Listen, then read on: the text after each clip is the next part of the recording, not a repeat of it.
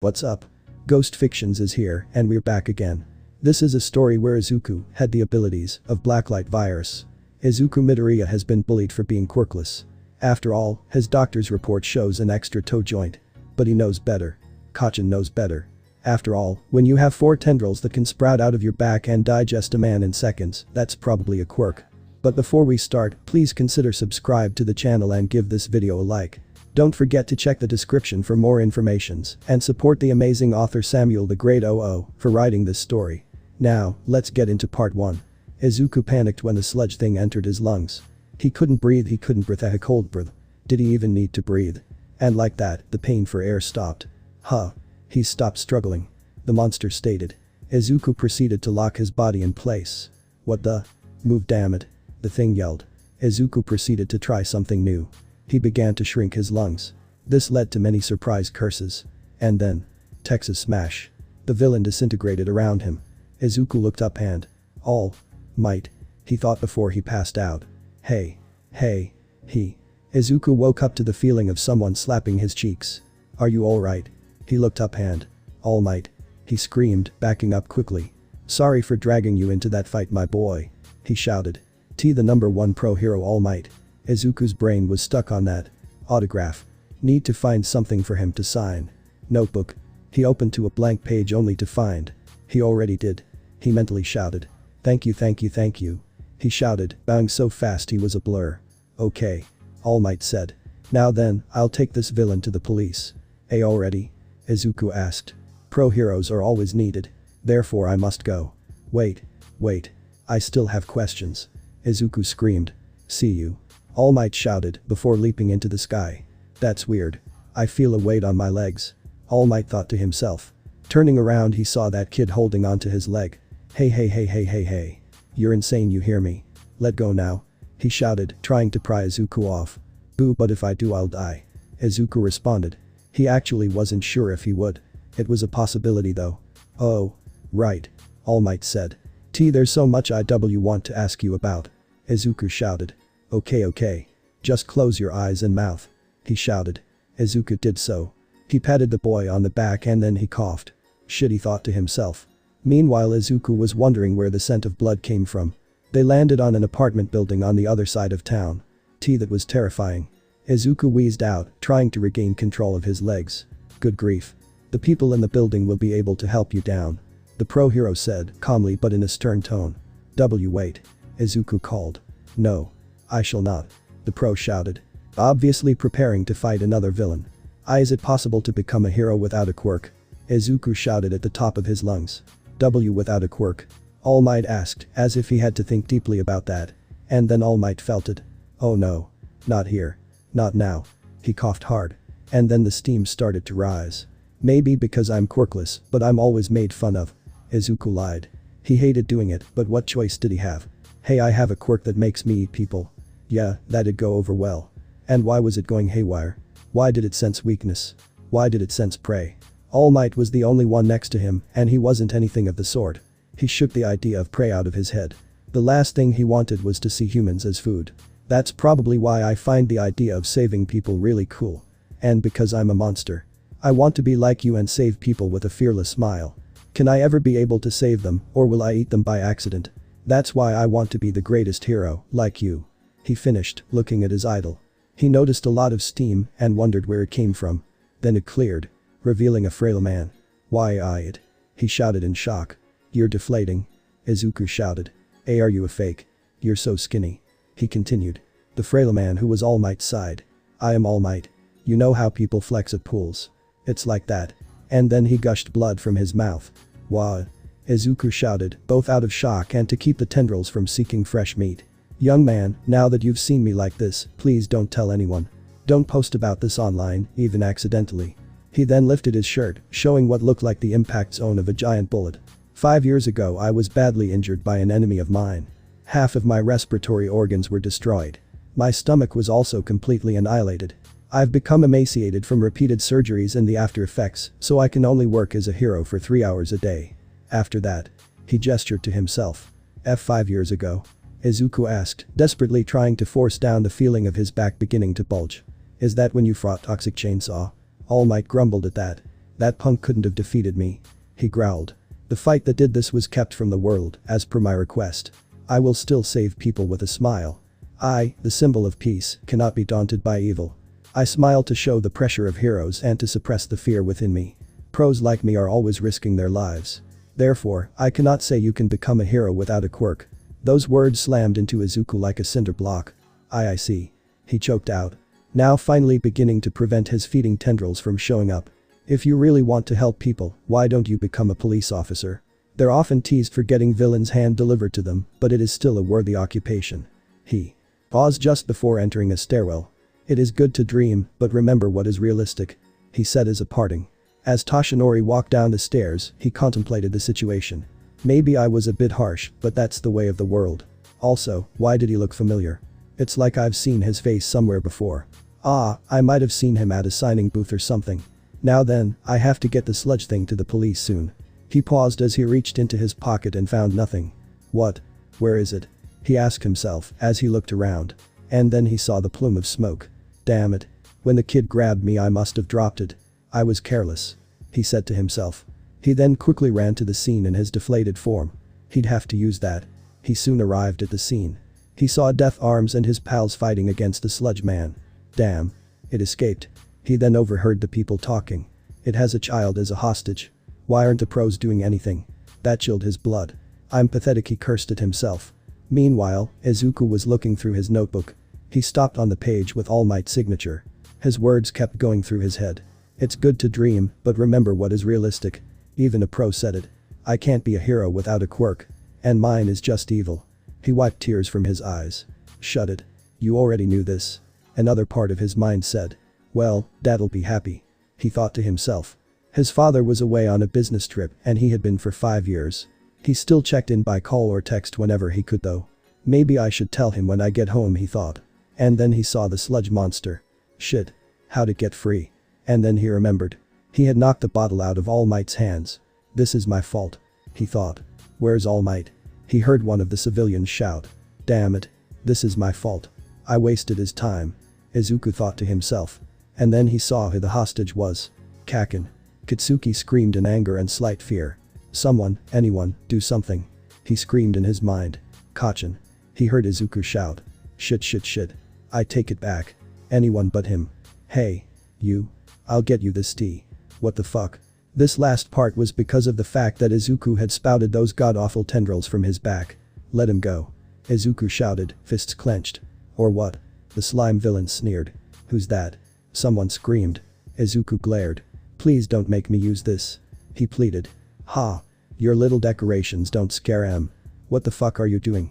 The villain screeched as Izuku buried the tendrils into him. And then Bakugo saw the villain being consumed by the black wriggling mass that spread over it. It detached that part of itself, which then became nothing but a black fluid which was greedily slurped up by the tendrils. Last chance. Let. Izuku's teeth elongated. Black and red spines grew out of his back, rippling like a set of waves. Go. And then his hands became fucking claws. The villain rushed away from him, leaving Katsuki on the streets, coughing. And then All Might appeared. Even though I admonished you, I didn't put it into practice. He declared. All Might. The sludge villain shouted. Pros are always risking their lives. He screamed, blood pouring from his mouth. Detroit. Smash. He declared, vaporizing the villain. The force of the punch was so powerful that it caused a great gust of wind. If it wasn't for Mount Lady, the other pros would have been blown away. And then it caused a temporary tornado. The pressure change then caused clouds to roll in, and then it started to rain. Hey. With a single punch All Might changed the weather. A bystander shouted. The after effects were predictable. Izuku was scolded by the heroes and law enforcement officers, save a rookie cop named Katani, who was arguing with her superior, while Katsuki was praised. But he ignored it. Some help you all were, he thought to himself. He turned to look at his friend. He scared the absolute crap out of him, but they were still friends. Why aren't you praising the person who actually did the work? He thought. Later that day, Izuku was walking through his neighborhood. I never got to apologize to All Might for wasting his time and lying. He thought to himself. Maybe I'll post it on his website. Now his thoughts drifted to the use of his quirk. He shuddered at how satisfying it was to feed off of the villain, how full he felt, and how it mutated. Those claws weren't there before. He thought. Is it that I become stronger the more I consume? Deku. It was Kaachan. Now, most people would assume that he was being mean. However, it was an agreement between the two. Izuku could call him Kaachan, while he could call Izuku Deku. He had stopped running and was panting. "I just wanted to say thanks," he said. "And also, please don't do that again. I'm gonna have nightmares again." Sorry." Izuku stuttered. He knew Kaachan didn't like his quirk and he knew of the nightmares it caused him. It was one of the reasons he never tried to show it. He had had similar nightmares, although he was pretty sure that the views were different as his involved watching himself devour everything. His friend waved goodbye before walking off. "Now then. I need to think of a realistic future. I am here. All might be, but you were surrounded by reporters." Izuku stammered. "Hahaha. It's all too easy for me to get away from them." "Why?" "Because I'm all my bleh." The last part was because his form dropped back to his deflated mode and he coughed up a lot of blood. "Ah." Izuku screamed. Thankfully the feeding tendrils didn't show up, probably because of the meal he'd just eaten. "Young man, I came for a few reasons. First of all, thank you. If you hadn't spoken to me, I'd just be a guy in a bodysuit who was all talk." All Might said. "It was my fault." Izuku stuttered. "I got in your way because of all of the things I said." Izuku trailed off. "And that brings me to the second reason. Why did you lie to me?" That brought Izuku back to the conversation. What?" he asked. "I saw your quirk. It was rather impressive." All Might said, disappointment written all over his face. "It's not impressive," Izuku stated to the ground. "All it can do is kill. You saw what it did. It devours people. Whenever I smell blood. And I can smell it now. I have to force the feeding tendrils down." It really hurt to admit the truth. Feeding tendrils. "Is that what they're called?" All Might asked. "Why yes. And you knew you had this quirk before?" All Might asked. "Why yes. I'll tell you how it was activated. When Kaachan, the kid who the sludge monster was holding hostage, and I were kids, we got lost exploring the city. And then a man offered us help. Of course, we knew not to talk to strangers, so we shook our heads. And then he lunged at us and grabbed us. Kaachan, I mean Kitsuki, has a quirk that allows him to sweat a nitroglycerin-like substance, only it's a lot more powerful, so he can make explosions. At the time, he could only make things the size of party poppers. So they didn't help." He trailed off, thinking about that fateful night. Flashback. The man held onto them both and he wouldn't let go. Kaachan was bound and gagged, screaming under his gag, tears filling his eyes. Izuku backed away into the street wall. "Now that your friend's bound, I'll just start with you." The obese man chuckled, removing his belt. Izuku began to scream. "Help. Anyone. Hell." And then that fat man pressed a greasy hand to his chin under his mouth. "Yes. Scream. I love it when they scream." He grabbed Izuku by the hair and dragged him to his van. "Let me go." Izuku shouted as he struggled. "Stop shouting. It's not like anyone will hear you. My quirk stops all sound around me." The man laughed. "Let me go, let me go, let me go, let me go, let me go, let me go." Izuku felt his back begin to hurt. Jitoff. The man laughed and tossed Izuku to the ground. "Now then, let's begin." He sneered, beginning to take his pants off. Izuku screamed both from fear and in the pain of his back ripping open. "Oh god." The man gasped. And then Izuku looked behind him and saw it. 4 black tendrils, each wriggling and covered with spikes at the end, had erupted from his back. Kitsuki saw the man pause before he got to Izuku, and then he saw those things appear. The man screamed in shock. And then 4 squelching sounds rang out, one after the other. Izuku didn't know what was going on. The 4 tendrils impaled themselves in the man, and then he started to melt. He screamed in agony as he dissolved into a black substance. And then, before the substance could lose his shape, a sound like dry grass rang out and he dissolved into the tendrils. Izuku felt the tendrils retract into him. And then the memories hit. He saw the man claim his first victims, what he did to them, and when he put them out of their misery. He saw him evade capture for years. And then he saw himself consume the man. And then it was over. He sat there for a few minutes, gasping as the memories slowly faded from his mind. The last thing he remembered was seeing a police officer radio in for backup before darkness took him. Flashback end. And that's what happened. Izuku finished, swallowing the bile forming in his throat. He didn't want to think of how good it felt to consume, to feed, to devour that man. It doesn't matter what quirk you have. Do you know what every great hero has said about their first rescue, their first heroic act? Their bodies moved on their own. And I'm positive you had the same feeling. Izuku fell to the ground, tears in his eyes. You can be a hero. All Might finished. To hear that no matter how evil his quirk was, All Might believed in him, was something that made him cry out. A massive weight was lifted from his shoulders. And this was how Izuku Midoriya started down the path to become the world's greatest hero. Meanwhile, he sludge villain was left in a small box in a holding cell. It wasn't comfortable. That green-haired brat. Damn him. He shouted. When I get out of here I'll take over his body and use it to kill his mother. But before I kill her I'll fucking kill her. And then when I've broken her I'll slit her throat and set their house on fire. And then. He stopped his ranting when he felt a presence. It was incredibly powerful and incredibly evil. It felt like something was choking out the sun, leaving the world in perpetual darkness. What was that you said you were going to do to my wife, with my son's body no less? A deep, almost mechanical voice coldly said. The sludge villain rotated his eyes towards the source. It was a tall man with a black mask on his face. Who are you? How did you get in? He yelled. I simply invited myself in. In the station, all of the police officers were in varying states of injury. The only one that wasn't was hyperventilating. Focus Kaachan. She said to herself as she slunk towards an emergency phone. This is Kaachan Rakia. We have a high-powered intruder. She gasped. Can you give us a description of the intruder? The on who responded to the call asked. Well, he had a giant black mask over his head. As an answer to your question, I am Izuku Midoriya, the father and honorary uncle of the 2 young children you tried to kill. I don't take kindly to those threatening my family. The man picked up the box. Now then, I'd love to chat more, but I have places to go, you to torture, a son to call, and a student to tutor. With that he vanished in a cloud of black smoke, taking the caged villain with him. Izuku continued to cry. All Might, the symbol of peace, had told him that he could become a hero. He heard the voice of those who said it was impossible, from Muto the class bully. Ha!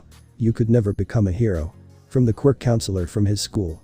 You have no quirk, therefore you are worthless. Now stop holding Katsuki back. To his teacher. Ha ha ha ha. Look everyone. Izuku applied for UA. All of those voices were now drowned out by a mere 6 words, spoken with complete certainty and sincerity. Izuku, you can become a hero. Can anything more shocking happen? The hero who I look up to the most told me my dreams are not impossible. And like that, the rarest of events happened. The universe decided to not fuck up Izuku. Instead, the laws of reality allowed him to be shocked in a better way. You're worthy to inherit my power. All Might said, spreading his hands wide. Izuku stopped crying. HGH. He choked out, eyes wide in confusion. Inherit. Your power. Wah. Ha ha ha ha. Your face was ridiculous. But still.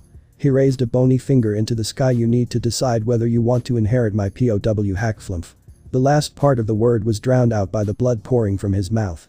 Neither one of them really cared at the moment. When I say my power, I mean my quirk. The papers and the tabloids both seem to think that it's a super strength or boost quirk, but during interviews, I always dodge the question. I made jokes to cover that up. This is because the symbol of peace had to be a natural born hero. However, young man, I'll tell you the truth. He spread his arms out again, head pointed at the sky. This power was gifted to me like a sacred torch. Izuku gasped. It was passed on to you? He asked. Yes, and now it's your turn. All Might told him. Wait. Its tree or quirk has been hotly debated as one of the world's greatest mysteries. In fact, there's always someone online who's talking about it. However, I don't know what you mean by inheriting. Sure, quirks grow from parent to child, although there are some mutations, like mine, but one person freely giving their quirk to another, I've never heard of that, and it's never even been considered. And you may stop right there before you pass out. All Might deadpanned. His muttering was making him nervous. Why was it making him nervous? I don't ever lie. You shouldn't either. Izuku flinched at the accusation, but he knew that All Might was right. The quirk is the ability to transfer power. It's called One for All. One for All? Izuku asked. The very words themselves held power. That's right. One person adds to the power before passing it on. Then the next holder adds to its power and passes it on again. The quirk grows stronger with each generation. He finished, clenching his fist. Then why are you giving me this power? Izuku asked. All Might chuckled. I've been looking for a successor for years now. Now, I think that you'd be the best successor. You, who were so afraid of your own quirk that you'd lie immediately, used it to protect your friend without any hesitation. You were the most heroic back there. He then paused. Of course, this is your choice. Even though I lied. All Might sighed. I've seen people who have hated their quirks. I've understood the meaning. I know that you didn't do it out of malice, but fear. Fear of rejection. Fear of being hated. I can't fault you for that. I forgive you for lying, and it doesn't affect my choice. And seeing that you were able and willing to expose yourself to save someone like that only reinforces my decision. Just don't lie to me again, Oki. Izuku gulped. Very well. I accept. He stammered. Good. Now, please don't tell anyone about this. It needs to be a secret from the public, just like, you know. He motioned to himself. Can I tell my parents? It's probably for the best. All Might shrugged. Of course. After all, it's important your parents know of this. That night Izuku hurriedly called his father. Dad. Guess what? Oh, what is it, Izuku? His father asked. I met All Might today. He exclaimed. Oh. His father asked. Get this. He told me his quirk. There was a short pause. That sounds interesting. What was it? His father had been the one to get him interested in quirks. He had said if you know a quirk, you know its weakness. If you know a weakness, you can defeat your enemies. It's called One for All. It's a transferable quirk as well. There was another pause. That's unique. His father said. And he told me he'd like to pass it on to me. And I said yes. Silence. Dad. I'm proud of you, Izuku.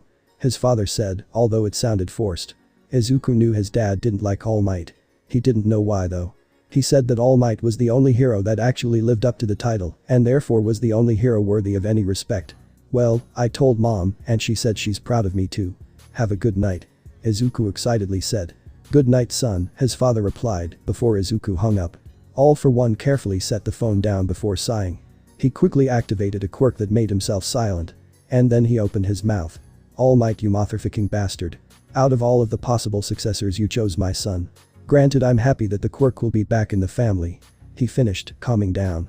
He cancelled the quirk and turned around.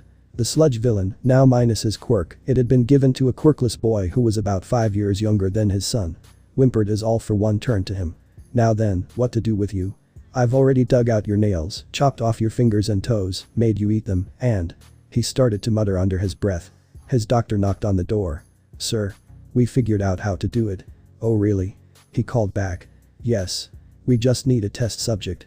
All for One grinned under his mask. We already have one. And thus, 2 days later, Izuku was staring at the trash of Dagaba Beach Park. Why are we here? He asked. All Might, in his muscled form, laughed. My quirk, One for All, is the combined physical prowess of multiple people. If you were to claim it now, in an unprepared body, your limbs would tear themselves from your body and explode. Explode. Izuku murmured. Hence the training. And there's another reason. All Might grabbed an old fridge and crushed it flat. Heroes today are after the flashy things. It's all about popularity for them. However, being a hero also involves volunteer work like this. This is your first step, young Midoriya. You are to restore the horizon to this beach by clearing it before you leave for UA in 10 months. All of this? He hysterically questioned. It's the sad truth of reality that to get into the UA hero course, you have to have a quirk, and while you do have one, you're reluctant to use it. Therefore you have to train your body. I see. He immediately ran over to grab a washing machine to carry it. You might want to start smaller. All Might grimaced.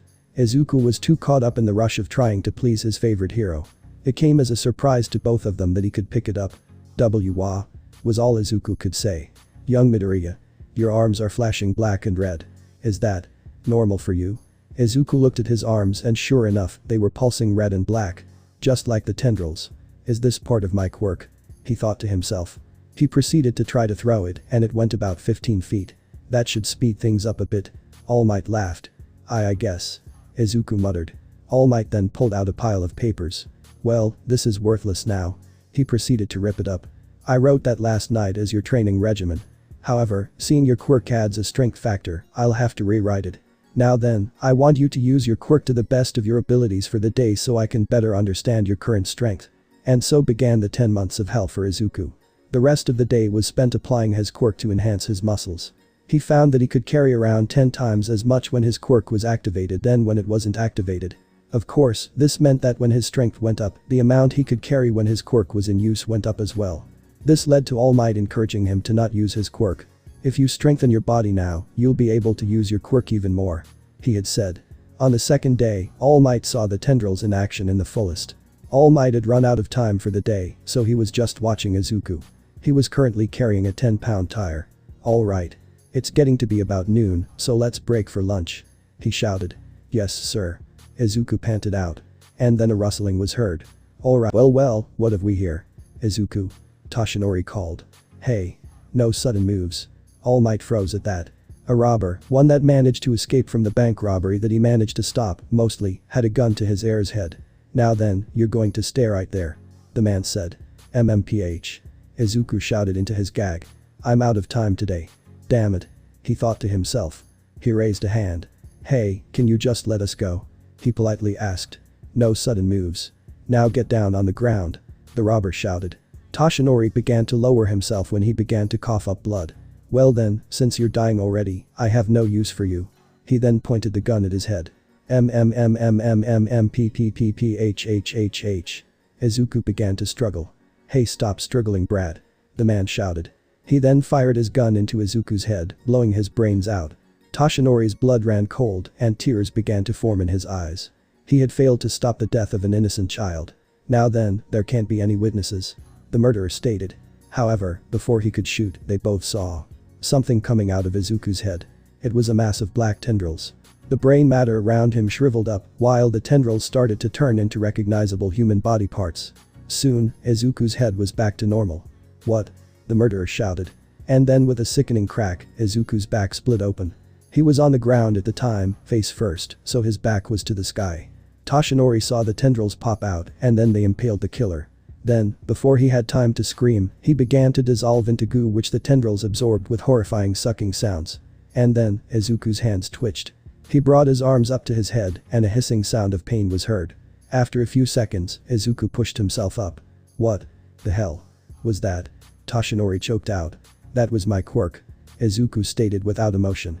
I see. So that's what you meant. At least you're alive. Yagi said. Yeah. But I still don't like it. And then. There are the memories. Memories? Yagi asked. When I do that, I get their memories. I now know what he did. I know why he did what he did. I could write his entire life story. Possibly better than he could. Izuku slumped. Remember what I told you? The first time this happened. It took years to get the flashes out of my head. Thankfully, I didn't see what he did in graphic detail. I was able to force that from my mind. Yagi walked over and sat next to his heir. I'm sorry. But it happens. Killing, I mean. Sometimes.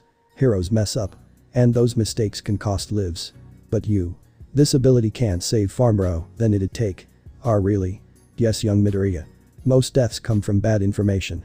Wrong locations, the number of hostages, etc. But you can get the exact location. Number of innocents. Number of villains. Everything. Izuku stayed in deep thought. Thanks, All Might.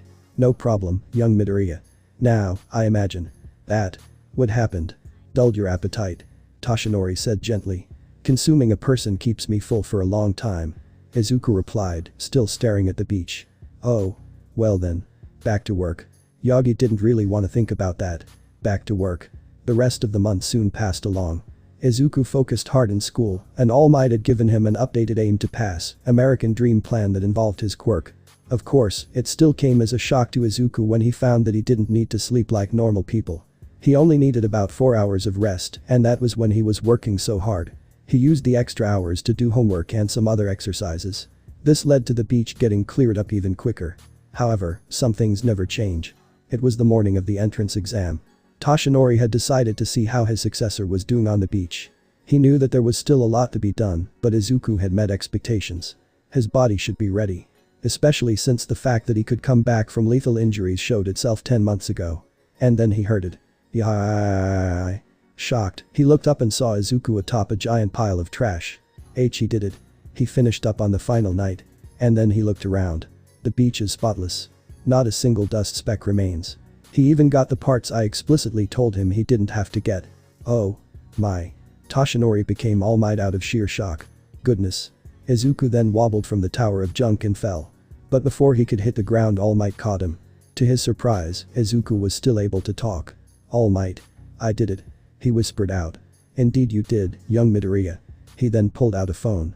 Look. I took pictures for you. He showed his pupil the picture labeled before. How do you feel?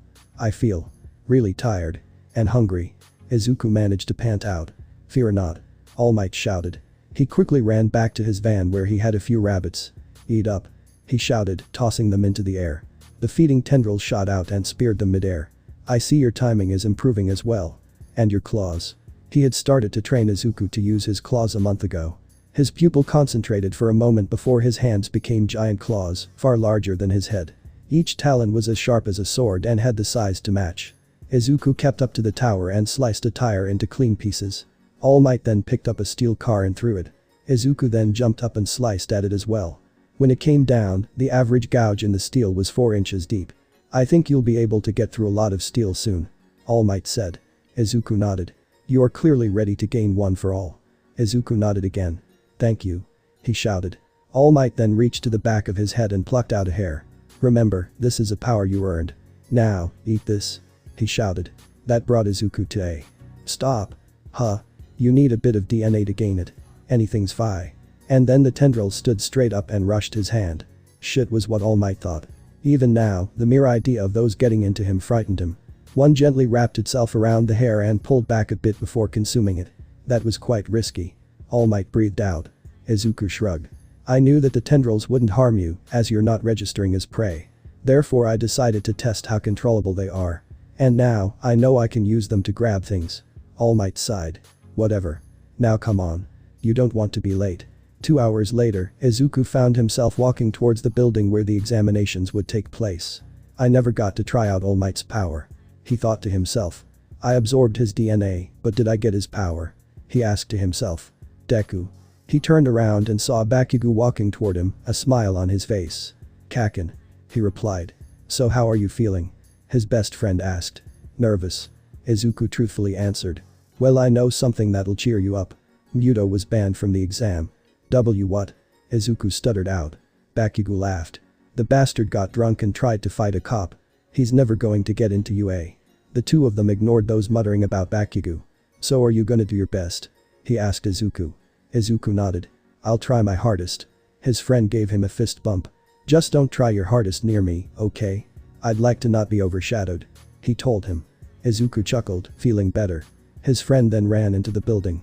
Izuku had paused about 20 feet from the door. This is it. This is the first step towards being a hero. He put his foot forward, defying his inner doubts. And then as he brought his other foot forward he tripped on himself. Well shoot. He thought, bracing for impact. But then no impact came. His fall stopped suddenly, but there was no pain. He noticed that he was levitating. Are you alright? A cheery voice asked. Izuku slowly turned his head towards the voice and then started to flail. It was a girl. And she was talking to him. She evidently had some sort of levitation quirk. I'm sorry for using my quirk on you without permission, but it would be bad luck if you fell right. She's pretty, he thought, eyes still wide. Are you nervous? She asked. Izuku only managed to stammer awkwardly. We should do our best. See you. She waved before leaving. Izuku stood there for a few seconds. I talked to a girl. He mentally screamed. The entrance exam orientation was hosted by none other than Present Mick, a hero with a sonic quirk. Izuku didn't like sonic quirks due to the fact that Muto had one. He created a high-frequency screech that could cause several nasty side effects, although he did like Mick. He listened to his show every week. Welcome listeners to my entrance show. Everybody say hey. He was met with silence. What a refined response. He stammered out, a little embarrassed. I'll give a quick rundown on the exam. You will all be competing in mock battles in an urban setting. Each person will go to a random area. Bakugo and Izuku looked at each other's cards. That's so we won't be able to help our friends. Katsuki responded. Even though we're consecutive, we're in 2 different places. Izuku said aloud. Good luck. The ash blonde explosion user said to his friend. Perhaps we'll each get the highest scores of our respective areas. You're just glad you don't have to be near me. Deku muttered. Is it a crime to not want to be near your quirk? It gave me ophidiophobia. Present Mick had gotten back on topic by now. There are 3 types of villains here. Each one has been assigned a point modifier based on difficulty. Your goal is to defeat these villains to gain points. However, unheroic acts or attacking exam takers is forbidden. I have a question. A boy shouted. Yes. Mick asked, a spotlight activating over the boy. On the printout there are 4 villains. If this is a misprint then this school should be ashamed of itself. He shouted in a rather rude way. And you. With the curly hair. Me? Izuku stammered, pointing at himself. Katsuki growled. Stop muttering. It's distracting. The bossy boy yelled. If you're on a pleasure trip, leave immediately. Sorry, Izuku stammered. Chuckles arose. Shut it, you bastards. Bakugo shouted. To answer your question. Mick said. The 4th type of villain is worth 0 points. It is only an obstacle to be avoided. Thank you. I apologize for the interruption. The bossy boy sat down. Muttering broke out. And finally, as a present I'll give you our school motto. Plus Ultra. Izuku soon arrived at the site, along with the rest of those assigned. Alright, it's time to put the 10 months of training to the test. I'll soon become the hero I've always dreamed of being. Izuku mentally said to himself. Most of the rest of the group was muttering at the sheer size of the testing ground. It's like a city itself. One said. They have more than one of these. Another stated. UA is amazing. Izuku was shivering, remembering the rules. Defeat as many villains as possible, avoid the obstacle, and survive for 10 minutes. How can everyone be this confident? Some even have equipment for their quirks. Then he noticed a certain face. She's here. The nice girl. I need to thank her. And then he felt a hand on his shoulder. Hey. A familiar voice spoke out. He's here too. That girl over there is trying to focus. Why are you here? Are you here to throw off our focus? And no. Of course not. Izuku stuttered. He overheard some of the other examinees talking about how he almost tripped and how they were lucky that he was here. Lucky? I'll show you lucky when I… No. No. They are not to be harmed. Izuku fought down the desire to feed. He mentally thanked All Might for the rabbits. Okay. Start. President Mick shouted over the microphone. Everyone turned, confused. What? There's no countdown in a real fight. Now get going. Huh? Izuku asked, and then he saw everyone else running towards the entrance. I'm behind already. He shouted before activating his quirk. Using the extra power toward his muscles, he quickly caught up. He flashed back to what All Might had said about One for All. Flashback. You never had a chance to take it for a test drive. Normally it'd show up in 2 to 3 hours, but you've probably already digested it. Just be prepared for the physical repercussions it'll have on your body. That confused Izuku. Huh? He had asked. When you use One for All, squeeze your buttocks and yell from within your heart. Flashback end. Izuku was brought out of his memory when a robot appeared in front of him. A single pointer. He thought to himself. Target acquired. The robot spoke. Izuku already rushed towards it, claws out. The best bet would be to decapitate it. He thought. He pushed off of the ground and brought his claws to its neck. The head separated with a bit of resistance. All right. That's 1 point. He thought to himself. 8 minutes and 2 seconds left. Mick shouted. It's been 2 minutes already. Izuku shouted. Points. I need points fast. He said to himself as he rushed past several robot corpses. He soon entered a clearing and saw many people fighting. The nice girl. He said to himself. He watched as she lifted several robots up high. Release. She shouted, causing them to drop. Whew. That's 28. She shouted. 28. Izuku thought to himself. And then the bossy boy appeared. Apparently he had engines in his legs. 45. He shouted. 45. Izuku spoke aloud. As he listened to the other examinees, he began to panic. The amount of enemies is decreasing fast. I need to find some. With that, he forced power into his legs and took off. Soon, he found some. The claws came out and he slashed through the robots. Not even felling it. Meanwhile, several pro heroes were watching the prospective students fight. The examinees will have to search a large area fast. Nezu, the principal of UA, said. Therefore tracking, mobility, and attacking abilities are important. Also, the ability to stay calm is essential. These are key abilities for heroes on the streets. There's that explosion kid. Seems crazed, but he isn't exactly the worst. One of the teachers said. That kid with the retractile claws. Hold up. Is that? I think it is. Another quirk ripped from a video game. And that one. Hoo boy. This year's recruits look very interesting. Vlad King said. But you know what they say, don't count your chickens before they hatch. Their true test begins now. And then he pressed a big red button. A massive explosion shook the mock city. Everyone looked towards it in shock, Izuku included. He had just managed to decapitate both heads of a 3-pointer, bringing his score up to 44. It was a massive thing, easily 20 stories tall. He had a flashback to Mick's warning to avoid the 0-pointer. Isn't it a little big? He squealed in his mind. It then brought a giant fist down, blowing him back. Everyone started running, completely ignoring him. The bossy boy gave him a glance before sprinting away. I hope I got enough. And then he sensed prey. Oh ow. He turned and saw the nice girl pinned under some rubble, seemingly unable to get out. He mentally squashed the desire to feed as he remembered her nice words to him. Without thinking, he rushed towards her. The pros watched in amazement, but Izuku didn't know that he was the center of the hero's attention. He felt an amazing energy rush through him. And then he hurled himself into the air. Clench your buttocks, and from deep within your heart, yell smash. He punched the 0-pointer in the face with a powerful right hook, his claws having reverted into hands. The blow dented the robot and caused it to fall back, and tiny bits of it exploded. And then Izuku realized he was 200 feet in the air, and 3 of his limbs were broken. As he fell, he felt the intense pain. It almost made him pass out. 1 minute left. Mick shouted. I'm an idiot. 10 months is barely enough. He thought as he fell. Both my legs and my right arm are broken. If I use a smash on the ground with my left at the right time I'll survive. However, I won't be able to get any more points. Calm down Izuku. You have a lot. Now panic about the rapidly approaching ground and then all thoughts were stopped when the nice girl slapped his face. The momentum stopped in such a way that he felt nothing. She saved me again. He thought to himself. Our release. She gasped. He fell a meager 3 feet to the ground.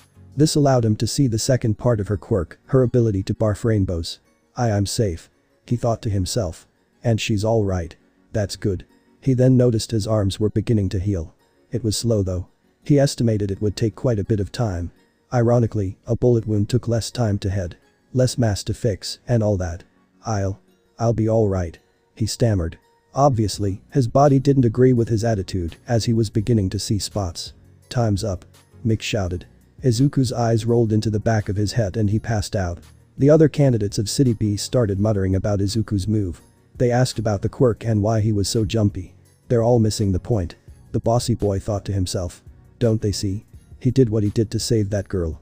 He was aware of the remaining time and his own safety and the points he needed to pass. And he still did it anyway. If we weren't in an exam I'd have done the same. Wait. Exam? Of course. He was brought out of his musings when an old lady walked up. Good work everyone. She then stopped at a random examinee. Have some gunnies. She said, handing said treats to the prospective student. Thanks. He stammered out, confused. A French boy held out a finger. This lady is the backbone of UA. He said. Said old lady walked up to Izuku. Oh my, your body suffered this much from your quirk? She asked. Evidently it's not used to it yet. She puckered up her lips and kissed him on the head. What? One of the examinees yelled. The French boy spoke again. That's UA's registered high school nurse, the youthful hero, recovery girl. They watched as a green glow enveloped Izuku's limbs. Her quirk causes super regeneration in those she kisses. It's the only reason exams such as this are possible. Does anyone else need healing? She asked. Meanwhile, the bossy boy was thinking. I see. So if the exam is set up like that, that means he. 1 week later. Izuku. Inko asked. Her son was just staring at the fish she made. Huh? He focused back to his mother. She was a lovely lady. She hadn't changed much since he was a child. Sure she had gained weight when he was 5, but by the time he was 7 she'd dropped it. You've been talking to your fish for a while. Are you alright? Jay just worried. I don't know the exact amount I'd need. Well, if the exams are like what you told me, I'm sure that 44 is a very solid number. And your written score was likely perfect. Why yeah. He repeated. I'm glad I had the nerve to tell her about the full extent of my quirk during those 10 months. I had told Dad, but I had never gotten around to telling Mom. She'd keep it a secret, but some groups may try to target her to get to me. After all, if the government knew the full extent, they'd either hunt me down or use me as a weapon. He paused to pick up a weight. Izuku. It came. His mother shouted. Izuku took the letter and went into his room. Izuku stared at the letter for a moment before carefully opening it. Instead of a letter, there was a metal disc. When he put the disc on the table, it began to light up. A hologram appeared. I am here as a projection. It was All Might. All Might. Izuku shouted. I had to do some paperwork, so I couldn't contact you. I apologize. He bowed. Izuku was stunned. Actually, I came to this town to work at UA. The symbol of peace declared. All Might is working at UA. Izuku shouted to himself. All Might asked as a hand tapped him on the elbow. Wrap it up. But I have so much more to say. It's going to push everyone back. Alright. Okay, first of all, you passed the written exam with flying colors. In fact, I have it on good authority that the principal is personally impressed. And your practical wasn't shabby either. 44 points. Well done. It'd be a close pass, but a pass. It'd. Izuku asked, picking that part up. That is, if that was all there was to it. Izuku looked up, confused. I'm an entertainer as well. Now take a look at this video. The video showed the nice girl he saved offering to give him some of her points. Izuku was stunned.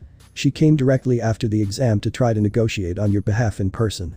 This led to US staff to make a decision. You see, the practical exam is more than just defeating villains. There's another type of point. Rescue points. These are given by a panel of judges. And you, Izuku Midoriya, got 60. You are, as seen here, are in second place. Izuku just stared, jaw hanging low in shock, sweat beading on his head. He saw that many others, including the nice girl, had more rescue points than villain points. She had 45, placing her in 4th. You both pass. All Might said. Izuku's eyes watered, almost ready to bring forth a flood. This is crazy. He muttered. Come, young Midoriya. This is your Hero Academia. All Might calmly finished, hand outstretched. And then the recording stopped. Izuku immediately reached for his phone. Dad. I got in. He screamed. That's great, son. Came the response. Inko came in as well, sobbing in joy. It was times like this that they wished Hisashi was home. At the League of Villains base, Hisashi put down the phone. He really wished he could be there for his family. He then scowled under his mask. His son was going to UA. As proud as he was that he was accepted, he was worried. He was afraid that Izuku would die due to a villain. He was afraid that he'd have to fight his son, especially since he was now the 9th one for all wielder. And lastly, he was afraid that his son's quirk would be seen as too villainous. The night that Izuku got this letter, All Might had contacted him. Izuku quickly sprinted to the beach. All Might. He shouted, tears in his eyes. All Might clenched his teeth, blood pouring out. Izuku didn't notice. All Might? He asked. Izuku was confused at that. And then he heard others. All Might. Where? Repeat after me, I'm sorry, I had the wrong person, he hissed to Izuku. He quickly realized why he said that. Wait. I had the wrong person. He shouted. He ignored the depressed mutterings. They both let out a sigh. So, congrats on passing, he told Izuku. Thank you. Izuku stuttered out. By the way, I didn't tell the school about our connection. After all, you'd probably be the first one to call that cheating. Thanks for your concern. Izuku said. I was surprised that you'd be teaching at UA though. After all, your HQ is. And stop right there. All Might sighed. Watching his air ramble like that always seemed to make his hair stand on end. I was offered the job while I was searching for a successor. My original plan was to find one among the students. Izuku nodded. That made sense. And my body broke after only one use of One for All. I can't control it. All Might turned to his heir. It can't be helped. You can't just learn like that. Izuku understood. Right now, it's either all or nothing. However, you should be able to eventually control it so you can use what your body can handle. He turned to his muscled form, crushing a few gas canisters. Like this. Hey, it is All Might. Someone shouted. All Might paused. Time to run. He shouted.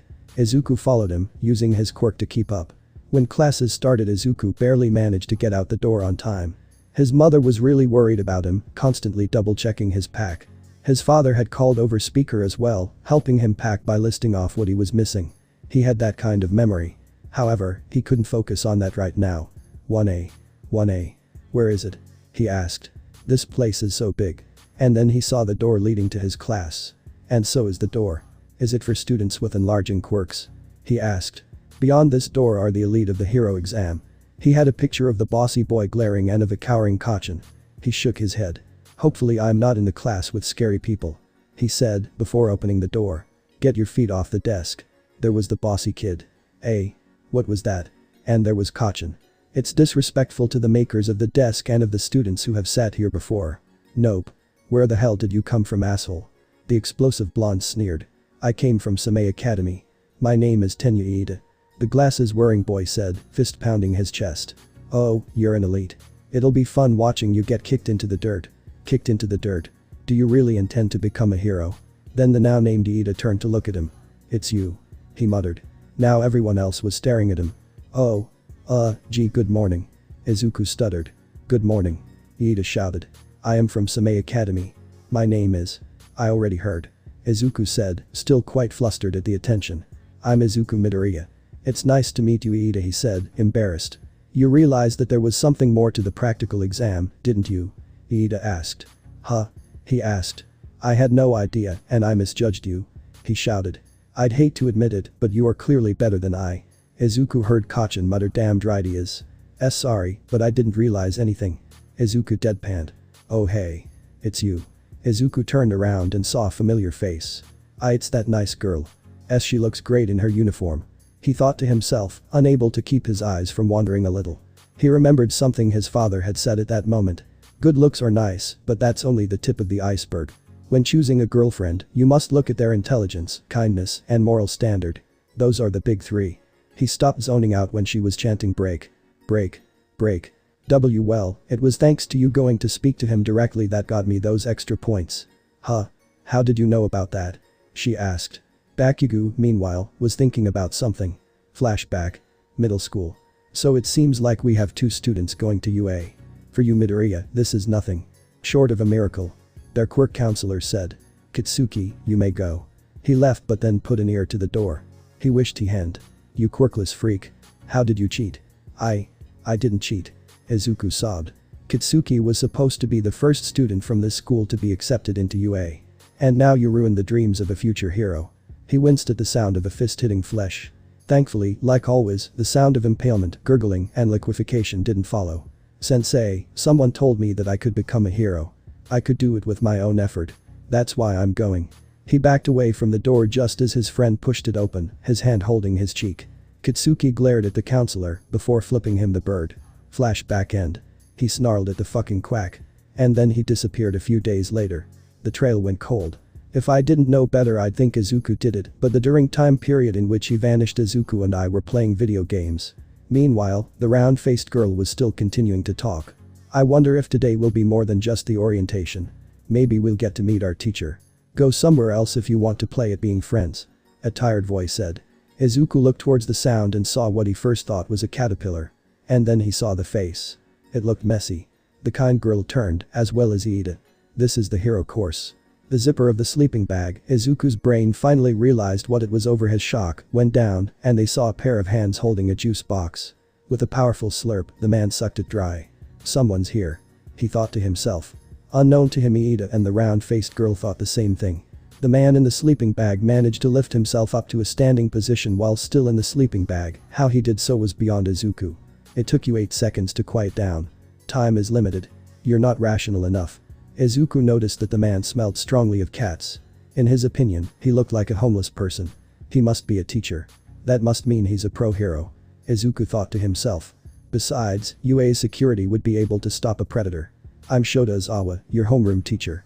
He droned. It's nice to meet you. Homeroom? Izuku thought to himself. The teacher grabbed what looked like a uniform from his sleeping bag. I know it's kind of rushed, but put these on and head out into the field. Huh? Most of the class said simultaneously. A quirk assessment test. The entire class of 1 shouted at the same time. What about the entrance ceremony or orientation? The nice girl asked. If you're going to be a hero, you don't have time for such leisurely events. Their teacher said. There are very few restrictions on the teachers here. Besides, you've all been doing this since middle school, right? Sounds of agreement followed. You weren't allowed to use your quirks during those. Averages of. Those tests are still used here. It's irrational, and most likely due to the Ministry of Education procrastinating. Bakugo, you were the top of the practical exam. How far could you throw a softball in middle school? 67 meters, he respectfully said. Try throwing one using your quirk. The teacher monotoned. He walked up into a circle at the beginning. You may do whatever you want as long as you stay in the circle. Izawa flatly stated. Die. Izuku's childhood friend shouted. Die. That's Kaachan. Izuku thought as they watched him use an explosive blast to send the ball flying. Know your own maximum first. That's the most rational way to form the foundations of a hero. He held up a device that read the distance the ball went. It read 705.2 meters. Whoa. The entire class shouted. Various things were said. One of the girls, who had pink skin and a set of horns, said this looks fun. That caught their teacher's attention. This looks fun. Huh? Izuku figured something bad was about to happen. You have 3 years to become a hero. Do you think that you'll have an attitude like that the whole time? A positively evil grin spit the teacher's face. Alright then. Whoever gets the last overall in all 8 tests gets expelled. A panicked yell rang out through the class. Expulsion for the one in last place. This is bad. I can only use one for all at 100% or 0%. I'll have to use my quirk, and who knows what'll happen. We're free to do what we want as teachers, as I've mentioned. Izawa said, holding his hair up. Welcome to UA's hero course. Last place will be expelled. But it's only the first day. No. Any expulsion for getting last would be too cruel. The nice girl said. Natural disasters, big accidents, and selfish villains. Each of these can end the career or the life of a hero. Now, the real tests begin. The first test was a 50-meter dash. Iida got 3.04 seconds due to the fact that his quirk was built for speed. He was by far one of the fastest. Izuku managed to get 4.67 seconds due to his quirk. Kitsuki got 4.13 seconds. At the very least I can outrun Izuku. But his quirk. Is it evolving? Bakugo thought to himself. The second test was grip. Izuku remembered All Might's words on All for One and his own personal analogy. However, he knew that he had a good quirk for this sort of thing, so he should use that. It didn't break his body. He got 300 kilograms. The third test was a standing long jump. After his childhood friend used his explosions to fly, Izuku decided to force his quirk down into his muscles. When he started feeling pain, he released them. He got a pretty good score. The fourth test was repeated side steps. No one could compete with the guy with the bouncy balls for hair. And then came the ball throw. The nice girl, whose name was apparently Uraka Achako, threw her ball before him. She used her quirk and let it fly. After about 4 minutes, Aizawa held up the screen. It had an infinity symbol. Izuku started to panic. Everyone's had an amazing score at least once. I've been in the top, sure, but not the best at any. It's now or never if I really want to use one for all. It doesn't look good for Midoriya right now, Iida said. Hey, watch it. He's still doing great. Katsuki shouted. Then why hasn't he done the thing he did with the giant robot? So that's it. Their teacher thought. Meanwhile, Izuku was running through all of the compliments about his future. They came from All Might, his mother, and his father. I'll definitely become a hero. He mentally screamed, one for all building up. He didn't notice his teacher's eyes glowing red. He did notice the fact that both one for all and his other quirk went dead. Izuku felt physically weak. And that he was violently ill as well. It was like he would pass out. And then the ball landed. Only 46 meters. He thought, mentally calculating the distance. And then a robotic voice confirmed it. What happened? He thought to himself. I was definitely trying to use it. He said to himself. I erased your quirk. His teacher droned. The entrance exam is irrational. After all, a kid like you got in. Strength, regeneration. Claws. I have an idea on what you can do, yet you're holding back. Izuku paled, and then he saw something. Those goggles. I see. You're a racerhead, an underground hero. Underground heroes didn't get paid. His father had called them the real heroes. He had said that the pro heroes may be overrated besides All Might, but the underground ones, those that voluntarily refused payment or fame, were the true heroes. I can tell you can't control your quirk, the underground hero said. Do you intend to become incapacitated every time you try to save someone? That's not my intention. He was then grabbed by the scarf that the underground hero wore, and they pulled him in. Whatever your intention, I'm saying that's what everyone around you will be forced to do. Izuku gasped, his sight flickering in and out. There was once an oppressively happy hero who saved over 1,000 people single-handedly. And what of your other forces? I'm not someone out of touch with video games. By now, his vision was almost gone. With your power, you'd better learn to be more careful. Or drop before you get tours hurt from your lack of control. He then mercifully closed his eyes and let him go. Izuku collapsed to the ground, panting. I've returned your quirk. I'll give you another chance at the ball throw. Now get it over with. The other students started to mutter to themselves as Izuku hauled himself to his feet and got into the circle. He's got enough points to not risk last place, but let's see what he'll do. Will he pull out that hysterical strength and mix it with what I dearly hope isn't blacklight? Or will he use one or the other? Izuku wound up his arm. He's right. One for all does leave me vulnerable for extended periods if I'd have to regenerate. Broken bones. And every second counts in a battle. Wait. It only took me a moment to recover from a wound with little surface area. That's it. Smash. He shouted, forcing both his quirk and one for all into his index finger. The ball flew incredibly high and eventually came to a stop. The screen read 7,053 meters. That's over 7 kilometers. What did he do? Eraserhead thought to himself. Sensei. Izuku ground out. He clenched his hand, showing that only one of his fingers was broken. I can still move. Aizawa watched the sparks on Izuku's finger. Well, I'll be damned. He pulled it off. And then another thought came to him. Oh boy.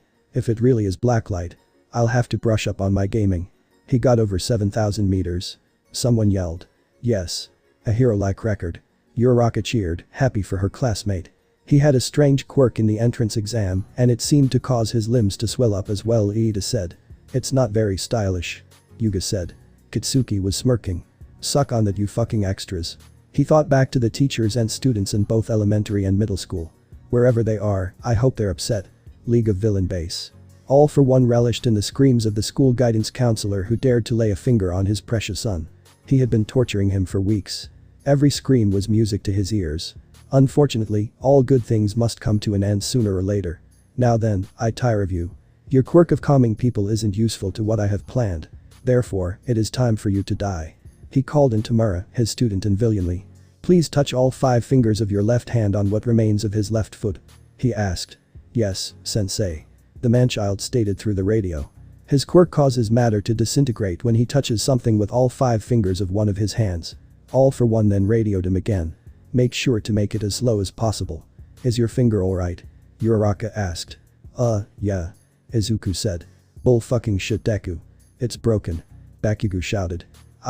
It'll heal. I heal fast. And that's another thing about that quirk, he thought to himself.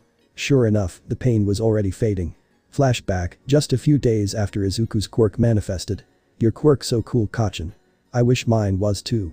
The 4-year-old Katsuki turned. Your quirk scares the hell out of me, Deku. It's already better than mine. That brought Izuku up short. It's scary. His friend whimpered. Don't worry. It's not nearly as scary as your dad when he's angry. Flashback end. Izuku fought through the pain in the next few exercises. By the final one, however, his finger was back to normal. I was right. It's the size of the wound in question, no matter the location. After all of the tests were done, Aizawa had them all stand in front of him. Alright, time for your test scores. It's too much of a hassle to explain one a day. So they'll all be shown at once. Izuku noticed that he got 14th place. Oh, thank goodness. He thought. Last place went to someone named Toru. By the way, I was lying about the expulsion thing. Their teacher said as he turned off the hologram. Stunned silence resulted. It was a rational threat to draw out the maximum power of your quirks. He said, smiling in a creepy way. We're done here. There are handouts with information back in the classroom. He said in a monotone while walking away. Oh, Midoriya, have the nurse fix your finge. He stopped when Izuku held up his, now fully healed, finger. I heal fast, sensei. It's part of my quirk. He nodded. Very well. Aizawa turned when he heard a familiar voice. Aizawa, you liar. So you were watching All Might? He asked. Do you have too much time on your hands? He mentally chuckled at the joke. That's mean. It's just as mean as your lie about expulsion. After all, you completely cut out last year's class for not having potential. Obviously you think this whole class has potential, especially the potential of the green-haired kid. You seem to be supporting him quite a bit. Now, I don't know why, but a teacher shouldn't show favorites.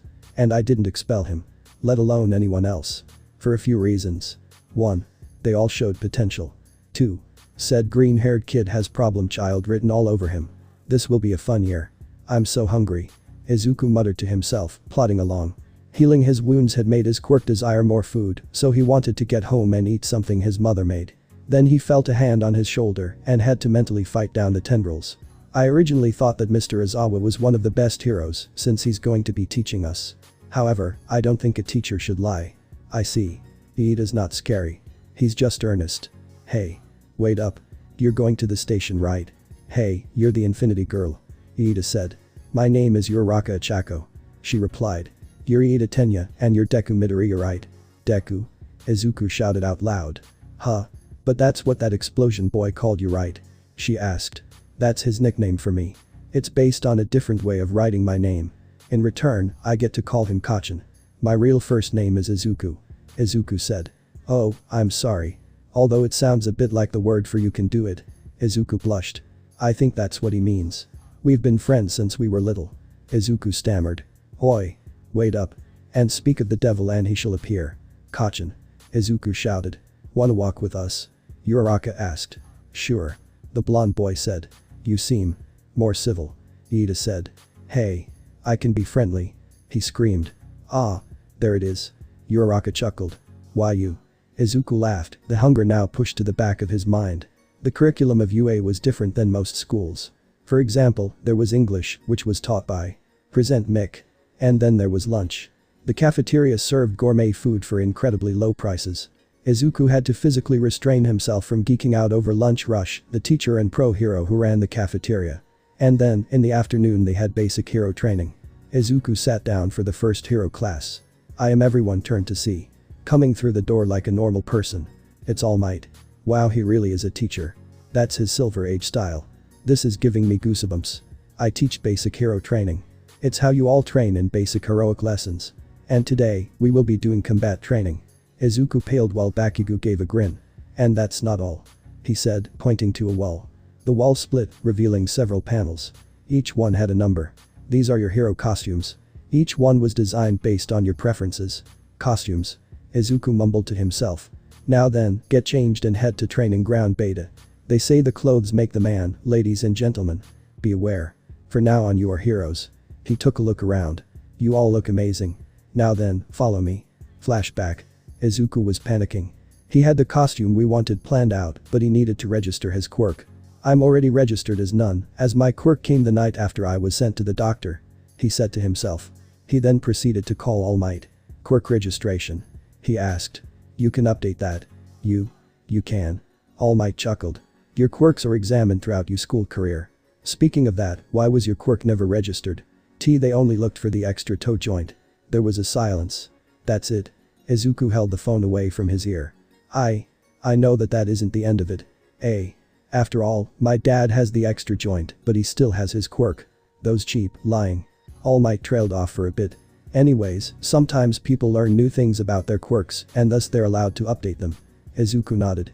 Thank you so much. They probably won't accept outrageous changes, but if you were listed as quirkless you'd probably be fine. Thanks. He hung up and then called his father. Hey dad. I'm going to the city hall to update my quirk status. Izuku heard his father chuckle. It's about time. I'm glad my company looks beyond the toe joint. Yeah. All Might agreed as well. His father snorted. What should I call it? He asked. Well, I have an idea. It's from an old video game I liked to play as a child and one that's still relevant today. Let's call it Blacklight. Flashback end. Deku. You're Raka. And then he noticed her outfit. I like your costume. It's really down to earth. She said before looking at her own. I should have filled out a design though. It's just a skin-tight bodysuit. She muttered. A nasally voice piped up. This hero course is the best. Meanwhile All Might took a look at Izuku's costume. It had several noticeable features. So obvious he thought. Alright. It's time for combat training. Sensei. Izuku noticed that the suit of armor was Iida. He looked cool. Will we be trying out urban combat again?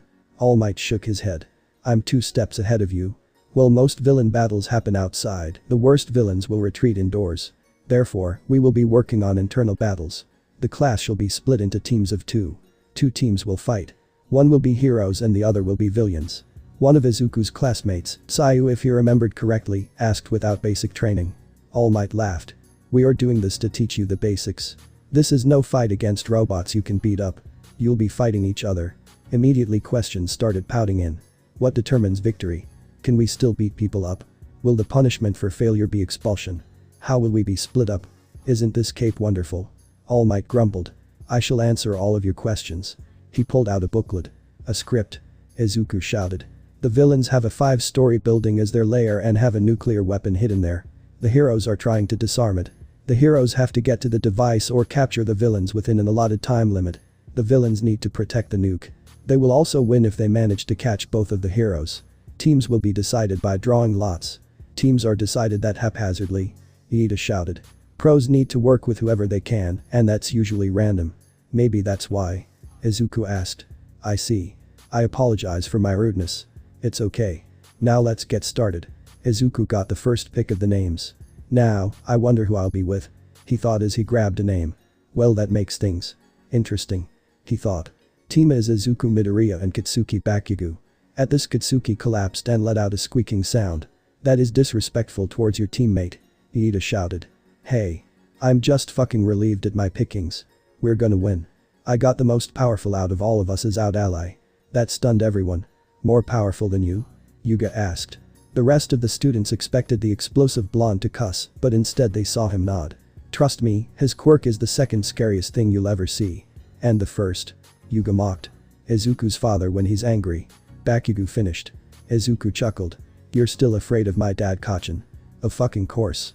You saw the look of murder in his eyes when Dokite-sensei said to his face that you were nothing but trash.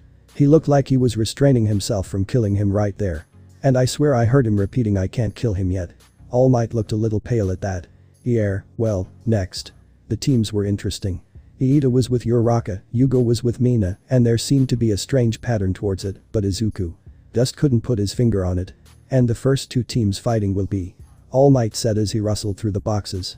Team A, as heroes and Team D, as villains. Everyone else please head to the monitor room. As everyone left, Izuku turned to look at his teammate. Kaachan was giving him a look of determination. Izuku managed to stop his hands from shaking and returned the look with a look of his own. Kaachan looked surprised before a smirk settled on his face. The villain team will have 5 minutes to set up. After that the hero team will enter and the battle will start. All Might instructed. Yes, sir. All 4 students said. Young Iida. Young Uraraka. Learn to think from the perspective of villains. This is pretty close to the real thing. Go all out. Don't be afraid to get hurt. From beside Izuku, Bakugo leaned into Izuku's ear. Please don't. He asked of his friend. Izuku looked insulted. Like I would do that. He said. Unfortunately Iida heard him. If things go too far, I will stop it. Both Izuku and his friend breathed a sigh of relief. Even if this is training, it pains me to play a villain. Iida said to his partner. So our job is to protect this thing? He asked, pounding on it. I see. It's paper match. Hey. Iida. How do you think we'll do? Uraraka asked her partner. Well, we're up against Bakugo, so he'll probably want to dive in headfirst. I do believe you can counteract that. And Izuku? She asked. He mentioned that it would be foolish if he went all out. I wonder why that is. Iida said, hand on his chin. Because he breaks his bones if he does. Uraraka replied. His friend seemed nervous about the possibility of him going all out. Was he worried about Izuku's health? Meanwhile, Izuku and Kitsuki were trying to memorize the floor plan. Wow, this is fucking tough. The explosive teen said to his friend. Who knew that memorizing floor plans would be difficult. At least there's no worry about expulsion so we can relax. What the fuck, Deku? The last part was because his friend was a nervous wreck. It's just. We're up against friends and I don't want to hurt them. What if I lose control? What if the scent of blood makes me go crazy? What if? Bakugo slapped his friend with the back of his hand. Stop whining, damn it. He shouted. He then took a deep breath. Come on Deku, you're not going to lose control. If Muto didn't end up devoured then they won't. He laughed. He knew his friend had enough self-control. Why yeah. I guess. But still, we're up against Iida and Uraraka. We'll have to be on our guard. Kitsuki nodded. We'll have to look up. He summarized. Alright. The 5 minutes are up. It's time to start. All Might announced. Meanwhile, inside the observation room, All Might spoke to the students. Now then, everyone, you should all think about what's going on as well. Izuku and Bakugo decided to go through a window on the 2nd floor. Oh boy. That was intense. Bakugo said. Izuku had activated his quirk, grabbed Bakugo in a fireman's carry and jumped onto the ledge. He had then proceeded to hang on while his friend opened the window. Be careful. There are a lot of blind spots. Izuku whispered. You're the nerd. What next? Kitsuki asked. Keep looking up. Izuku said.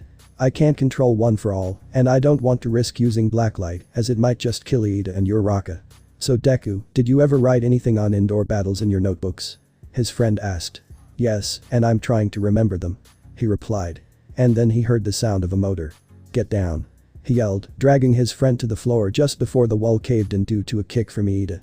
Are you alright? Izuku asked his friend. Yeah. I'll go on ahead. You handle Iida. With that Kitsuki blew a hole in the wall and started searching a little more. Aggressively. Meanwhile Iida got back up. I have found you pesky heroes. You will not stop my evil plow. Izuku punched him in the gut. Word of advice, talking isn't a free action. His father had drummed that into his head when he said he wanted to be a hero. Another explosion rang out as Bakugo went through another wall. Surrender and you will be destroyed painlessly. And then Izuku kicked him in the chest, exactly where he had punched him. Are we going to monologue or fight? He shouted. As he was fighting Iida, Izuku was thinking about growing up with Kaachan living close by. We lived in the same neighborhood so we knew each other before we got our quirks. He was a leader of several of the kids. Good or bad, he was always confident. Unless it involved anything to do with my dad. The only person Kaachan was afraid of, with the possible exception of him, was Izuku's father. Izuku was pretty sure that his dad was the main factor of the two of them staying friends. After all, Kaachan swore that his dad had to have been a villain before meeting his mom, because according to him, no one should have an evil glare as powerful as his. And then Iida decided to try to roundhouse him. Izuku crouched, avoiding the kick.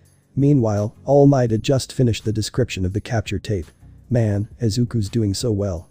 He's going against a guy who placed second without using his quirk. Someone said. I see. He's really good at observation. I remember reading some of his notes. His fanboyish tendencies are paying off. All Might thought to himself. Izuku knew he needed to buy Kaachan some time, so he activated his quirk to sprint around a corner. Alright, Iida will probably follow me. After all, he knows that chasing Kaachan wouldn't be a good idea. Like him, Kaachan is best suited for close-range fighting, and he got first place in the entrance exam. While Iida got second place, he probably thinks that Kaachan's explosions will get to him before he could subdue him. Meanwhile, Bakugo blew a door off of its hinges to get to the stairwell.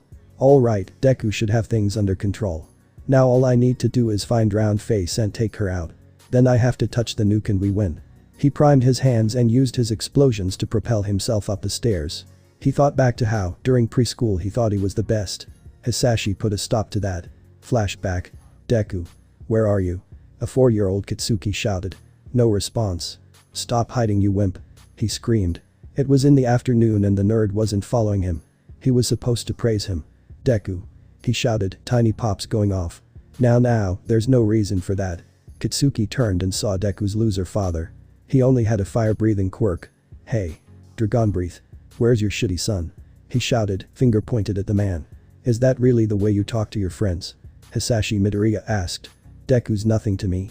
He's just a useless quirkless fool playing at wanting to be a hero. That was the worst thing he could have said. Hisashi's face turned into a furious snarl. And then he had this presence. It was only for a microsecond, but Katsuki felt like death itself was glaring down upon him, ready to end his life. The man grabbed him by the shirt and hoisted him into the air, eye to eye with him. Let me go. Katsuki screamed, using his quirk. The man didn't flinch. I'll have you know that my brother was quirkless. The man said, his tone neutral. Bakugo saw right through it. The look promised pain. It promised an unholy demise. He wanted to be a hero, too. And do you know what happened? He got his wish. Hisashi's teeth were clenched. He became the world's greatest hero at the time. And then he died a hero. So, when you grind those without a quirk into the ground, most of me is begging you to continue, so I can make you live that nightmare. He snarled. And in that moment, Katsuki believed him. He believed that Izuku's dad could and would take his quirk away if he continued being a bully. Remember this talk, Katsuki. He spat the name like a curse. Because if this happens again, I won't give you another warning. He then proceeded to drop him to the ground. Now go apologize. Flashback end. Katsuki blew another hole in the wall.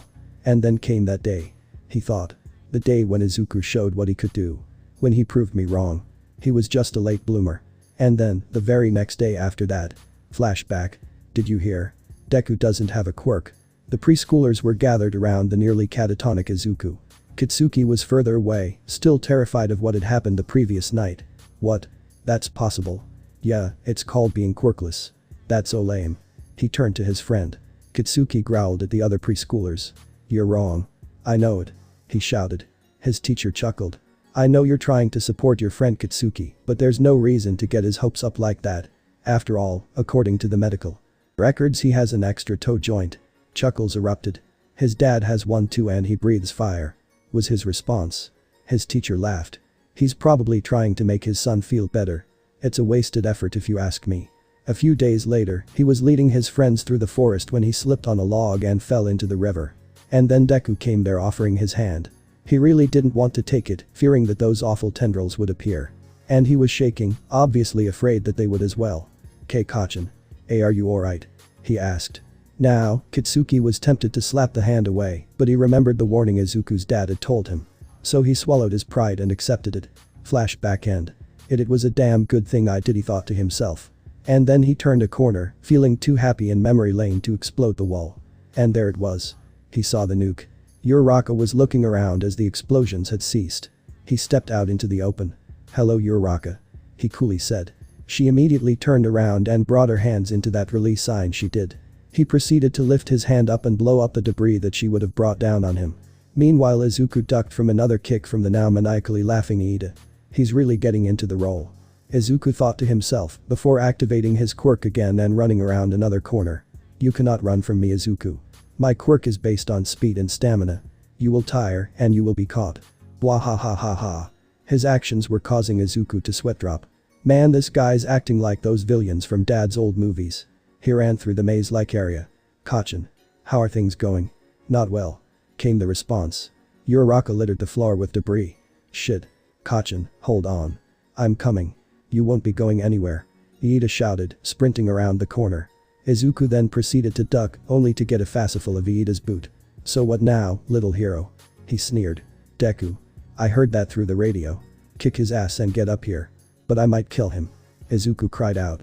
Then focus on the kicking of his ass, not the eating of his ass. That gave Iida pause. What? He stammered. Izuku saw what was going on, so he dashed towards his friend, claws out. What are those? Iida shouted, hands up to instinctively protect his face. Izuku then swiftly brought out the capture tape and wrapped it around Iida. You lose. He deadpanned to his friend before rushing off. In the monitor room, All Might almost had a heart attack. That face. That tone. It's so similar to his face and tone. Izuku sprinted to the stairs, following the blasted walls. I don't have much time. He thought. Kaachan, I'm coming. He shouted into the radio. Good. Was the response. Izuku coiled his legs and leapt through the stairwell, arriving at the scene. Uraraka paled at the sight of the claws. What? That's not part of your quirk. She shouted. Izuku rushed at her, eyes dead. Those eyes. And no way. Toshinori mentally screamed. Was there a connection? There had to be one. Uraraka dive rolled out of Izuku's way, the claws missing her by inches. Got it. And then she saw that Bakugo managed to grab the nuke. The hero team wins. All Might yelled over the radio. As the two teams came out, Iida decided to catch up to Bakugo and Izuku. Eat my ass. Where did that come from? Katsuki shrugged. It's not my place to say. Don't worry, neither of us swing that way. After all, robots aren't sexy. Izuku snorted at that. Our robot. Iida shouted. Izuku giggled aloud at his reaction. I am a flesh and blood human being. Iida shouted, waving his arms around. And yet you literally have two engines. Bakugo chucked. That's my quirk. He shouted. Relax man, I'm messing with you. The explosive teen said. Alright. The MVP was none other than Katsuki Bakugo. That stunned everyone, said Boy included. What? Was all he could say. Would anyone like to guess why? Momo raised her hand. Yes. He asked. Well, Bakugo was the one who actually got the weapon, and he clearly followed through on his part of the plan. Sure, Izuku came up with it, but he also seemed to be the one to get Izuku to capture Iida with that line of his. The class laughed. I'm never gonna live that down, am I? Katsuki asked. Nope. The entire class shouted. Now then, let us move locations and choose the next team match. Shoto single-handedly swept the floor with his ice. He froze the entire building and casually tapped the nuke. The villain team's feet were frozen to the floor. Team C lost to Team H due to the fact that only one member of the team took it seriously. The other was, well, Mineta. He was paired with the girl with the skimpiest outfit. What would you expect? The other teams did well, and soon it was over. Well done everyone. No one was injured, although young Bakugo may have made our ears bleed with his words. Everyone laughed while said boy screamed in rage. But now I must go. See you. And then he took off running. Wow. All Might's amazing. But I wonder why he was leaving so quickly. Izuku was pretty sure it was because of the time limit, but he didn't say anything. The rest of the afternoon classes went well. Izuku briefly wondered what would have happened if he used one for all, but decided it wasn't good to dwell on it. At best he'd have a broken arm. At worst he would have killed Iida. He went home with them, and they all laughed at what Bakugo said, Katsuki included. Izuku thought that they were expecting him to go off. He knew the Kaachan could keep his temper in, but it was hard. The school was surrounded by reporters the next day. Izuku just stared in shock. What's All Might like as a teacher? One lady asked. How are his classes? What does he teach? These questions were asked to everyone the reporters could get to. Hey, aren't you the boy the sludge villain captured? One of them asked Bakugo. Fuck off. He snarled. And finally Aizawa came out. Air. What's All Might like as a teacher? The main reporter asked. Wow, you're really scruffy. What's your deal? All Might is not on duty today. He droned. You are disturbing the classes. Please leave. He waved his hand at her in a shooing way. He then turned around, ignoring the reporters. How in the world did All Might work as a hero with these reporters? Was it his tour in the American Republic? Hey. At least let us see All Might. The nosy reporter demanded. Wait. No. Stop. Another reporter shouted. And then a deep alarm went off and steel barricades went up around the school, making the nosy reporter scream and fall back. It's the UA barrier. The what? The nosy reporter asked, still furious at her humiliation. That's what we call it. Anyone without a student pass or an ID who's trying to get their causes it to rise. That's stupid. We're the press. We deserve to get in. She snootily said. Yeah. We've been here for 2 days. Another reporter shouted. Aizawa walked into homeroom. Good job on your first combat training. I saw the results in video form. I must say, you surprised me Bakugo. Hey. I got first place in the entrance exam. It's only natural I got MVP. He bragged. No, I meant what you said to your teammate. Laughter erupted. Shut the fuck up. The blonde teen screeched, explosions going off on his palms. And Midoriya, I see that you decided breaking an arm wasn't healthy. Although your quirk is a strength enhancer, you grew claws. Care to explain? Aizawa asked. My quirk had that, but I didn't know it. I couldn't grow claws until about 10 months ago. Does his quirk grow stronger the more people he kills? If so, thank God he wants to be like All Might, Kitsuki thought to himself. Sorry about that. Now, let's get on to homeroom business. I'll have you all. He paused. Are we taking another surprise test? The entire class thought to themselves. Choose a class representative. It's an actually normal thing. The entire class thought, obviously relieved. And then came the constant screams of people wanting to be the one to lead the class. In a normal class, no one would want the extra work. Here, however, the person chosen gets to practice their leadership skills, which are essential for pro heroes. Izuku thought to himself, ignoring Mineta promising that under his rule, girls would have to show 30 centimeters of thigh. Silence please. Iida shouted. Everyone turned to look at him. It is a serious responsibility to hold this position. It isn't a job for anyone who wants to do it. It is a calling that requires the trust of those around you. If we want to use democracy to choose, then we shall hold an election to choose one. We haven't even known each other for that long. Tsai said. If that's the case, everyone will just vote for themselves. Kirishima added on. Hence the voting. If someone gets more votes, then they're obviously suited. What do you think, sensei? Everyone turned to Aizawa and saw that he was already in his sleeping bag. I don't care, so long as it's done before the end of homeroom.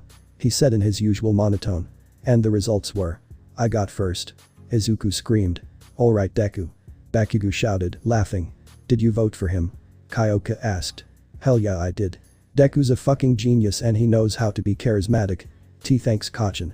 Izuku said, still nervous. Alright, Izuku is the class representative and the deputy class representative will be Momo. Aizawa tiredly stated before retracting behind his desk. At lunch, Izuku was still panicking. I don't think I'm worthy of the job. I don't think I'm qualified. Iida then spoke up. Your courage and good judgment at critical moments makes others want to follow you.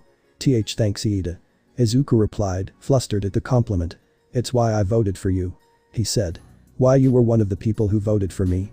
But Iida, I thought you wanted the job. Uraraka responded. There's a difference between wanting the job and being suitable for it. He replied. You know, you talk like a rich person. Are you rich? Uraraka asked.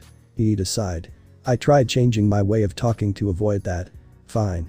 Yes, my family is rich. We've been heroes for generations. I'm the younger brother. Do you know the turbo hero Ingenium? Of course. Izuku replied almost immediately.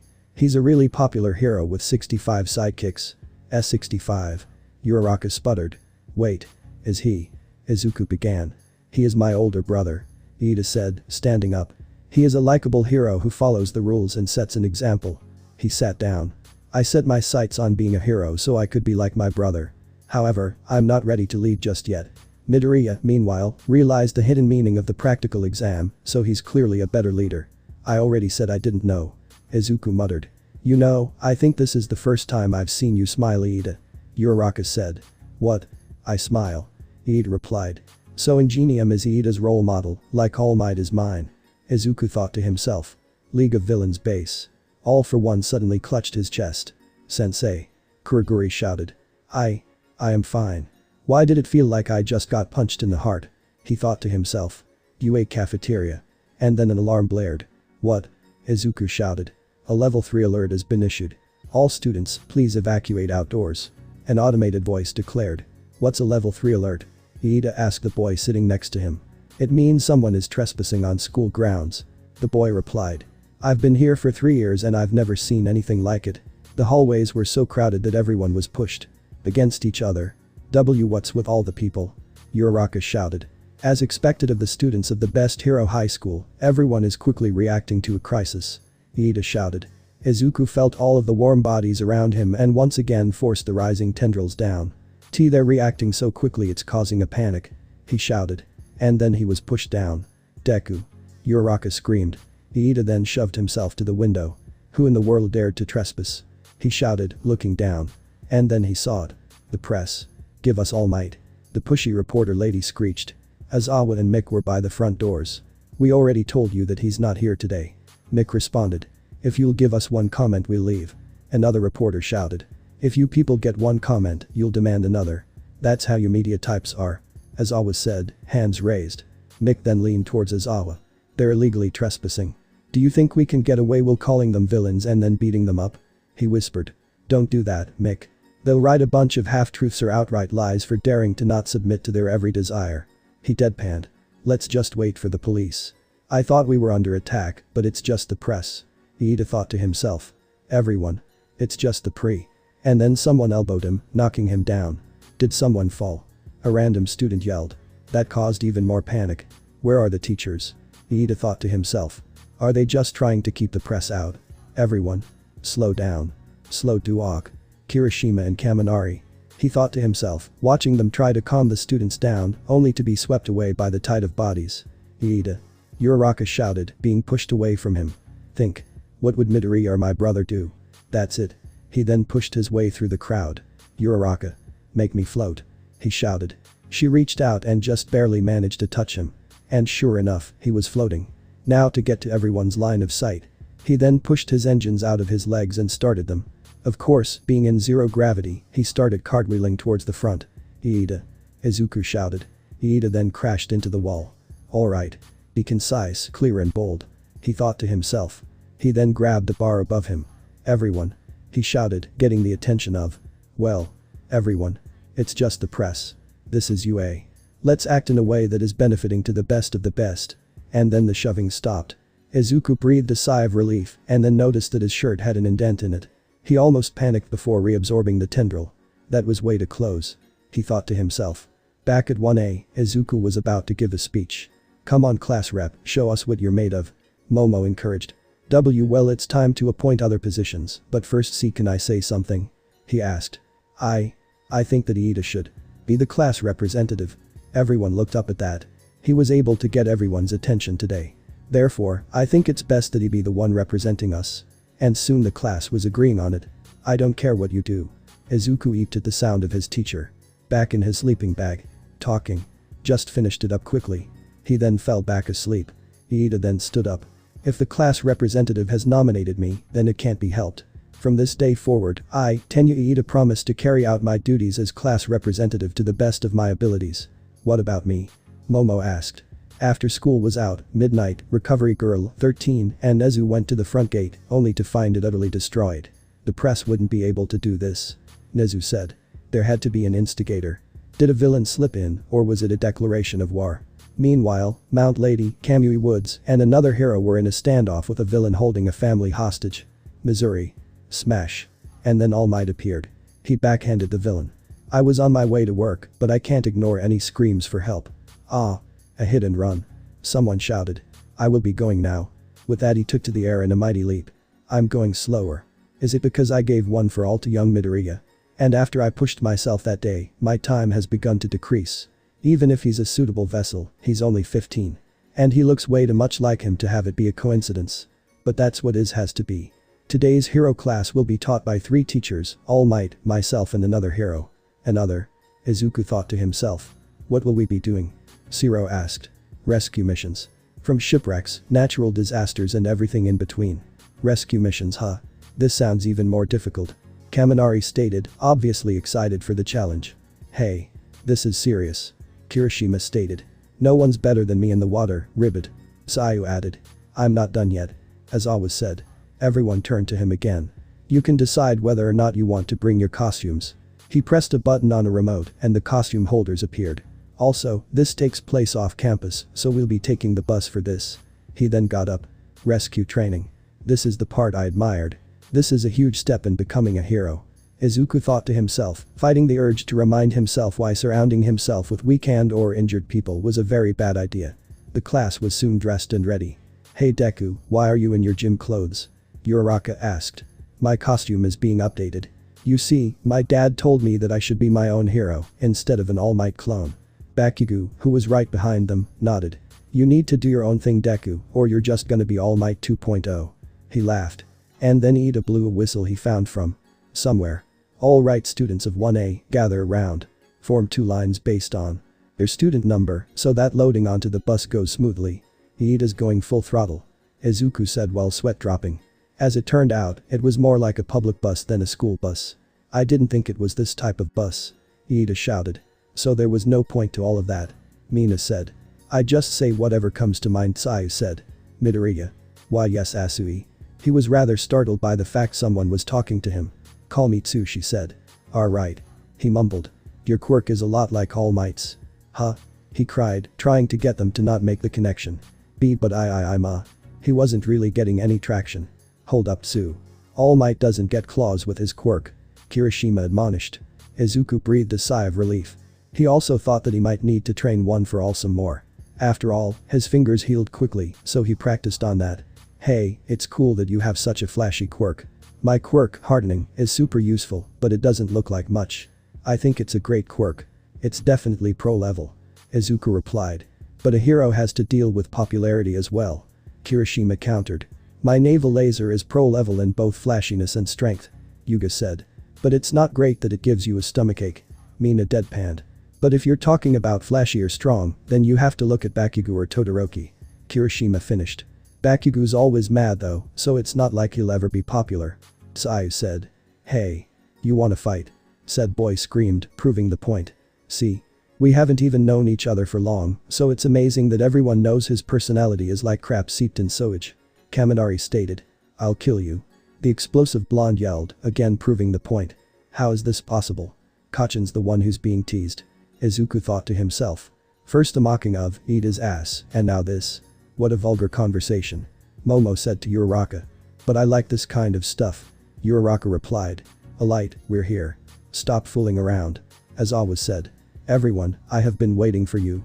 The whole class collectively inhaled. It's 13. The space hero. The gentlemanly hero who has saved tons of people from disasters. Izuku fanboyed. I love 13. Uraraka squealed. Bah. I bet you don't even know their gender. Iida scoffed. That was a tricky question. No one had ever seen 13 out of their suit. Except for. 13 is a girl. Izuku shouted. How did you know that? 13 asked. Your voice for one. It's feminine. Also you're not denying that it is. Also when I saw you save a bunch of people once you mentioned getting a new suit to accommodate your hips and you were in a man's suit. Therefore, since women tend to have larger hips for giving birth, I assumed you are a woman. There was stunned silence. And then 13 laughed. You're correct. I am a girl. She said. Now let's get inside. Without further delay. We all look forward to working with you. The class shouted. Everyone gasped when they got in. There are many zones here. There's a shipwreck, a landslide, a fire, a windstorm and more. 13 declared. I made this training ground to accommodate for various types of natural disasters. It's called the Unforeseen Simulation Joint, or USJ for short. She finished. 13, where's All Might? Aizawa asked. He was supposed to meet us here. Well, it looks like he did too much hero work and ran out of time. So he's in the lounge. She whispered, holding up 3 fingers. Aizawa then called All Might. I'm sorry.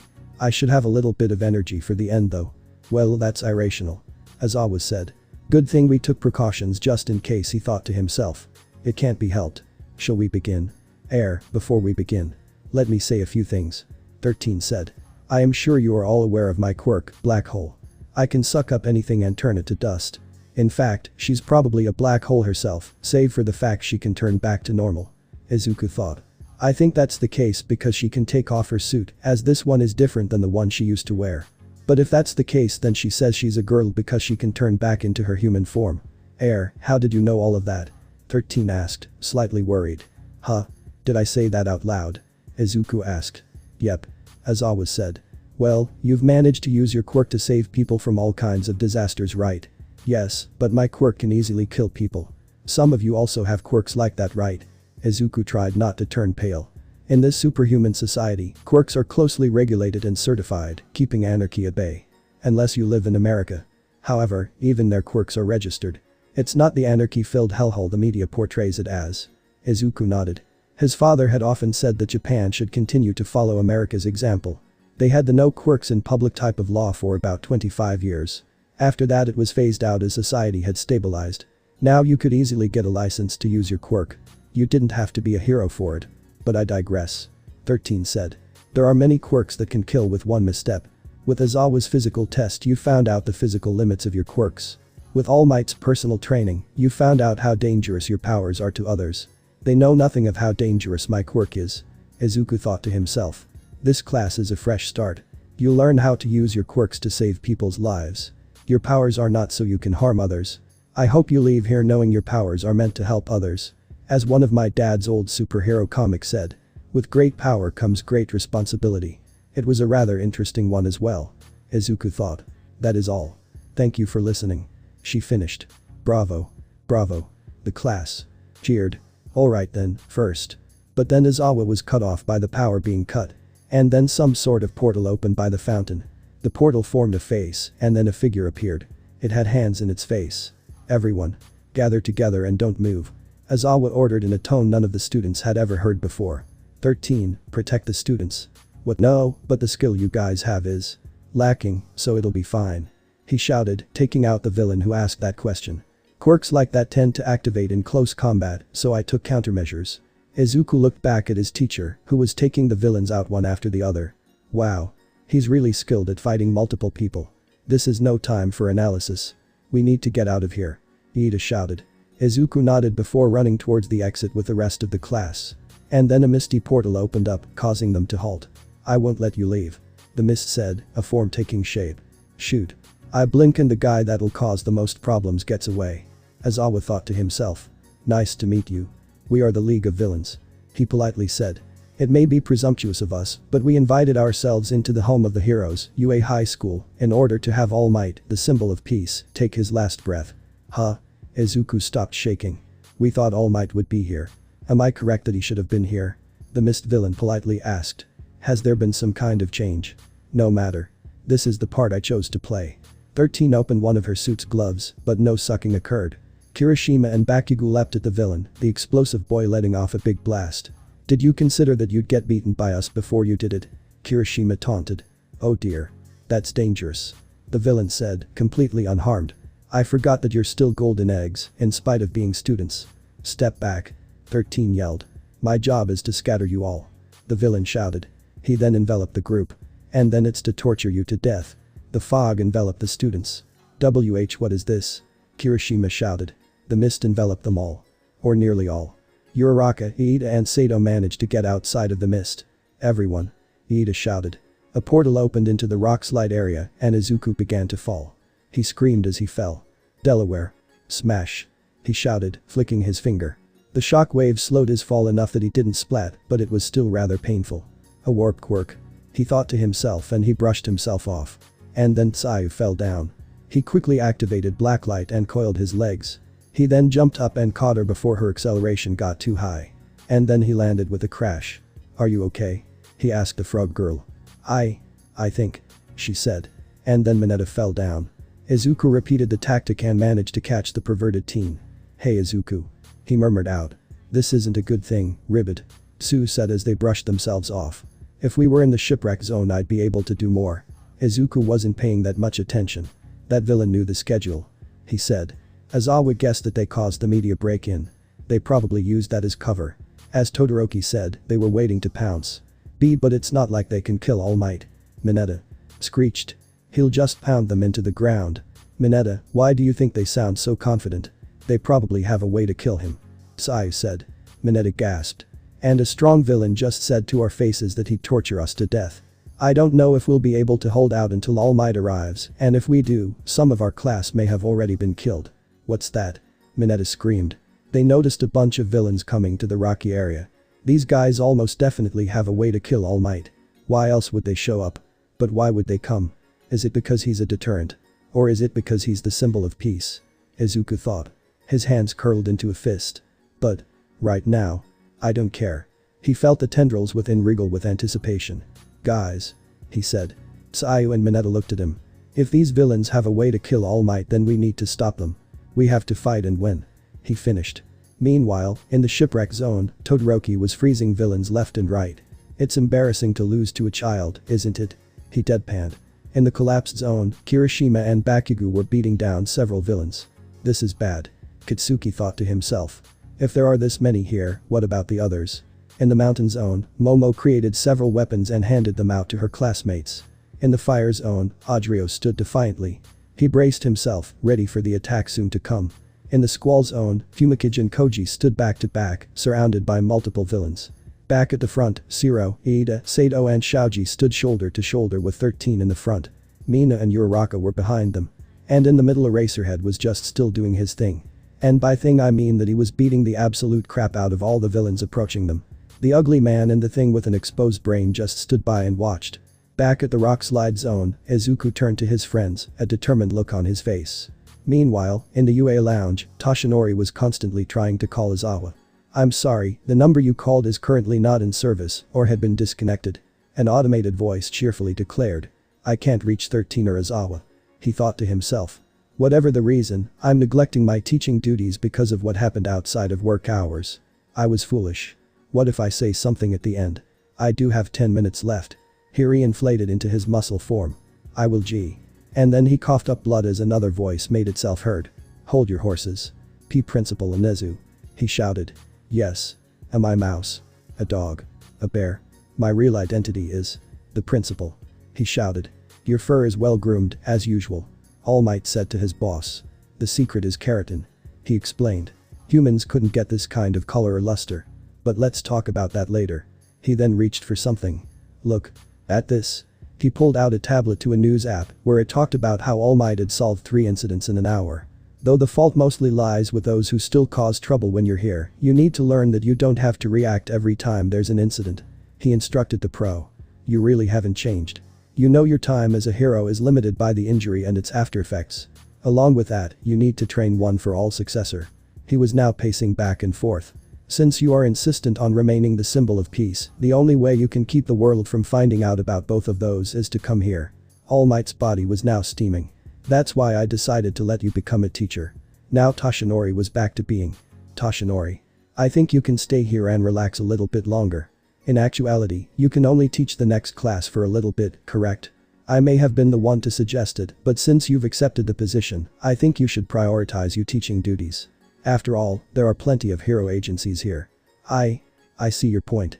Yagi murmured, feeling like Gran just gave him a lecture. "But that is why I was preparing to go to USJ when you walked in. Wouldn't you still have to return almost immediately?" Nezu was now pouring himself some tea. "In that case, why not stay a while and listen to some of my theories on teaching and how they might help you in the future?" "This is gonna suck," Toshinori thought. Meanwhile, back at USJ, Shoji was using his quirk to find everyone. "Shoji. Where is everyone? Are they alright?" Iida asked in his usual voice. "Yes. They've been scattered but they're all still alive. He can't be hurt by physical attacks and he can teleport." "No fair." One of the students complained. "Class representative?" 13 asked. "Yes ma'am." Iida shouted. "Run to the school and inform them about what's going on. Our alarms aren't sounding and there's no signal. They have to have a person with an interfering quirk who is when they arrived. It would be more time expedient for you to tell the teachers than for us to find the person. But it would be a disgrace for me to leave you all behind." Iida argued. "Hey. Emergency exit. There are alarms outside. If you can get there they won't follow you." Sato retorted. "Use your quirk to save others. That's why you're here." 13 said. "Very well." Iida responded, engines popping out. "Really? You talk about your plans in front of the enemy?" The villain deadpanned. "It doesn't matter if you knew." 13 shouted, activating her quirk. The fog was destroyed on contact. "Fight. Are you stupid?" Mineta shouted. "You said they might kill All Might. What can we do?" He screeched. "Well, you can all die." A villain shouted. He used his quirk to throw a giant boulder at Izuku, crushing him against the wall. "Izuku." Sayu shouted. Mineta had gone into shock by this point. The villain punched the purple midget into the wall as well. He groaned, so he was still alive. "Now then." He sneered. Sayu whipped out her tongue, but the man caught it and yanked her towards him. He then slammed her into the ground by said tongue. "Ugh," was her response. "Well, little froggy, how are you?" he mockingly asked, grabbing her by the hair. "Our ribbit." She managed to croak out. "I think we're going to have some fun togethher," he sang. Now she began to wake up a little. What?" she whimpered as she began to struggle. He yanked her around so she had a perfect view of the boulder that crushed her friend. "What was that black stuff? See what's left of your friend. That'll be you. But first, I'm gonna have you scratch an itch of Min. You heard." She and her captor stared down. He coughed up blood as he realized that something was sticking out of his chest. He looked down along with his prisoner. Sayu almost threw up. A barbed thing was sticking out of his chest. And then it pulled him backwards. In shock and pain he let her go. She fell to the ground and immediately looked up. The black mass was connected to the tendril. Then, she saw the man melt into black goo. And he screamed. Oh god, his scream was horrifying. It told of unimaginable agony. And then the black mass shifted. It began to morph into a humanoid form.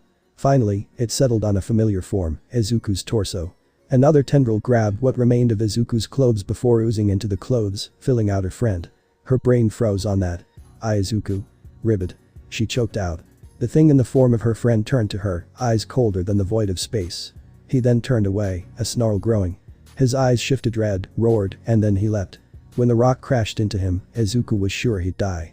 He didn't feel anything. His senses were destroyed. He didn't feel, smell, hear, or see. He just was. He saw a light and tried to walk, but he realized he didn't have legs. He was just liquid. So he willed himself forward. And then he managed to get into light, and his senses reactivated just in time to hear what the villain was about to do to his friend. He saw red. Nothing else mattered. He had to save her. With a thought, he willed a feeding tendril through the villain.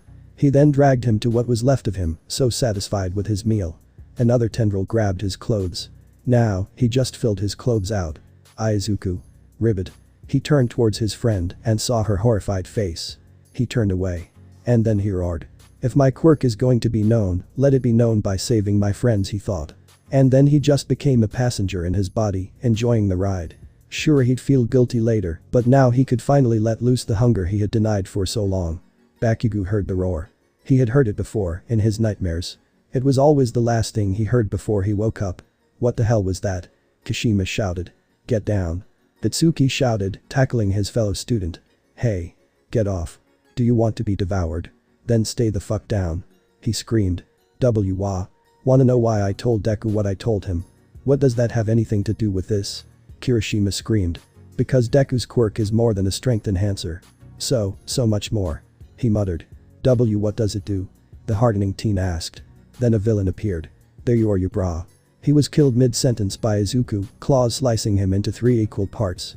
And then came the tendrils, snaking from 4 holes in his shirt. They impaled themselves in the man. The bits of him liquefied and rolled into him. Then Izuku's eyes turned towards them. Kirishima wet himself. They weren't the green eyes filled with warmth. No, these were red. They were feral. And they were hungry. He lunged. Over them. A villain had been trying to escape. Help me. Help you, Quirk. He groaned out as a tendril impaled itself in his leg and dissolved him. With another roar, Izuku leapt out of the zone. That's the full extent. He fucking eats people. Bakugo growled to the near catatonic teen. Shoji flinched. What is it? Uraraka shouted. A heartbeat stopped. And another. 2 people have died. What? Uraraka shrieked. And there goes another one. What? What's causing that? Sato screamed. Something's coming. Everyone turned toward the direction Shoji was pointing towards. A black and red blur was streaking towards them. Suddenly it turned towards where Aizawa was fighting. Is that a villain? Sato shouted. The villain fighting 13 turned. That is unexpected. I did not know one of your classmates was so bloodthirsty. What? They all shouted. Prey was thickest there. Lots of downed prey, ready to be eaten. So much food. And no one asked for any. Therefore he got it all. The hunter was busy. Perhaps it was best to ask first. After all, he was higher up. Should he challenge him for dominance? No. What a silly thing. The hunter could hurt him, unlike the prey. And the hunter was friendly towards the pack. Sure, he was strict, but he wanted them to grow strong. And then he heard a scream from one of his packmates. It came from the mountain. He snarled and changed direction. Now, how was he going to climb it? He jumped onto the side and soon found himself running vertically. Oh yes, he'd get to them shortly. In the shipwreck zone, Todoroki surveyed his handiwork. All of the villains, along with most of the zone, were frozen solid. Scatter and kill us. You're just a bunch of thugs with no idea how to use your quirks. He monotoned. Evidently all but 4 or 5 of the villains here were just cannon fodder. He thought. None of them would pose a threat to a pro. In fact, I'm almost positive that most of us could take them on ourselves. You know, yourselves will slowly die like this. He monotoned. The villains began to whimper. I want to be a hero, and killing you wouldn't be very heroic. Now then. He approached one of the villains. On what basis do you think you can kill All Might? He asked, frost coming from his hand, ready to suffocate the one he was asking. In the mountain zone, Momo, Jiro and Kaminari were fighting with the weapons Momo created. Kaminari was panicking. I thought I was gonna die. What's with these guys? He screamed. Just shut up and fight. Jiro shouted. Then give me a weapon. He shouted back. You have electricity. She retorted. I can only cover myself. If I try to use a burst it'll affect you too as well. Jiro then kicked him, sending him into a villain. Then I'll use you as a stun gun. She shouted. He instinctively used his quirk, electrocuting the villain. Oh, that'll work. He said. And then they heard a roar. A figure leapt up from the sheer cliff face, claws outstretched. Is that Izuku? Momo shouted. A villain turned just in time for the claws to impale themselves in his head. And then 4 tendrils snaked from his back and impaled themselves in him. The man screamed as he was picked up and liquefied. He fought as his mass decreased, limbs splaying before being dissolved. Eventually the struggles ceased and the last bit of him disappeared. A snarl erupted from their classmate's mouth. The villains paused. Did you just eat him? One shouted. Izuku then rushed the speaker, punching him so hard that his fist went through his ribcage and out the other end. Those tendrils then inserted themselves into his arms and liquefied him too. He's a monster. Another shouted before turning tail and fleeing. The rest followed suit, although another was caught by a tendril wrapping around his leg. Arg. No. Please let me go. Let me ergplug. He shouted before dissolving as the other 3 tendrils injected themselves into his foot. Momo whimpered. And then Izuku turned to them. His eyes were clouded and red. His claws were covered in blood. He slowly walked towards them. Kaminari threw himself in front of the girls, arms out. You will not touch them. He shouted. Izuku paused, head tilted in confusion. Then he turned. Safe? He asked. What? Kaminari asked. Are you safe? He repeated, pointing at the 3 of them. Why yes, we're safe. Jiro stuttered. Was this the demon who just killed and devoured 3 villains? Good. He then leapt into the air before plummeting down.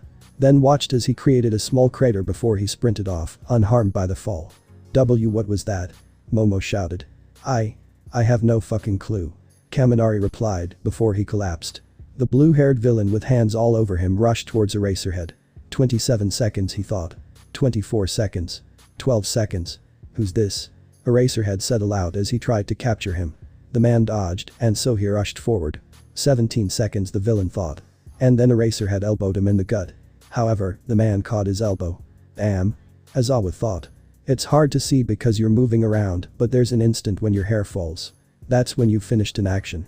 Aizawa blinked and then saw the villain turning his jacket into grey powder. You shouldn't push yourself, Eraserhead. The villain mocked. Now his hand touched his skin, and that began to flake away, revealing the muscle underneath. He then erased the villain's quirk and got away as more villains rushed him. This time he mostly dodged. Your quirk isn't suited for fighting large groups, is it? The villain taunted. Is this too different from your usual job? After all, most of your fights start as a surprise attack followed by a short fight. And yet you jumped at us. Was it to put your students at ease? He mocked as Aizawa tried to catch his breath. Another few villains lunged, but he effortlessly subdued him. You're very cool. The hand-faced man said. He was thinking about orders from Sensei, flashback before the invasion. Now then, Tormuna, there are some things we must cover before your attack. Sensei had said. Name them, Sensei. He had shouted. First off, try to not kill Eraserhead if he's there. He is the student's homeroom teacher, so him appearing isn't out of the question. He is a shining example of what heroes should be. With luck more will be like him. Second, do not kill these 2 students. In fact, try to avoid harming them. He held up 2 photos. One was a kid with poofy green hair and one had ashy blonde hair. Failure on the first will be met with disappointment. However, I will forgive you. Failure with the second, however, will cost you your life. I clear? Shikarigi hadn't heard Sensei sound so forceful since the injury. Yes, Sensei. He responded, burning the memory of the 2 in his mind. Flashback end. Oh, by the way hero. Aizawa turned to see the thing with the exposed brain look down on him. I'm not the last boss. The thing reared up and slashed his face, knocking his goggles off before tearing into him. I was told to spare you, but you leave me no choice. At the front entrance, the warping villain was struggling against 13. Your quirk destroys everything it touches. It truly is an amazing quirk. However, you're a hero who rescues people. This means that your battle experience is lacking. He then opened a portal from behind the hero. 13 gasped as the gate appeared behind her. You have turned yourself into dust. The villain spoke. He got me. She murmured before passing out. A female figure appeared, badly hurt but alive. Sensei. Mina shouted. Ida. Stop staring and run. Sato shouted. Damn it. He shouted, engines going full blast. The villain turned his attention to him. I see. You were one of the children not scattered. We only wish to battle All Might. If the other teachers appear things will become much more difficult. A portal opened above him. Iida gasped. And then Shoji jumped in front of the portal and enclosed it. Go. He shouted, obviously in pain. I will not allow this. The villain shouted. Iida was then swallowed by the mist. Hunter is in pain. Hunter must be helped. Others are safer. Izuku turned towards the main area. Hey Eraserhead. The thing that's pinning you is the anti-symbol of peace, the bioengineered Nomu. Back in the collapsed zone, Bakugo peeked his head out. We're clear. Let's go. Kirishima managed to shake himself out of his stupor. Did Izuku always have that P power? He stuttered. Bakugo nodded. He first used them when we were 4. He fucking ate a pedophile. The pedo should have considered himself lucky that Izuku's old man didn't get to him first. Why you're more afraid of Izuku's D-dad than the G guy himself? Fuck yes I am. That man was, beyond a doubt, the scariest man in the world. And only Auntie Inko, Deku and my old man could control him. Which is weird because my dad's usually the meek one. He said as an afterthought. Why you're not afraid that Izuku might kill us? Dude, I'm fucking terrified about that. I have been since I was 4. But right now we need to focus on getting out. Deku seems to be more focused on the villains. There are more of them so that'll keep him busy for a while. Kirishima nodded. At the front gate, the villain was suddenly sucked away. MHA? The warper asked in shock. Uraraka was levitating him. You have to have a physical body. Go Iida. She shouted. He reached the doors and slowly pried them open. The villain tried to reach him, but Sato and Shiro managed to pull him back. Iida then took off towards UA. He's gonna call for support. The villain muttered. The Nomu broke Izawa's arm again. You can erase quirks. The hand-wearing villain said. It's wonderful, but nothing impressive. In the face of overwhelming power, you're practically quirkless. At those words, a roar was heard. Nomu blinked in surprise. The villain noticed and saw a black and red blur slam down in front of him. Release Hunter. Now. A deep virile voice demanded. Izawa gasped when he saw who spoke. It was none other than Izuku. His eyes were red, filled with anger. His claws were out, dripping with blood. And what the fuck was coming out of his back? Nomu roared. And then it tried to swipe at his student. To his shock, Izuku caught the hand. And then he ripped it off of Nomu's arm. The thing bellowed in rage. He saw the grasping things liquefy the hand and did it eat it? The Nomu then regrew his hand and leapt at his student. Izuku then punched it back several meters. And then he felt something nudging his boot. It was one of those tendrils. He would have screamed if he could have. It didn't impale him though. It wrapped around his leg. Another wrapped around his other leg. The other two wrapped around his chest in a tight but comforting grip. And then Izuku leapt. They soon found themselves next to the houses in the area. Stay. You'll be safe here. His student said, carefully putting him down. Your prey. Can I have them? He asked before leaving. What? Your prey. Those you beat. Can I have them? The villains. Why? Izawa asked. To consume. Izuku explained. L like the Nomu's hand. He suddenly shouted, nausea taking over. He threw up, which caused him to shake with pain again. Hunter needs healing. Izuku asked, worry in his eyes. Before Izawa could respond, a tendril buried itself in his back. He screamed in fear. He expected death to come, but he saw a mass traveling outwards from Izuku and into him. And then the pain came. It was like he had been dunked in lava. He screamed as whatever Izuku was made of rushed through him.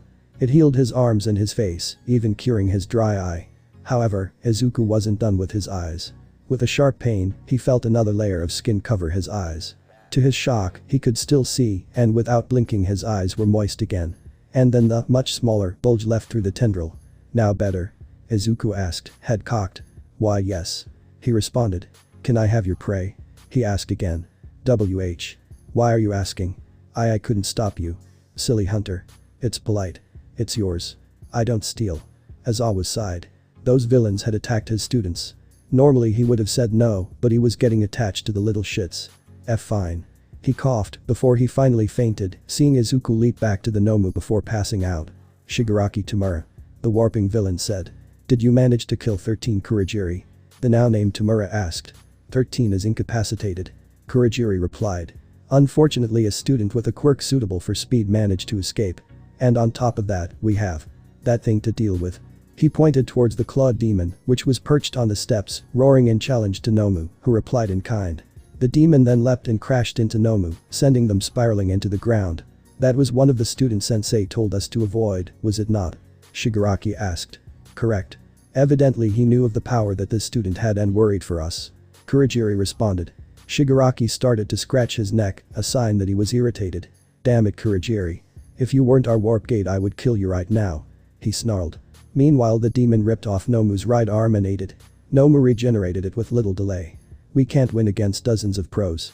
Also, our tank is preoccupied with the surprise boss. He growled, pointing to the bloody brawl. The demon roared as Nomu ripped its right arm off, only for the severed limb to shrivel up. Those tendrils then impaled a downed villain.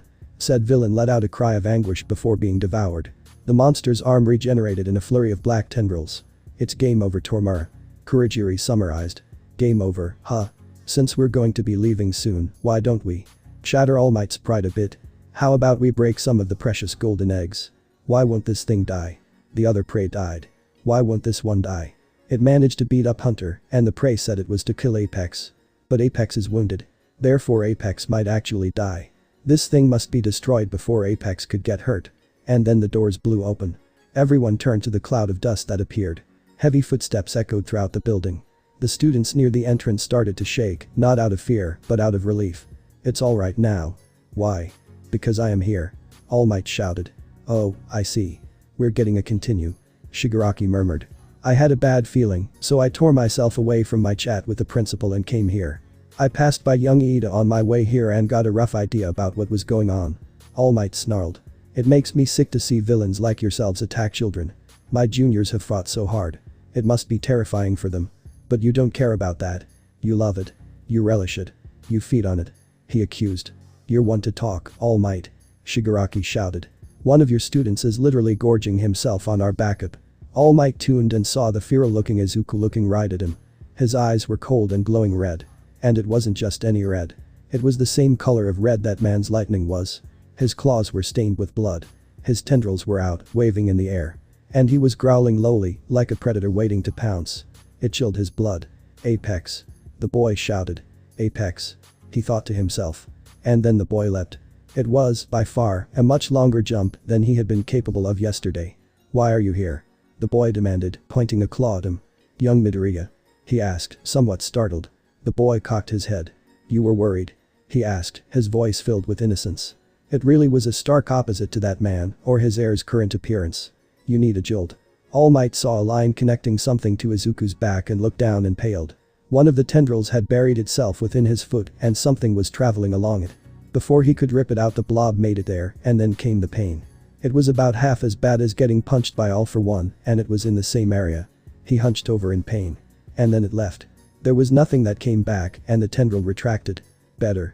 His feral successor asked. All Might realized that he could breathe easier. What was that? He asked of his heir. Boost. You can last longer by about 15 minutes. He said, cocking his head. Fortunately, no one could hear them. By now, Shigaraki was tapping his foot with impatience. Are you two done yet? He screamed. All Might then proceeded to answer that by punching him in the face, knocking the hand off of it. Father. He mumbled, hastily attaching it to his face. He was too fast for my eyes, but not as fast as Sensei said he was. He's getting weaker. He let out a creepy chuckle. Midoriya. You must leave. All Might shouted. The feral teen shook his head. Sorry, Apex. I will help you. Biggest prey is very tough. You may need assistance. He pointed at the Nomu. All Might rushed it. Carolina. Nomu, Shigaraki calmly stated. Smash. All Might landed the hit, but there was no injury. See? His apprentice asked. His shock absorption allows him to be resistant to your attacks. We also gave him regeneration. Shigaraki cackled. Thanks for the tip. All Might shouted as he dodged. Izuku, meanwhile, retracted his claws and his entire right arm shifted into a colossal blade. Heavy. Was all he said before bringing it down. It cut the Nomu's arm off, but it simply reattached it, increasing the regenerative time. Izuku, meanwhile, was thrown off balance and then kicked away and into a wall. Not a good idea. He mumbled, blade returning to claws as he sprinted back towards the fight. All Might, meanwhile, grabbed Nomu from behind. Your size makes this easier. He grunted, suplexing it to the ground. The force created a massive explosion. Meanwhile, Saya managed to pull Mineta out of the wall, and he had now regained consciousness. How did he make a suplex look like an explosion? He's on another level. The purple teen shouted. And yet he can't teach without looking at his notes all the time. She responded. She noticed Mineta's hands beginning to drift, so she knocked him out again with a rouge slap to the back of the neck. How is this? All Might muttered. The Nomu hadn't even been hurt. You thought that Nomu wouldn't be able to move after that? Shigaraki asked. Its fingers dug into All Might's side, drawing blood. Of all the places to be grabbed, it had to be my weak spot. You see, Nomu is as strong as you are. He chuckled. Kurogiri then warped part of the Nomu away, therefore keeping it out of reach. Restraining you was Nomu's job. He then began to lower All Might into the warp gate. And then I'll close the portal, tearing you in half. That was my job. He chuckled. And then a massive explosion hit him, staggering him. Get the fuck away from our teacher. Bakugo shouted. And then ice froze over the Nomu. Young Todoroki. All Might thought. I heard you were here to kill All Might. He emotionlessly stated. He stopped the ice before it reached me. All Might thought. He then started to pry at Nomu's hand. His grip weakened. And All Might managed to rip himself out of Nomu's grip and landed next to Todoroki. And then Izuku landed, creating a crater. Frozen heat. Kaachan. He said. Bakugo turned and hastily took about 10 steps back. Thanks. He turned towards the Nomu. Bakugo then leapt at Kurogiri and pinned him. It's just like I thought. Only parts of you can turn into mist. You covered your body with it. Kurogiri tried to get up, but Kitsuki let out a few explosions. Don't even think about it. He grinned. If you try to move, then I'll blow you up. So in addition to capturing him, you're almost uninjured. Truly the newest generation is amazing. Teruma stated. Nomu, he ordered. Nomu then moved through the portal, losing his arm and leg in the process. He grew them back soon. Everyone. Stay back. All Might shouted. Izuku shook his head. I told you I'd help you, Apex. First we need our way out. Nomu. And then the beast leapt at Bakugo. He's fast. All Might thought. The punch from Nomu created a shockwave. When the dust cleared, Bakugo was right next to Todoroki. I didn't even see what was going on. Kitsuki said to himself. All Might then stepped out of some smoke. Do you not know how to hold back? He shouted. I was saving my companion. I had no choice. Shigaraki responded.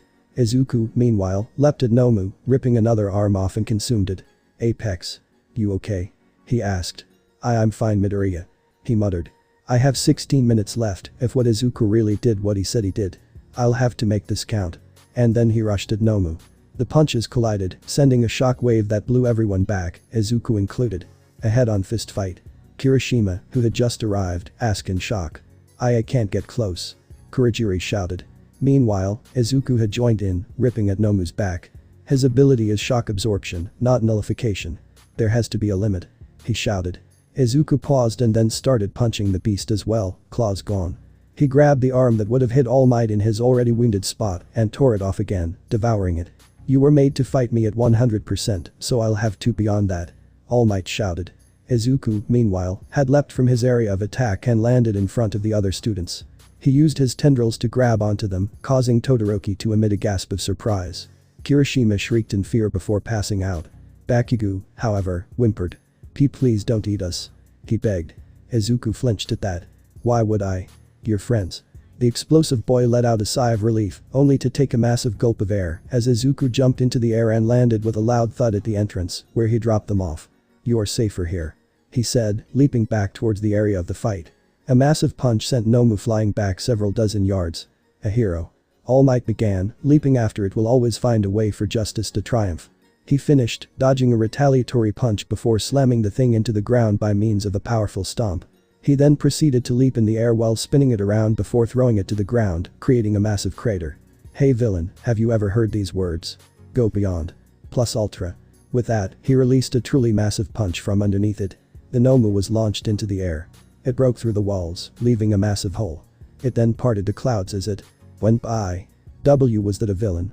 One of the students asked. All Might punched it through the wall. Another shouted. Is that the level of a pro? Kitsuki asked himself, staring in awe. He's the coolest. Mineta shouted, eyes gushing. He had apparently woken up again. I really have gotten weaker. All Might said to himself. Fortunately, the only one around to hear was Izuku. In my prime, such an act would have only taken 5 punches. That took over 300. Izuku chuckled. You are still strong, Apex. He shouted.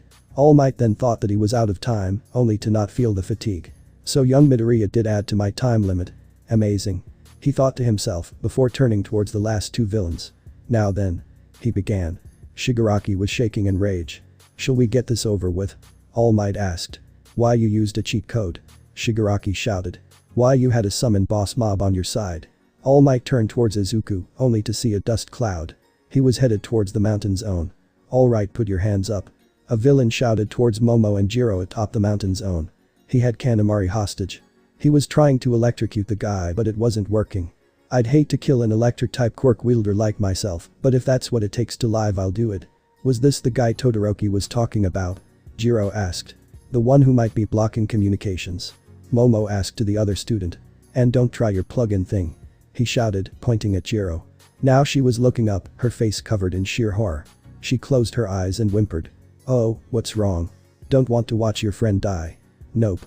It's just that I'd rather not see what's about to happen to you. She whispered, covering her ears. Huh? What do you mean? Arg.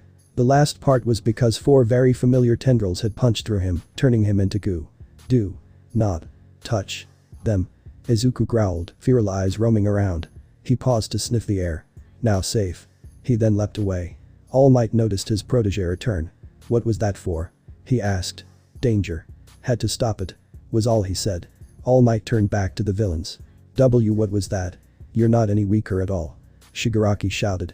By now All Might was beginning to think that he was something of a man-child. Now then, are you not coming over here?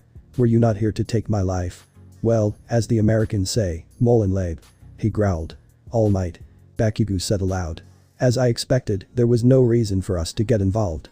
Todoroki said. Meanwhile, All Might was mentally thinking Izuku again. If it wasn't for his healing ability, I would have been out of time. I still have about 13 minutes left. Well, make up your mind. He shouted. Shigaraki flinched. And then he started scratching. Damn it. If only Nomu was here. He'd take you on. Shigaraki Tamura. Calm yourself. Kurogiri scolded. Look, he's definitely weakened from Nomu's attacks. Besides, the children are frozen in fear. Our underlings may be diminished in number, but they are still usable. If we work together we still have a chance at killing him. And what about his own boss mob? The man-child shouted. Ignore it. With that, Shigaraki rushed at All Might, hand outstretched. Unfortunately for him, a bullet went through it. So, they're here. All Might said to himself. They looked up and saw the Western hero Snipe standing there, revolver out. Sorry we're late everyone. Principal Nezu shouted. I gathered the heroes who were immediately available. Why does it feel like I'm a rabbit surrounded by hungry wolves? He thought to himself, straining to keep his instinct to hide away. Ida. Uraraka shouted. I, Ida Tenya, the class representative of Class 1A, have returned. He shouted. Most of the teachers were there as well. The surviving villains began to attack. Present MHA and then screamed. His quirk amplified it and caused the villains to be blown back or just fall unconscious. While they were stunned, ectoplasm created copies of himself. Split up and protect the students. Nezu shouted. The teachers did so. Where's Izawa? He asked. Right here. And then he came out, fully healed and a death glare glued to his face. He isn't blinking. Nezu thought to himself. Izawa. What's going on? He demanded. I was nearly killed, but Midoriya's quirk proved to be much more versatile than we thought. He then used his quirk on a villain. I can still use my attack. He knew that Shigaraki would have thrown a temper tantrum and may have just gone after All Might himself. He was just happy that his son was alright. And he probably consumed many of the lesser villains as well. He chuckled at the thought. It was a good thing I picked the small fry with the worst rap sheets. He muttered to himself. But if Inko finds out I'm as good as dead. Apex. You alright? Izuku asked of his mentor. Yes, Izuku, I am. He muttered, slightly exhausted. Good. I am sleepy. Night night. And with that Izuku fell unconscious. All Might managed to catch him. You were amazing. Truly, you'll be a great hero Izuku Midoriya. He thought to himself, picking up the boy. His tendrils had retracted and he was sleeping peacefully. Damn. Snipe muttered. I can't believe we let them get away after trespassing. Midnight said. Well, they did catch us off guard. Nezu replied, having been put down by Vlad. However, we must make sure the students are safe. That is what matters. Farther away, Todoroki decided to speak his mind. Seeing that most of the teachers are here, I'd assume this was the only area targeted. Bakugo nodded. All Might was then seen with Izuku slung over his back. Young Midoriya is okay. He's just tired. He shouted. There was no response from said boy. Semitis ran over towards him. All Might. He whispered. Shouldn't you be, you know, skinny? He asked. Thank Midoriya for that. He managed to manipulate his quirk to slightly heal me. It added 15 minutes to my time. However, the time seems disconnected. Semitis nodded. You should inform Nezu and the nurse. He said. The cops showed up soon afterwards. 17. 18. Other than the boy All Might brought back to UA and the short kid, you all seem unharmed. However, that doesn't explain the massive bloodstains found, but with no bodies or signs of bodies being moved. He shrugged. I let the pros handle that. He then left to tell the pros such. The students were having some conversations about the whole thing. Ejiro. I'm so glad you're okay. Toru said. You were so strong by yourself. The tailed boy blushed. I thought everyone else was separated. I survived by hit and run tactics. He responded. I was with Todoroki. He was super powerful. He froze all of the bad guys. And I almost froze her, said Teen thought to himself. Where? Do you think I was? Yuga asked. So the guys we fought in Izuku. I still can't believe I'm saying this. 8. We're nothing but small fry. Fumikage asked, completely unaware of Yuga. Yeah, they underestimated us because they were kids. Kaachan said, still shaking a little. Yuga turned towards another group. Where? He began, but everyone was still ignoring him. So All Might put the hole in the roof? Shiro asked. Yeah, that power was crazy. Sato responded. Yuga turned towards Sai. Where did you think I was? He asked her. Where? She responded. It's a secret, he shouted. The police officer returned from talking with the pros. Okay, I think it's best for the students to return to their classrooms for now, he said. We'll ask about what happened later. Sir, what about Izawa-sensei? He was escorted away. One of the students asked. Well, he was surprisingly unharmed, but his eyes changed. Looking very closely, we could see a transparent layer of tissue over them that acted like another set of eyelids. He's undergoing tests at the hospital now. Meanwhile, at the hospital. So Eraserhead, we finally got the DNA results. And you truly are Eraserhead, the doctor said. Izawa sighed. Why the doubt? He asked. Well, when someone grows an entire new part to an organ like that, especially when security was breached, we have to make sure that you're really you. He nodded. That is rational, but why DNA tests? Why not use knowledge only I would know? The doctor chuckled. Well, according to President Mick, you'd react violently if we're threatened to kill your cats. The mere mention of such an act made Izawa's capture scarf wave in the air. Damn right I would. He snarled. Well then, you'll be able to resume teaching tomorrow. The doctor said. What about 13? Mina asked. 13 has been treated. She suffered a few minor injuries, but she will survive. Mina breathed a sigh of relief. All Might will also be alright. Recovery girl is seeing to him now. Deku? Uraraka asked. What about Midoriya? I saw him unconscious. Iida shouted. The class flinched at that. Midoriya. Oh, the green-haired kid. He's fine. All Might told me personally that he's just tired and in a deep sleep.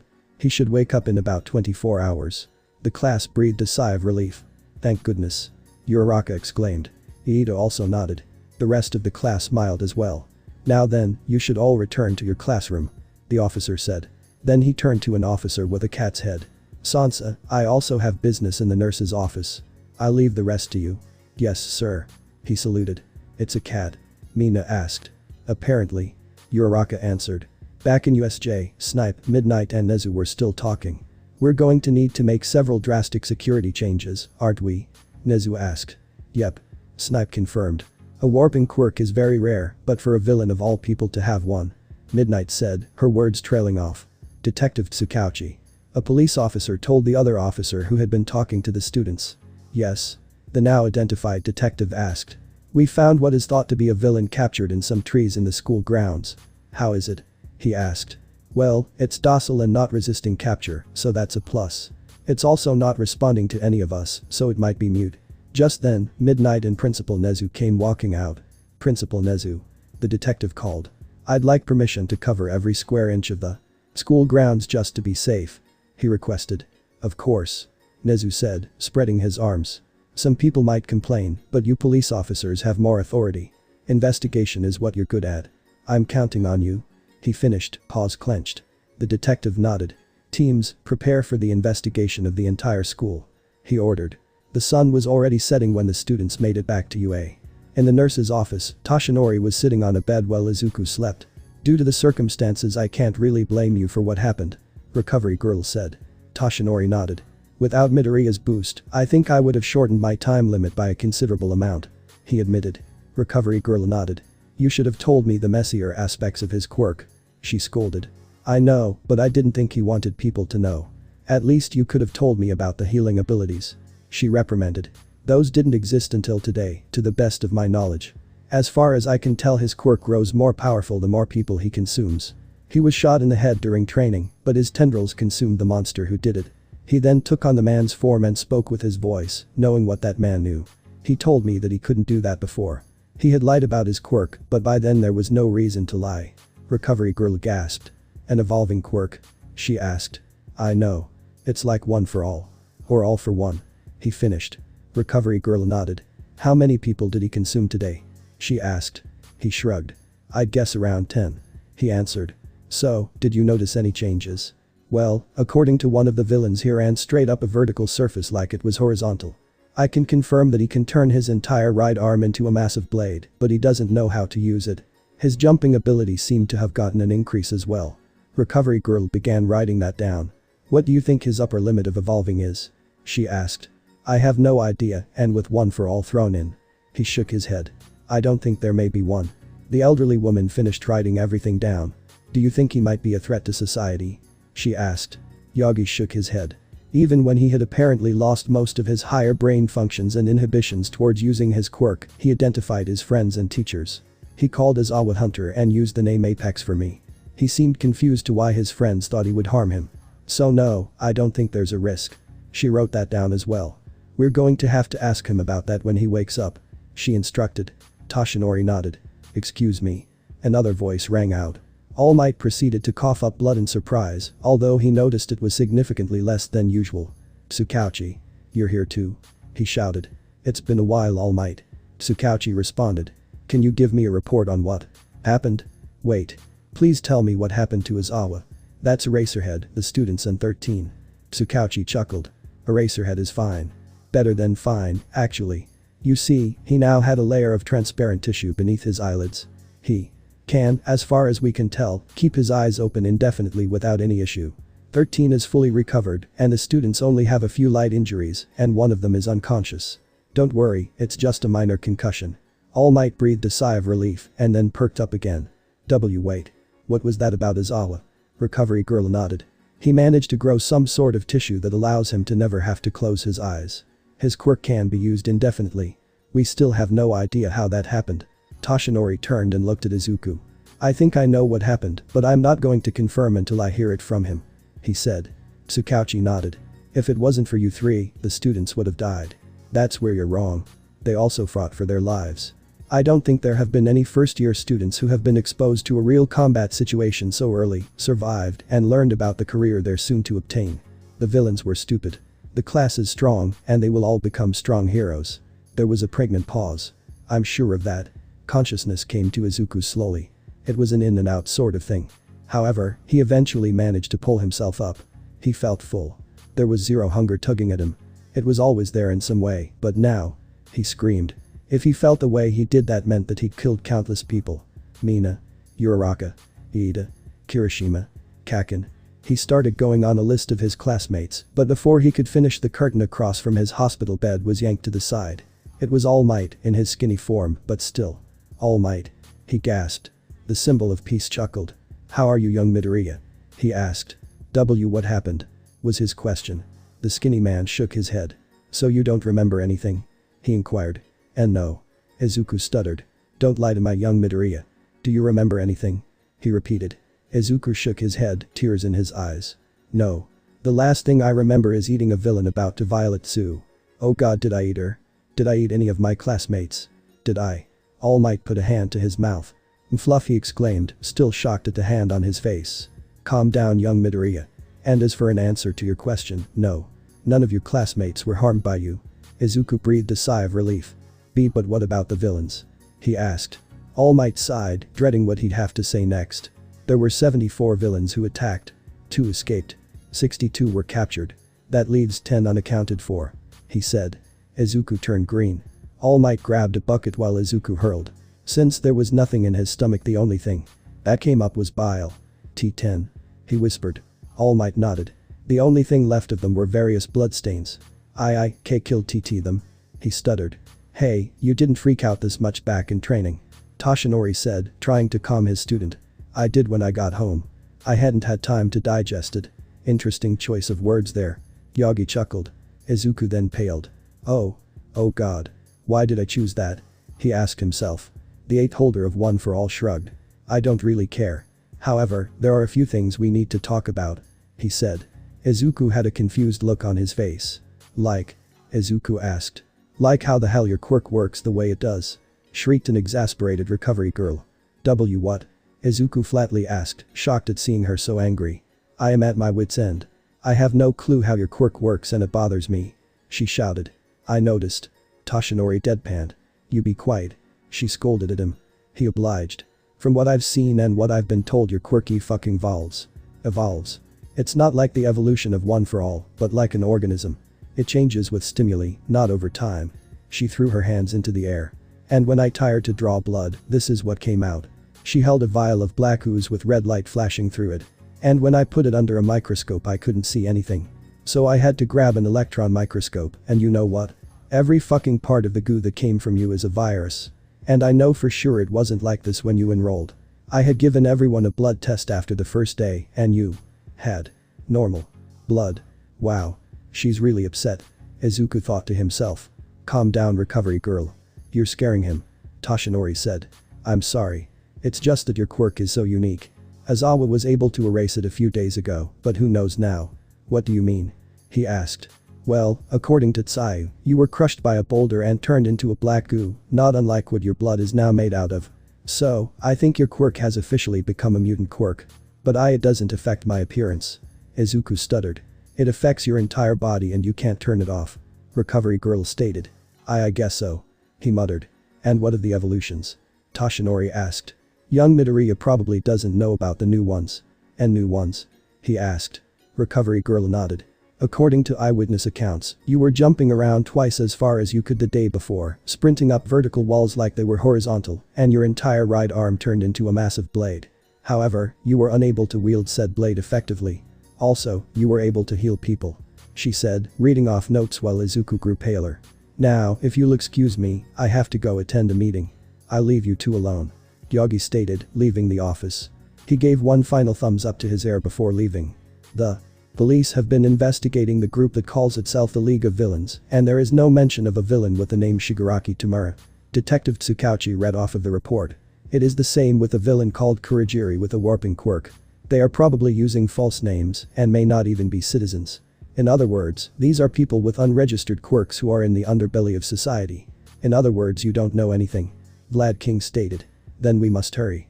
Once Shigaraki's wounds heal, the League will definitely try again. The ringleader? Toshinori asked. What is the problem, All Might? Nezu asked. His attack was a bold move. In fact, most people would never carry it out even if they thought of it. He went on and on with his statements and never mentioned his quirk while bragging about Nomu's quirk. And he became visibly upset when things didn't go his way.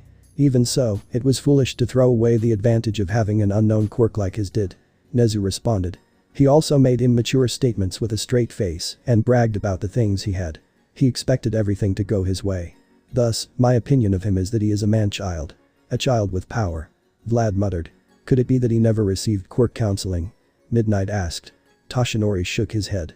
That may be the case, but depending on the counselor, that could have led to his path directly or just have not affected it. Everyone turned towards the skinny man. What do you mean? Tsukauchi asked. All Might sighed. Young Bakugo told me that both he and young Midoriya went to the same elementary and middle school. The counselor there threw flattery at young Bakugo, telling him that he could basically do what he wanted and that his quirk was perfect for heroics. Young Midoriya, on the other hand, got nothing but emotional and in at least one case, physical abuse from the man. Everyone gasped. Apparently his medical record showed an extra toe joint in spite of him having a quirk. The extra joint was seen as proof of quirklessness, and almost every teacher and student bullied him for his apparent lack of a quirk. They have no idea how lucky they were. Aizawa grumbled from his seat. Agreed. Young Bakugo mentioned that he was constantly afraid Izuku would snap from the bullying at some point. All Might said. And how do you know all of this? Nezu asked, rage building in him. I asked Bakugo after young Kirishima mentioned that young Bakugo knew about young Midoriya's unique abilities. And he never felt the need to tell us. Midnight asked. Young Midoriya lied to my face about it when we first met. You all know about how people with incredibly different quirks can be seen, especially you Principal Nezu. All Might gestured to the hyper-intelligent animal. I think that his life would have been filled with people constantly calling him a villain in the making. At least, which may actually lead to such a career. It happens. And with how Midoriya Quirk grows when he eats. Grows? Nezu asked. It mutates whenever he consumes humans. He gained 3 powers in the USJ and improved another. He explained. Everyone stared. An evolving quirk. Aizawa breathed out. Wait. What was that about eating people? Vlad asked. All Might sighed again. Young Midoriya's quirk is, as I mentioned, unique. It morphs his body at will, and it makes him fueled by any large source of meat, although for some reason humans are the preferred fuel. Tsukauchi gasped. And why wasn't this brought to the attention of the police? He growled. All Might sighed. I hadn't told anyone. As I mentioned, he knew what it meant. He wants nothing more than to be a hero, and he despises that part of his quirk. And I know what the police would do. They'd hand him over to the government for experimentation. He finished the last bit with a snarl. Let's get back on topic. Tsukauchi recommended. Agreed. Everyone replied, shaken by All Might's words. We checked out all of the 62 villains captured. They were all back alley street thugs, but with rather vile rap sheets. The 10 that were devoured were also assumed to be low level as well. However, they still followed and agreed with the man-child is a problem. After all, in the current environment of the nation, villains who believe themselves oppressed by society may flock to such a simple idea. Vlad nodded. That's true. There are a lot of people here who don't know what to do with their quirk. Snipe mentioned. That's also true, but there were so many there who, according to reports, knew how to hurt people. Midnight observed. Well, it's thanks to you heroes that we in the police have been able to gather all of this data. We'll expand the search and attempt to arrest the perpetrators. But still. A man-child. Nezu muttered. He's like our students in some way. If there's someone out there who's backing him while cultivating that malice. He trailed off. Toshinori's mind was racing. No. There's no way he could still be around. No one could have survived a punch like that. But still. It was the one who murdered my mentor and defeated all of the previous holders of One for All. All for One. UA was closed the next day, so Izuku managed to get home without seeing his classmates. He decided to call his dad. Izuku. Are you alright? Calm the frantic response from his father. Dad. Why yes I'm alright. He stuttered out. A loud breath was heard. Thank heavens. To think that an attack like that would have occurred. At least you're okay. Yeah. Well, I'm physically fine. Dare I ask? His father inquired. There were 74 villains there. 2 escaped. 62 were captured. And the other 10. He didn't need to finish it. Oh. I'm so sorry Izuku. I'm so sorry. His father muttered. Dad, it wasn't your fault. It was the villain's fault for attacking. At least, that's what All Might said. He's correct. His father seemed to have to force the words out. How have you been? He asked. Well, I've had to deal with incompetent staff for my whole life, but the most recent ones definitely take the cake. They can't follow simple orders. He growled. Then why don't you fire them? Izuku knew that was cold, but there had to be more qualified people. I can't. I've been assigned to watch over them and it would look bad if I got rid of them. Oh. Well, good night Dad. Good night son. Izuku hung up, hoping his father was feeling alright. All for One was not feeling alright. Shigaraki had been complaining about things, and Kurogiri wasn't able to calm him down. And to top it off, according to Kurogiri, they hadn't been told to spare his son or honorary nephew. He'd given Shigaraki the scolding of a lifetime for that, and he had lots of practice in that department. From getting his brother to take his monthly vitamin shots to getting Izuku to eat his vegetables too. Whatever, he knew how to scold without raising his voice. He didn't kill or deckwork them because his son was mostly unharmed. He was scarred, but he knew his son would become a better person from it. It worked with Kitsuki Bakugo, and his son had a stronger will than the explosive blonde did. Classes resumed after a day. Hey. Did you see the news? Hagakure asked, waving her hand around, not that anyone could see it, we were all on screen for a brief moment. Although I didn't stand out much. She muttered. That's true. Shoji replied. Well, it's hard to stand out when you're literally invisible. Ejiro sated. Man, the channels all made a big deal out of it. Kaminari replied, leaning back. I'm not surprised, although they decided to leave the more gruesome parts out. Kirishima replied, finally not stuttering. Can you blame them? UA, the place where pros are made was attacked. Jiro responded, twirling her earphones. Who knows what would have happened if the teachers hadn't arrived when they did. Zero sighed, relieved that it had not come to that. Ha. There would have been a fucking slaughter. Instead of 2 escaping, 62 captured and 10 dead, it would have just been 74 dead. Bakugo shouted. You seem sure of that. Kirishima responded. Hey, you saw what Deku can do. The explosive blonde retorted. Point taken. The Redeed responded. Said teen was just hiding in his seat, trying not to be noticed. But man, All Might was super cool. Sato shouted. He pushed back those super strong villains. Yes, his strength is worth wondering at. Fumikage said, tilting his head. And what of Midoriya? Ejiro asked. Bakugo snorted. Even when he was feral he seemed confused at the idea that he'd be a danger to us. Momo nodded. He made a detour to save us from villains twice and he showed no desire to harm us. Izuku, meanwhile, sighed. In relief. Everyone. Homeroom is about to start. Sit down in your seats and cease talking. Iida shouted, bursting into the room. We're already in our seats. One of the students said. Shoot. Iida mumbled, visibly shaking. Don't worry about it. Uraraka replied, bubbly as always. Hey Tsu, is Izawa gonna be here? Mina asked. Well, he did get checked out of the hospital yesterday, so probably. As if in cue, the door opened and he appeared. Morning. He said, his eyes looking less dry than they usually did. Sensei. Are you alright? Iida shouted. I am fine. Actually, I'm better than fine. He said. How can that be? We saw you against that beast-like thing. Siro shouted. You can thank Midoriya for that. He managed to heal me and gave me a little gift. He pointed to his eyes. I now have a protective and water-trapping layer right above my eyes, but below my eyelids. This new tissue allows me to keep my eyes open indefinitely. I don't think I should mention that I asked Santa for this for 3 years in a row when I was a kid. Everyone looked to the green-haired teen, who was just as shocked as everyone else. I did that. I knew I could heal, but to add a new organ? He asked. Well, it seems that Recovery Girl was right in saying that you didn't remember anything. He then turned towards his students. But that doesn't matter.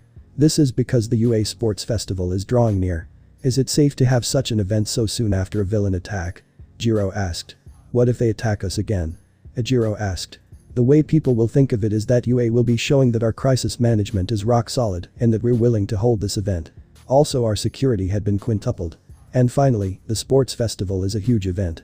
It's too large to be cancelled by a villain attack. After all, it's one of Japan's biggest events.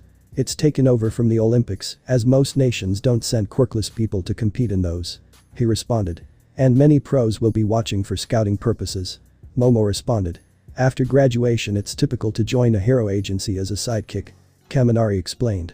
But there are those who get stuck as sidekicks for their whole lives. Jiro responded. I feel like you'd be one of those, Kaminari. Because you're dumb. Said boy flinched. Of course, joining a more famous hero agency will grant you experience and popularity. Aizawa continued. Time is limited. If you expect to be a pro, then the path to your future will open up at this event. You have 1 chance a year. That means you have 3 chances. No aspiring heroes can afford to miss the event. Now that you understand that, don't slack off with your preparations. And now, homeroom is dismissed. He finished. Even though all of that stuff has happened, I'm so excited. Kirishima shouted.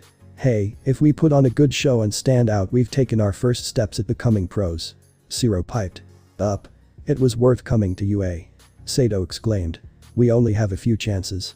Therefore we cannot afford to miss this. Fumikage stated. Ejirio, I'm getting super nervous. Hagakure shouted. I need to stand out in the sports festival. But the pros might not notice you unless you try really hard. He said. Oh dear, what'll I do? I stand out just by standing still. Yuga shouted. The scouts won't be able to take their eyes off of me. Right? He asked Koji, who furiously nodded. You're lucky Shoji. Your brawn really stands out on your own. Kaminari said to his friend. There's no reason for that unless I can show them my usefulness. He replied. I think you'll stand out plenty, especially when you overuse your quirk. Jiro mocked. Everyone's so into it. Izuku stammered. You're not. Iida then stood up, arms wide. We enrolled here to become heroes, so of course we get fired up. He exclaimed.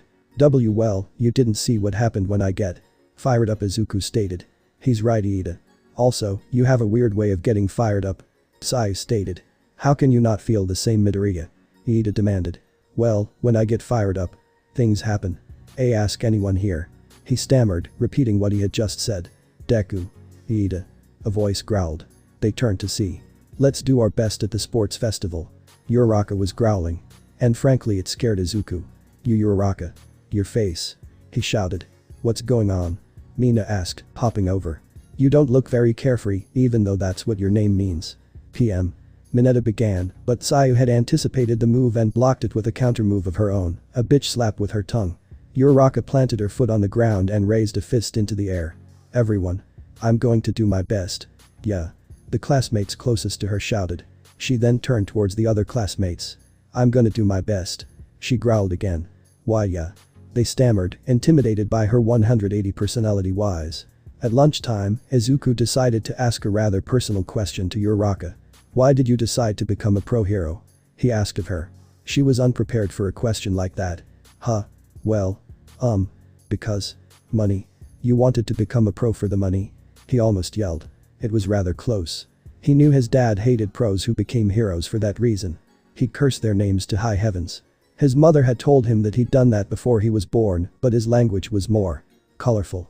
When he asked, his father had told him to multiply Kaachan swearing by around 5. He was brought out of his nostalgia by his friend furiously rubbing the back of her head. Well, that's the simplest explanation. She choked out. I'm sorry, it's for such an unwholesome reason. By now Iida was next to Izuku. You two have such admirable reasons to become heroes, so it's embarrassing. Why is it that? Izuku asked. He knew his friend wasn't greedy. My parents own a construction company, but we haven't gotten any work at all, so we're broke. It's not something I like to tell people, though. Construction. Iida said aloud. So you want to get your Quirk license to bring costs down? He asked. Izuku was thinking back to what his father had thought about the Quirk laws.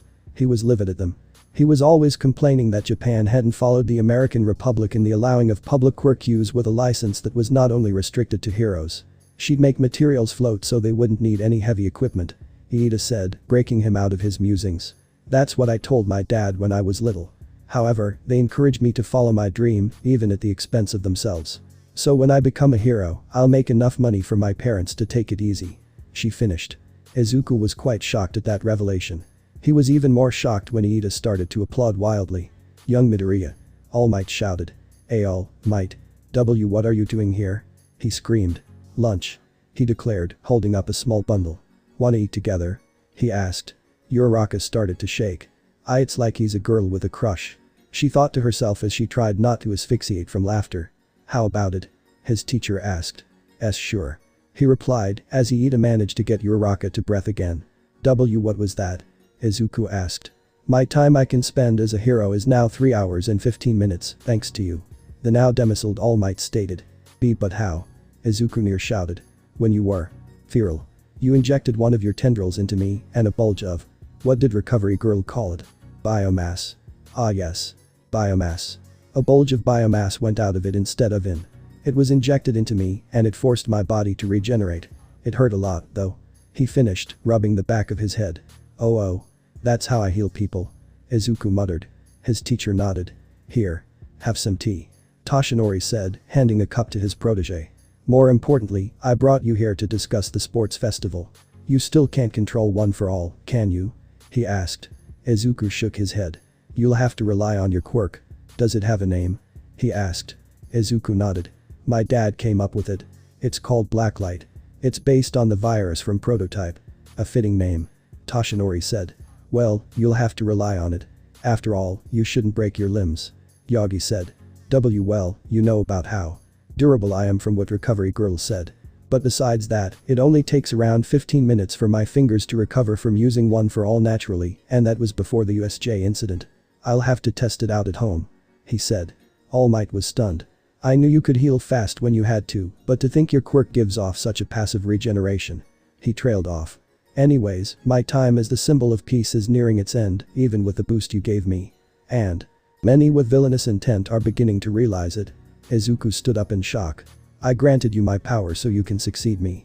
He said, arm outstretched. I'm certain that you feel the same way you did when we started training, right? Izuku nodded. The sports festival is an event where everyone, including pros, are watching closely. This is what I came here to talk to you about. I want you to show yourself to the world so everyone knows that a new symbol of peace had been born. He shouted. You know about the intrinsics of the sports festival, right? Toshinori asked. Of course. Izuku replied. The business, general, support and hero courses come together and fight through preliminary games of different types, based on class year, and then those on the top face off in the finals. It's basically a round robin based upon grade. Correct? Yagi shouted. That means that you have to sell yourself to the public with everything you've got. He exclaimed.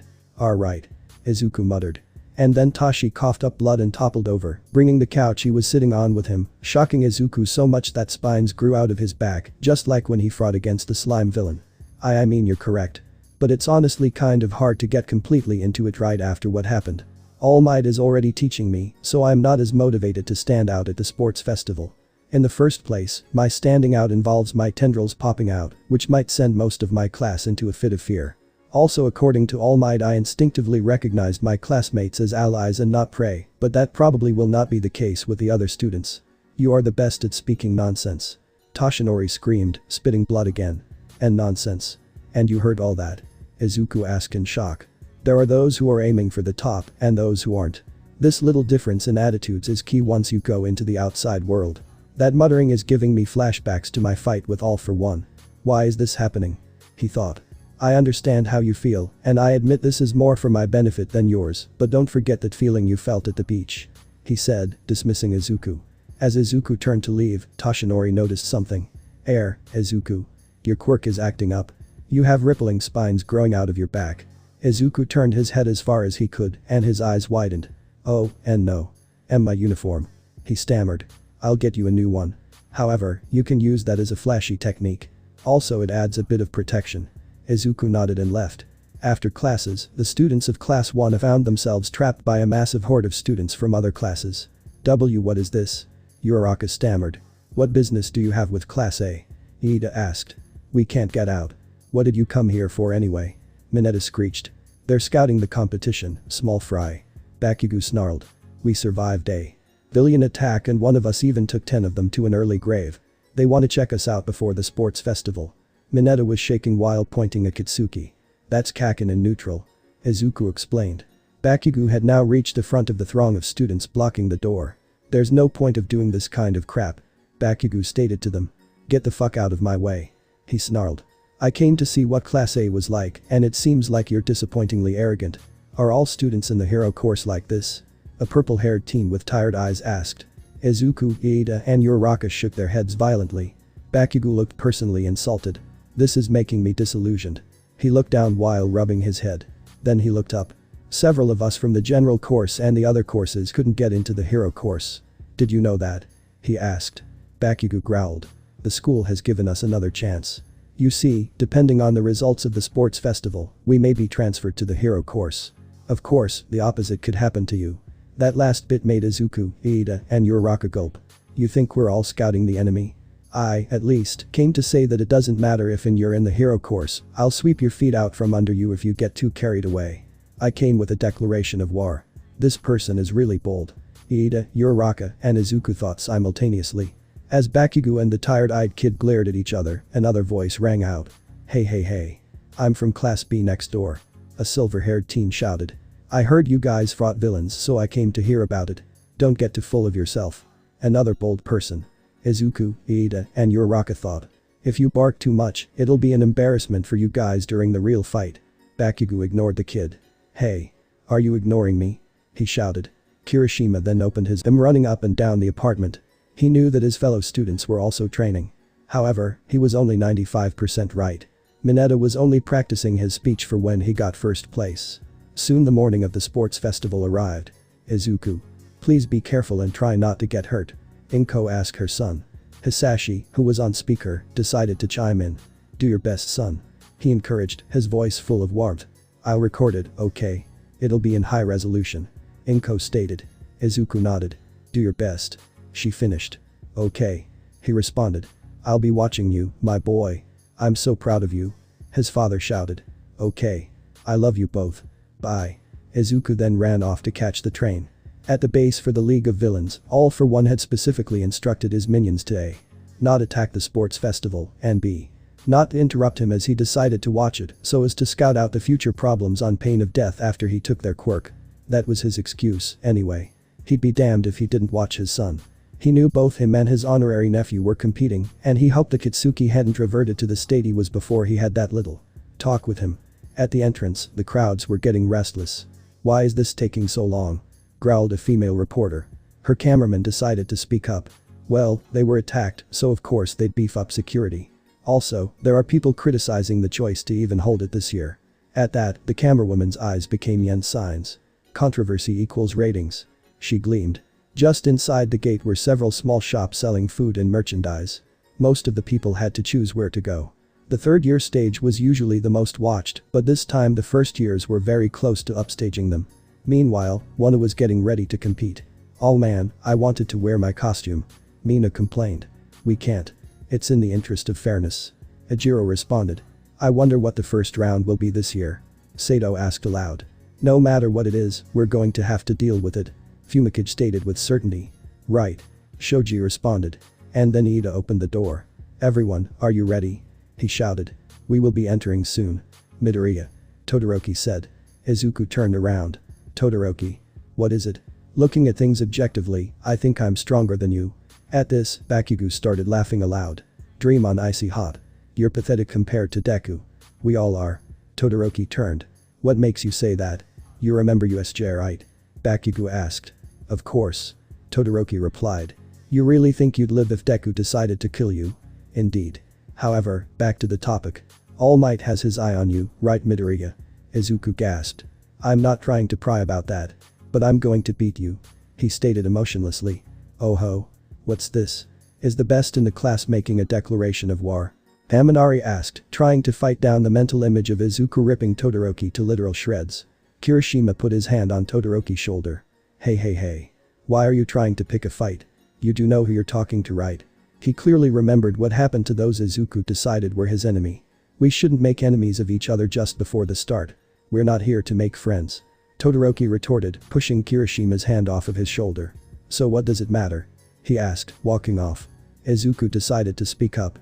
"Todoroki, I don't know what you're talking about when you say you'll beat me, and of course you're better than me. After all, your quirk doesn't depend on murder. I think you're more capable than most people, looking at it objectively." Midoriya, you shouldn't look at this so negatively. "I mean, I'll look at your quirk." Kirishima started nervously. "But everyone. The students from the other courses are aiming for the top with everything they've got. I can't afford to fall behind, so I'll be going for it with everything I've got as well." "Yeah." Todoroki casually said. Bakugo scared. "If Deku went all out you'd be lucky to live." He grumbled. Out in the stadium, President Mick turned on the screens. "Hey!" he shouted. He got roaring applause from the audience. "Pay attention, audience. Swarm, mass media. This year's high school rodeo of adolescents you all know and love, the UA Sports Festival, is about to begin. Are you ready? It's time for the students to enter the first year stage." And with that, Class 1 walked out. The UA Sports Festival. The huge battle where fledgling heroes yearly sharpen their swords. And here they are. These students managed to survive a literal villain attack. They are Hero Class 1A. The audience roared. By now, Izuku was beginning to panic. There are so many people," he said to himself. He also felt the familiar hunger rising up. Apparently 10 wasn't enough for his appetite. Then again, it had been 2 weeks. "Will we be able to give our best performance when we're being watched by so many?" Iida asked aloud. "Is this also essential hero training?" Iida asked as a follow-up question. "Hey, are you nervous, Bakugo?" Kirishima asked. This is just getting me more into it," he growled. "This class has not been given much airtime, but they also have talent. They are Hero Class 1B. Next up are the general studies of classes C, D, and E. The support classes of F, G, and H are also here. And finally, the business classes of I, J, and K. All of UA's first years are here now." By now, the students were all in one huge group, with Midnight, in her unorthodox uniform, complete with a cat o' nine tails. "Alright, time for the player pledge," she shouted. The crowd cheered for obvious reasons. What is Ms. Midnight wearing?" Kirishima declared. Well, that's an R-rated hero for you." Kaminari stuttered. "Is it even okay that such a hero would be at a high school?" Fumikage asked. "Yes." Mineta screeched. "Quiet everyone. Representing Class 1 is Katsuki Bakugo." All of one paled. "This is gonna suck," was the common theme. Said explosive blonde, however, just calmly walked forward. Class 1 waited for him to do his usual "you can all eat my dust" type of thing, but instead he just stood there for a moment. "Well, this is an unexpected surprise," he calmly stated. "I wasn't aware that I'd have a speech to give. So, let's keep this short. I want to see what everybody's got." He was yelling now. "Give it your all." Cheers went up from the students. "Some of us have quirks that are flashy, some of have subtle quirks, and some of us have quirks that are downright terrifying. However, here, we should remember that we're all training to become part of the hero industry. Good luck." And with that he walked off the podium. "Wow, Kaachan, I wasn't expecting that," Izuku said. "Well, I figured saying you all can kiss my ass wouldn't be a good way to start." "You mean like how you told Midoriya not to eat ass?" Sayu calmly asked. The class chuckled. Suud iiittt. Kitsuki screeched in rage. Midnight cleared her throat. Now then, let's get started right away. UA does everything right away, doesn't it? Uraraka asked Sayu. Meanwhile, Midnight kept talking. The first round is what you'd consider a qualifier. Every year, many students drink their tears due to this first round. This year it's a roulette wheel spun. An obstacle race. She declared after it stopped. All 11 classes will participate. The length of the race is the outer circumference of the stadium, which is about 4 kilometers. Our school's selling point is freedom. It doesn't matter what you do. As long as you stay on the course. Now then, take your places everybody. Izuku wasn't in the front, but he noticed that the first part was pretty narrow. I'll have to G vertically, he thought to himself. Start. Midnight shouted as the lights went off. The horde of students rushed forward. Okay, here's the play-by-play. Are you ready to do the commentary, Eraserhead? Mick asked. Why am I here? Aizawa groaned. Let's get started right away. Mick said, ignoring his fellow staff member. This part that the students are facing. Meanwhile, the students were tightly packed together. Izuku, however, jumped onto the side of the wall and sprinted. And Midoriya is running on the wall. Since when could he do that? Mick shouted. He's full of surprises. Aizawa deadpanned. And then Todoroki decided to weed out the competition by freezing as many people as he could to the ground. Of course, several students managed to avoid that. More people outside of Class A managed to avoid that than I thought. The ice user thought to himself. And then he saw Mineta using his sticky balls to bounce across.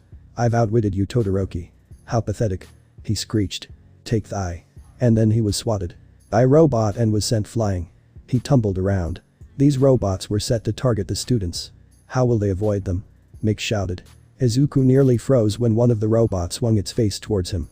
But it passed him over. What? He mentally screamed. And the challengers have been stopped by the first obstacle. The Robo Inferno. How will they get past them? Mick shouted. Oh, would you look at that. They're not targeting Midoriya. Aizawa flatly stated. Good gracious, you're right. How is that possible? Mick shouted. Since my bastard of a father is watching. Todoroki muttered. He then effortlessly froze an entire 0-pointer solid. We can go through the legs. One random student shouted. I wouldn't. They're beginning to topple. Todoroki stated. And sure enough, they were. And using an offensive and defensive move at once, Todoroki managed to be the second one through. Now, how do you think Midoriya got through? Mick asked Aizawa. No comment. He replied. He knew that the robots were programmed to go after humans in a specific area. Perhaps they're not registering Izuku as human. He thought to himself. He then texted Recovery Girl. Make sure to check Midoriya's DNA. He typed before hitting the send button. At the base, All For One was cheering his son on. Yeah. That's my boy. He shouted, his sound obscured by the quirk that made every sound he made dissipate in such a way that only he could hear it. In Izuku's apartment, Inko was crying with joy. Izuku. She shouted, crying a stream of tears. Wait. Someone's trapped under there. They'll die. A random student shouted. Are people gonna die here? Another shouted. This was when Kirishima propelled himself through the ice. The hell, I'll die here. He growled. Kirishima from Wano was underneath. That's crazy. Mick shouted. Todoroki, you bastard. You timed it so I'd be under it when they fell. He snarled. If it wasn't me, someone could have died. That Class A really is filled with bastards. A Class B student growled, pulling himself up with a similar quirk. And Tetsu pulls himself up from underneath as well. Mick shouted. If it hadn't been me, someone could have died. He said, unknowingly repeating what Kashima said. Our quirks are practically the same. How can I stand out now? Kashima cried out, a thin trail of tears following him. Why, you little. Tetsu growled. Man, those guys are lucky, Kaminari grumbled. They can get ahead without the fear of getting crushed. The other students began to get past the robots, one after the other. As expected, the group in the lead is mostly composed of Class 1A, Snipe mentioned. Class B and the other courses aren't doing so bad either. Toshinori stated. Class 1A doesn't spend that much time standing around. Aizawa mentioned to Mick. Those who experienced firsthand the world above them at USJ. Those who had fear planted in their hearts. Those who dealt with it and pulled through. They're using their experience to drown out their hesitation. He finished. Meanwhile, Izuku was weaving around the robots, with Todoroki close behind him. I can't rely on one for all right now. He thought. He then saw a bunch of the robots he passed go down due to explosion. Kaachan. He thought, only for the smoke to clear, revealing that Momo had created an artillery cannon. She defeated the 0-pointers with no trouble. No wonder she got in on recommendations. He thought to himself. The 0-pointers here are enemies to defeat, not to avoid here. Therefore, the students are beginning to see openings. Snipe said. My oh my. Look at all of those getting through the first obstacle. But what about the second? Mick shouted. If you fall you're out. If you want to cross, you'll have to crawl. It's the fall. He finished. Izuku noticed this and coiled biomass into his legs. He quickly discovered that his jumps easily cleared the gaps. He didn't see what the others did, though. A lot of people are working hard for their chance, aren't they, Eraserhead? Mick shouted. What are you idiots stopping for? Eraserhead growled, as most of the students weren't moving. Todoroki just used his ice to slide over, managing to inch past Midoriya. And Todoroki takes the lead. Mick shouted. In the stands, the fans were conversing. Wow, he's making it look easy. And look at that quirk. It's so powerful. One said. That's to be expected. He's Endeavor's son. The blood of the second best hero flows through his veins. They'll be fighting over who gets him as a sidekick. Another shouted. Back at home, Inko was cheering for her son. Izuku. She muttered. At the base, All for One was watching intently. Come on Izuku, don't let him win. He muttered, fighting down the urge to vomit at the thought of Endeavor spawning. And now we're getting to the third and final part of the obstacle race. The reality of this one is that it's a literal minefield. Mick shouted. You can tell where the mines are if you look carefully. Therefore you have to use your eyes and legs. Please note that these landmines aren't so powerful as to kill you, but they're loud and flashy enough to make you wet your pants. That depends on the person. Aizawa muttered. A minefield. Izuku thought to himself, instinctively slowing down. Students began to fly upwards as one after another stepped on the mines. I see. They're trying to put those in the lead at a disadvantage. Todoroki thought to himself as he slowly made his way across. Bakugo was just flying over the field, using his explosions to propel himself. This pansy-ass trap doesn't affect me. He snarled. He then passed Todoroki. Don't declare war on the wrong person, you bastard. He screamed, taking the lead. And we have a new frontrunner. Rejoice mass media. This is the kind of development that you love. And look at that. The rest of the pack is also speeding up. Mick shouted. Sure enough, they were. And the top two are fighting each other while they run. But where is Midoriya? Izuku, meanwhile, noticed that he was falling behind. It's a long way up. He thought to himself. Is there any way to catch up? He suddenly had an idea. Maybe he could use the explosions. Okay, now I need a shock absorber, he thought. He then looked down at his hands. Come on, think. I have claws and a sword. I need a shield. He forced biomass into his arms and they began to expand. Soon, there was a thick amount of tendrils covering both of his hands. They formed the shape of a square and then they hardened. Izuku realized that he didn't feel anything there. Sorry Kaachan, but I'm using your idea. He mentally growled, slamming his new shield into the ground. This set off a lot of mines. Whoa. There's a huge explosions at the back. Mick shouted. And Izuku shot out, riding his new shield. What? Toshinori shouted. Was that an accident or did he do it on purpose? And Midoriya certainly didn't have that before. Mick shouted, pointing to the black shield. He's using the blast. He shouted. And then he flew over the leaders. And Midoriya is back in the lead. Oh my god. Mick was screaming now, and the only thing that kept him from accidentally activating his quirk was Aizawa racing it. And the two formerly in the lead are now no longer fighting each other. Mick commented. I'm slowing down. Izuku thought. I can't let them get ahead of me. And with that he landed on their shoulders, leapt off, and slammed the shield into another mine. The blast knocked the two off of their feet and propelled him ahead. He rolled and was soon back on his feet. He pushed biomass into his legs and took off. What the heck are you teaching them, Eraserhead? Mick screamed. I'm just their homeroom teacher. I didn't teach them that. He muttered. And the first stage of the first year sports festival is almost over. Who could have predicted the beginning or the end? And now. The first person back is none other than Izuku Midoriya. Mick screeched. Izuku was shocked at people cheering for him, of all people. At home, Inko was almost passed out. Izu. She mumbled, falling off the couch. At the base, All for One let loose a tight scream. That's my boy. That's my son. Well done. He shouted, the sound almost breaking past the barrier he set up. Back at the stadium, Izuku looked up to where the teachers were and there, hiding among them, was All Might in his deflated form, clapping for him as well. His tears welled up as he clenched his fist. And now they're finishing, one after the other. Mick shouted. Deku. You were amazing. I really have a long way to go. Uraraka shouted. Meanwhile Iida was in a state of shock because he'd fallen behind, even though his quirk was built for speed. I also have a long way to go. He mumbled, hiding his face. Momo came in, her pants down, panties showing, and those were a little low as well. And no. This wasn't how it was supposed to go. She whimpered. Hahaha. I killed 2 birds with 1 stone. You ran too fast though. I was almost able to kill 3. Mineta cackled. Aizawa's glare aimed was towards his student as Mick turned off the radio in shock. Did Mineta just say what I think he said? And do you think he was implying? Mick gasped before trailing off. The crowd wasn't noticing. He did. And he was. Aizawa snarled. Why you do realize that he technically was in the top 42, right? Mick asked. Aizawa turned, murder in his eyes. Very well. But if he doesn't get first place, he's being shipped off to the general course. He growled. Why not expulsion? Mick asked. You know the ramifications that'll have. Aizawa grumbled. Mick nodded before turning the radio on again. The first round of the first-year sports festival is over. Midnight shouted into her microphone. And now, the results. She pointed to a billboard. The names flashed. Izuku thought there was a pattern somewhere. It was like when hero teams were being drawn, but he couldn't place it. The top 42 get to advance to the next round. Midnight announced. If you didn't get in, don't worry. We've prepared other ways for you to shine. She said, licking her lips. The real challenge begins now. The press will be all over it. Give it your all. Bakugo seethed at that. That bitch stole my line. He muttered to himself. No one but Izuku heard it. Midnight cracked her cat o' 9 tails, and the roulette wheel spun. Now, I know what the next part will be already. But what could it be? Oh, what could it possibly be? She rhetorically asked, taunting everyone.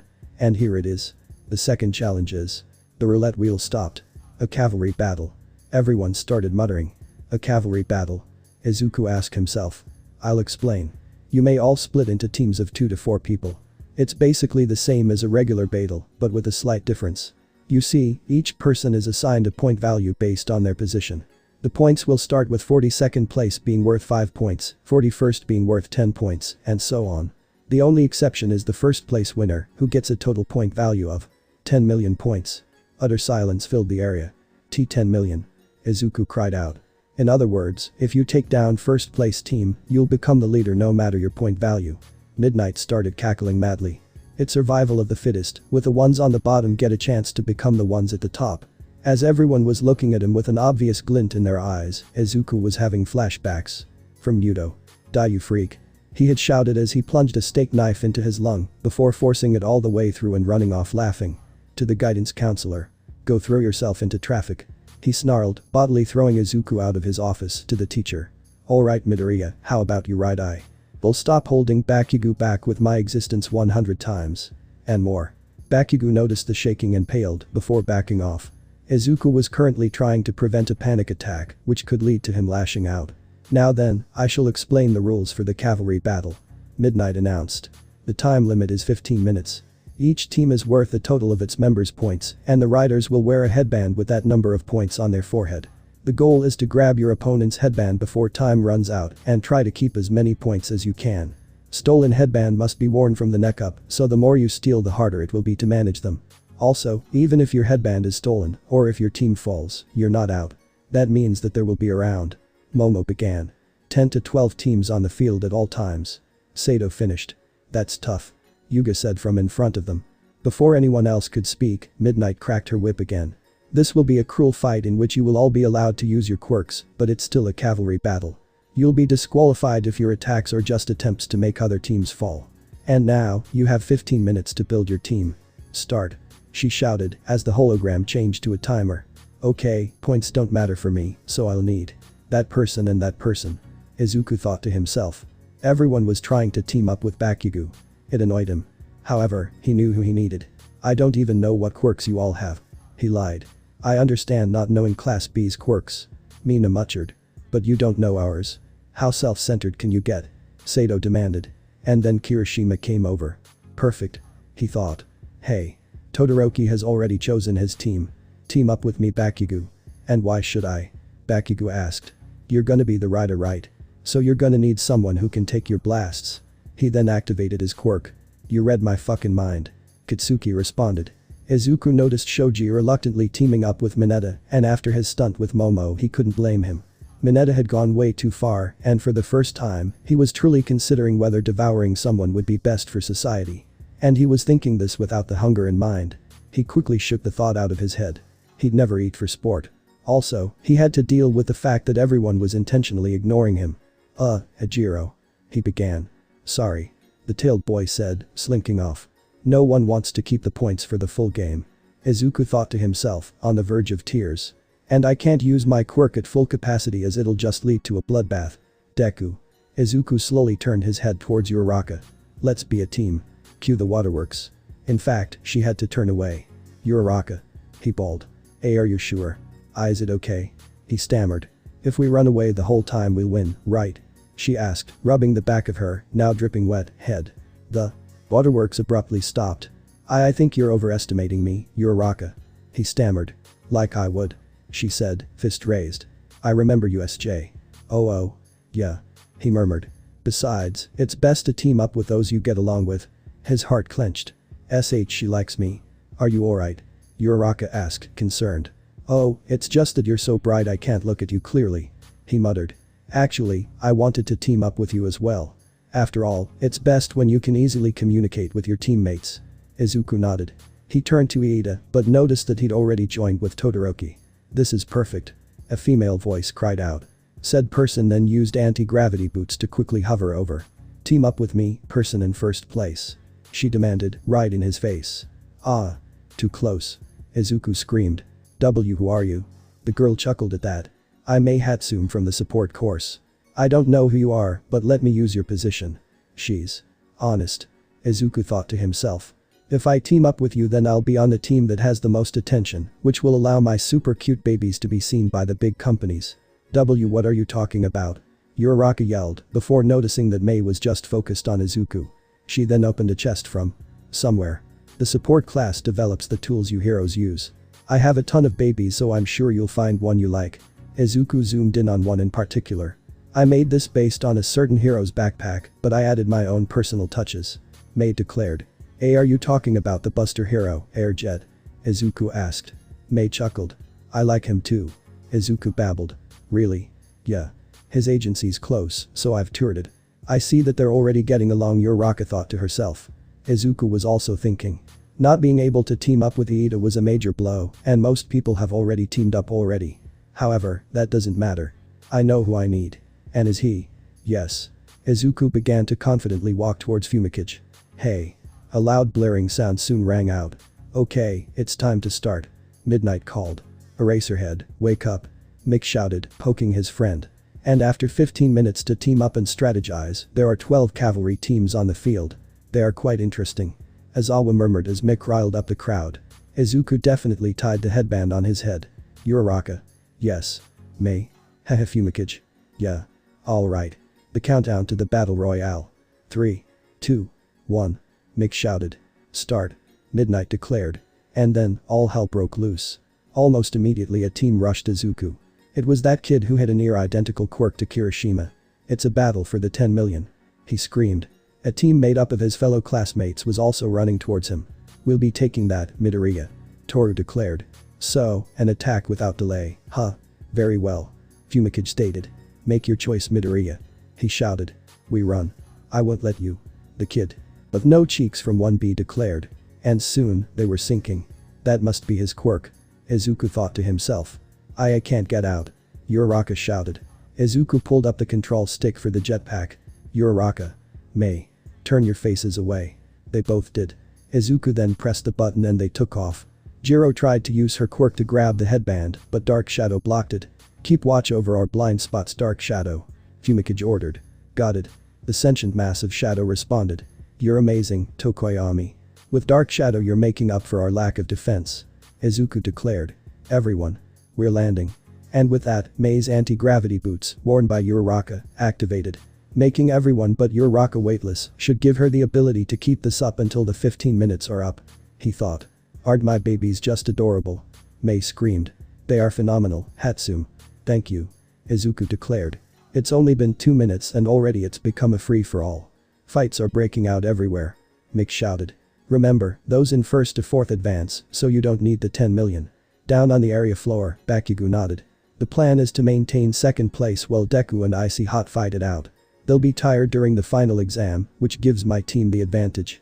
Izuku turned towards the sound of muffled laughter. You wanted to fight Midoriya, but this will be a one-sided pillaging. Is Shoji alone? Izuku shouted. He didn't see Mineta anywhere. Let's move. Fumikage shouted. Uraraka nodded before she realized that her foot was caught by a certain someone's quirk. That explains it. He's hiding under Shoji's limbs. Izuku declared. And then Tsai's tongue lashed out. Izuku ducked, the tongue barely missing the headband. Midoriya. Fumikage shouted. By now, purple balls and one tongue were flying everywhere.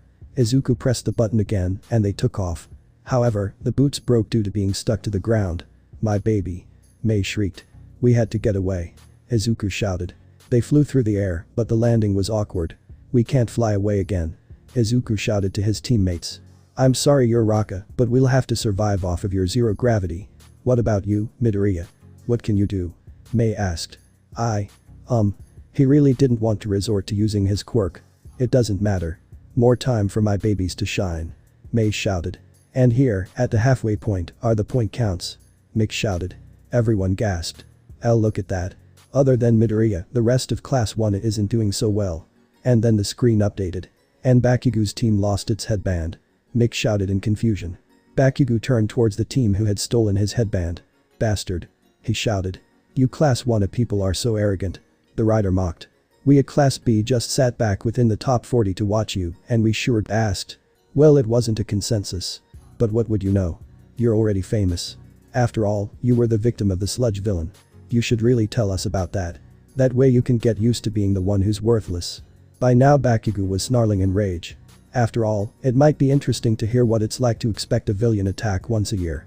The arrogant rider finished. Kirishima. We have a new plan. Said boy looked up and his face became one of fear. Class 1B are our new targets, he growled. So Class B had a class-wide strategy. Izuku mentally screamed. He wasn't sure that was allowed, as he'd never heard of that before. Everyone. We need to keep running. He was cut off by the sound of roller skates. He looked back up and found himself staring into Todoroki's face. Oh boy. Was all he could think. I'll be taking that now. Todoroki said in his usual emotionless tone. I was not expecting a confrontation with you until the final minutes of the round. Fumikage stated. He seems to think highly of you, Midoriya. Only half the time is left. Izuku said. Don't stop moving. Meanwhile, Todoroki was also giving orders. Iida. Forward right. Yaoi Rozu, prepare to guard us and conduct electricity. Kaminari. I know what to do. The electric teen answered. Izuku was also looking around.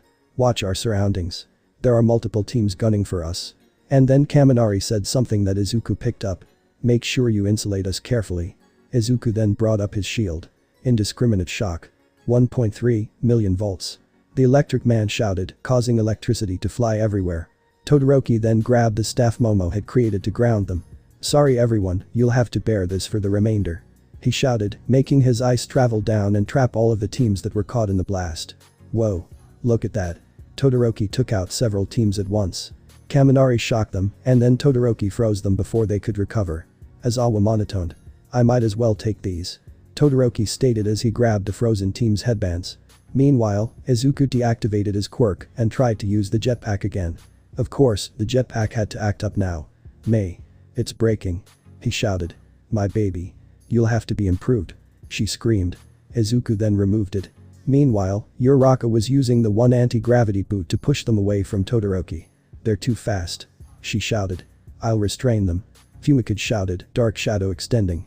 Yaoi Rozu. Todoroki shouted while holding the headband to his face. Right.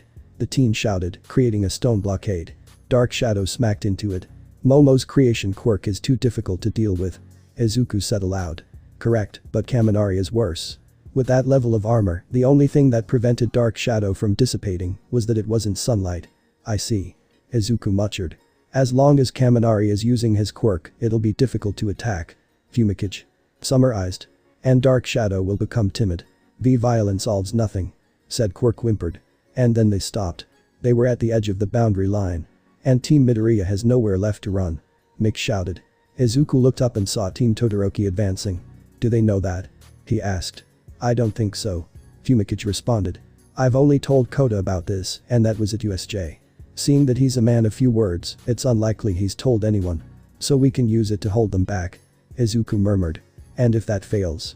Uraraka worryingly asked. Then we bluff. Izuku said. How do we bluff? Mei asked. They're all Class A students. I have a way. Izuku said, steeling himself for that eventuality. Oh please no. Uraraka murmured. Meanwhile, Bakugo was rushing the arrogant Class B student. Die. He screamed, explosions going off. He was rather shocked when the team used explosions of his own. Bakugo. He has the same quirk. Kirishima yelled. You have a very nice quirk. The teen said, slamming the reed. Bakugo snarled and let loose an even larger explosion. You all have very nice quirks, but mine's better. The blonde B student mocked, revealing he used Kirishima's quirk. What? He has my quirk too. No. He's copying them. Bakugo said. All for One was also interested in that. It's a rather interesting quirk, although mine makes it useless to me. Even an idiot can figure out my quirk, so I'm surprised anyone from Class A put the pieces together. The copying team mocked. Bakugo raged harder than usual and rushed towards the arrogant jackass. And then another B team appeared. One of them unleashed a goop that they had to dodge. Monoma. We have more than enough points to make it to the top 4. One of the horses the now named Monoma was riding shouted. And then the team left. After them. Bakugo shouted. Shit. The goop is solidifying. Kirishima declared. I'll get it. Mina shouted, dissolving it. Hurry. We have 0 points right now. Zero declared. Monoma looked back. Oh, don't get mad at me. You're the ones who provoked us, right? He mocked. Only 1 minute left.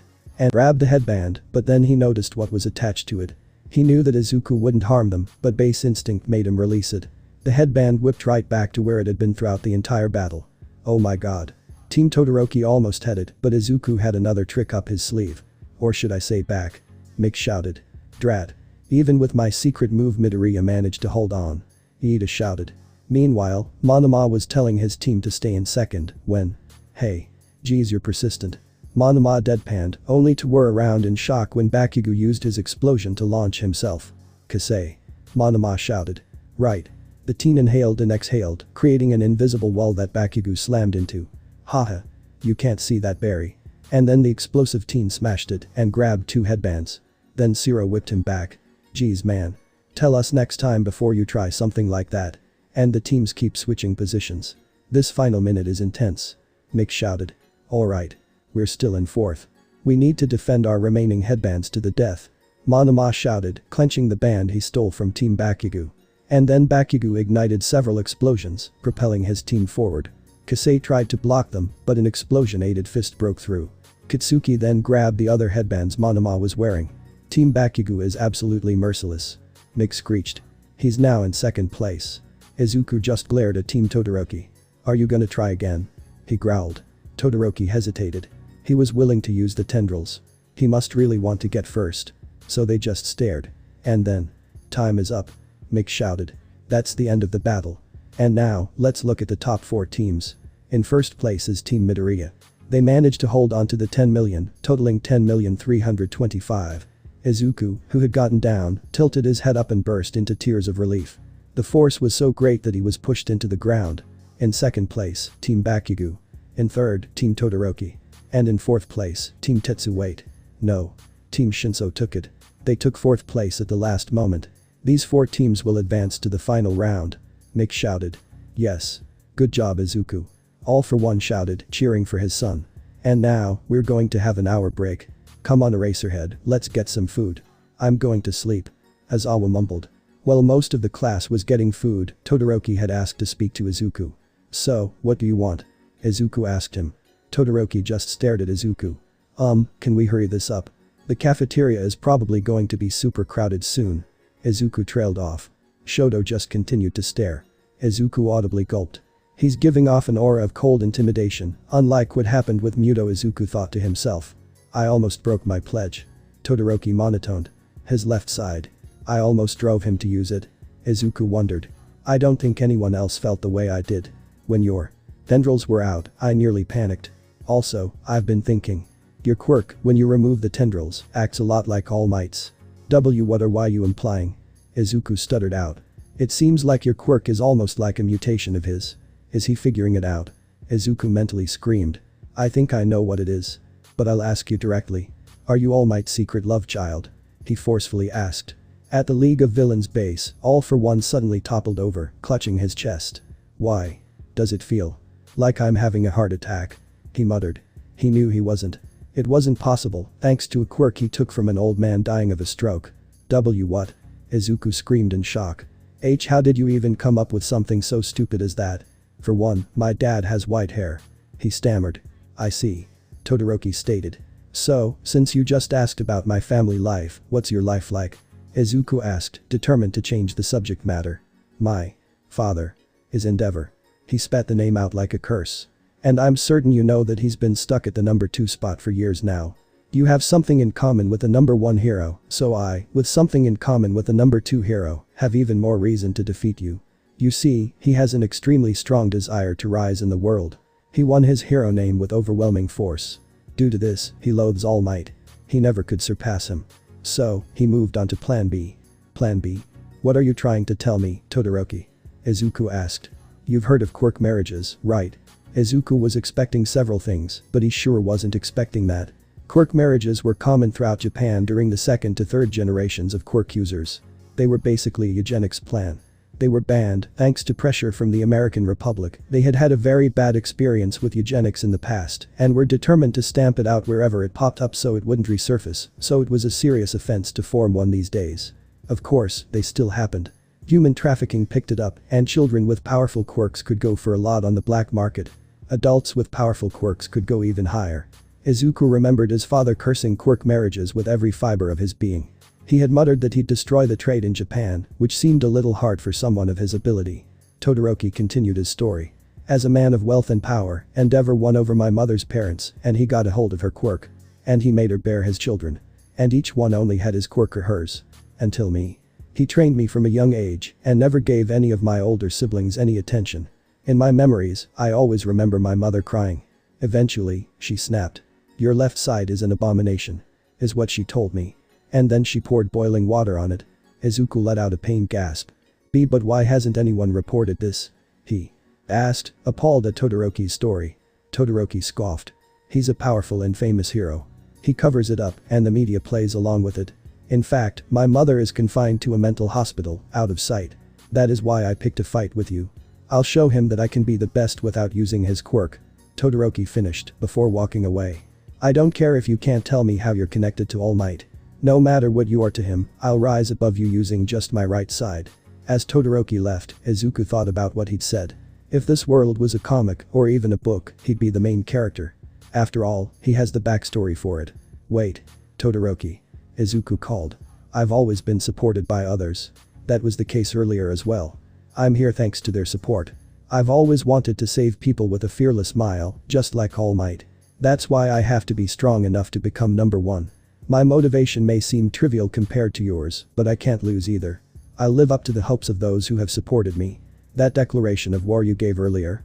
I'm returning that. I'm going to beat you. With that, Izuku walked out. Welcome back, listeners, to the 3rd round of the UA Sports Festival. And to celebrate, we've hired cheerleaders from the American Republic. Mick shouted. The girls of Class UA were happy that Kaminari had warned them of Minetta's scheme.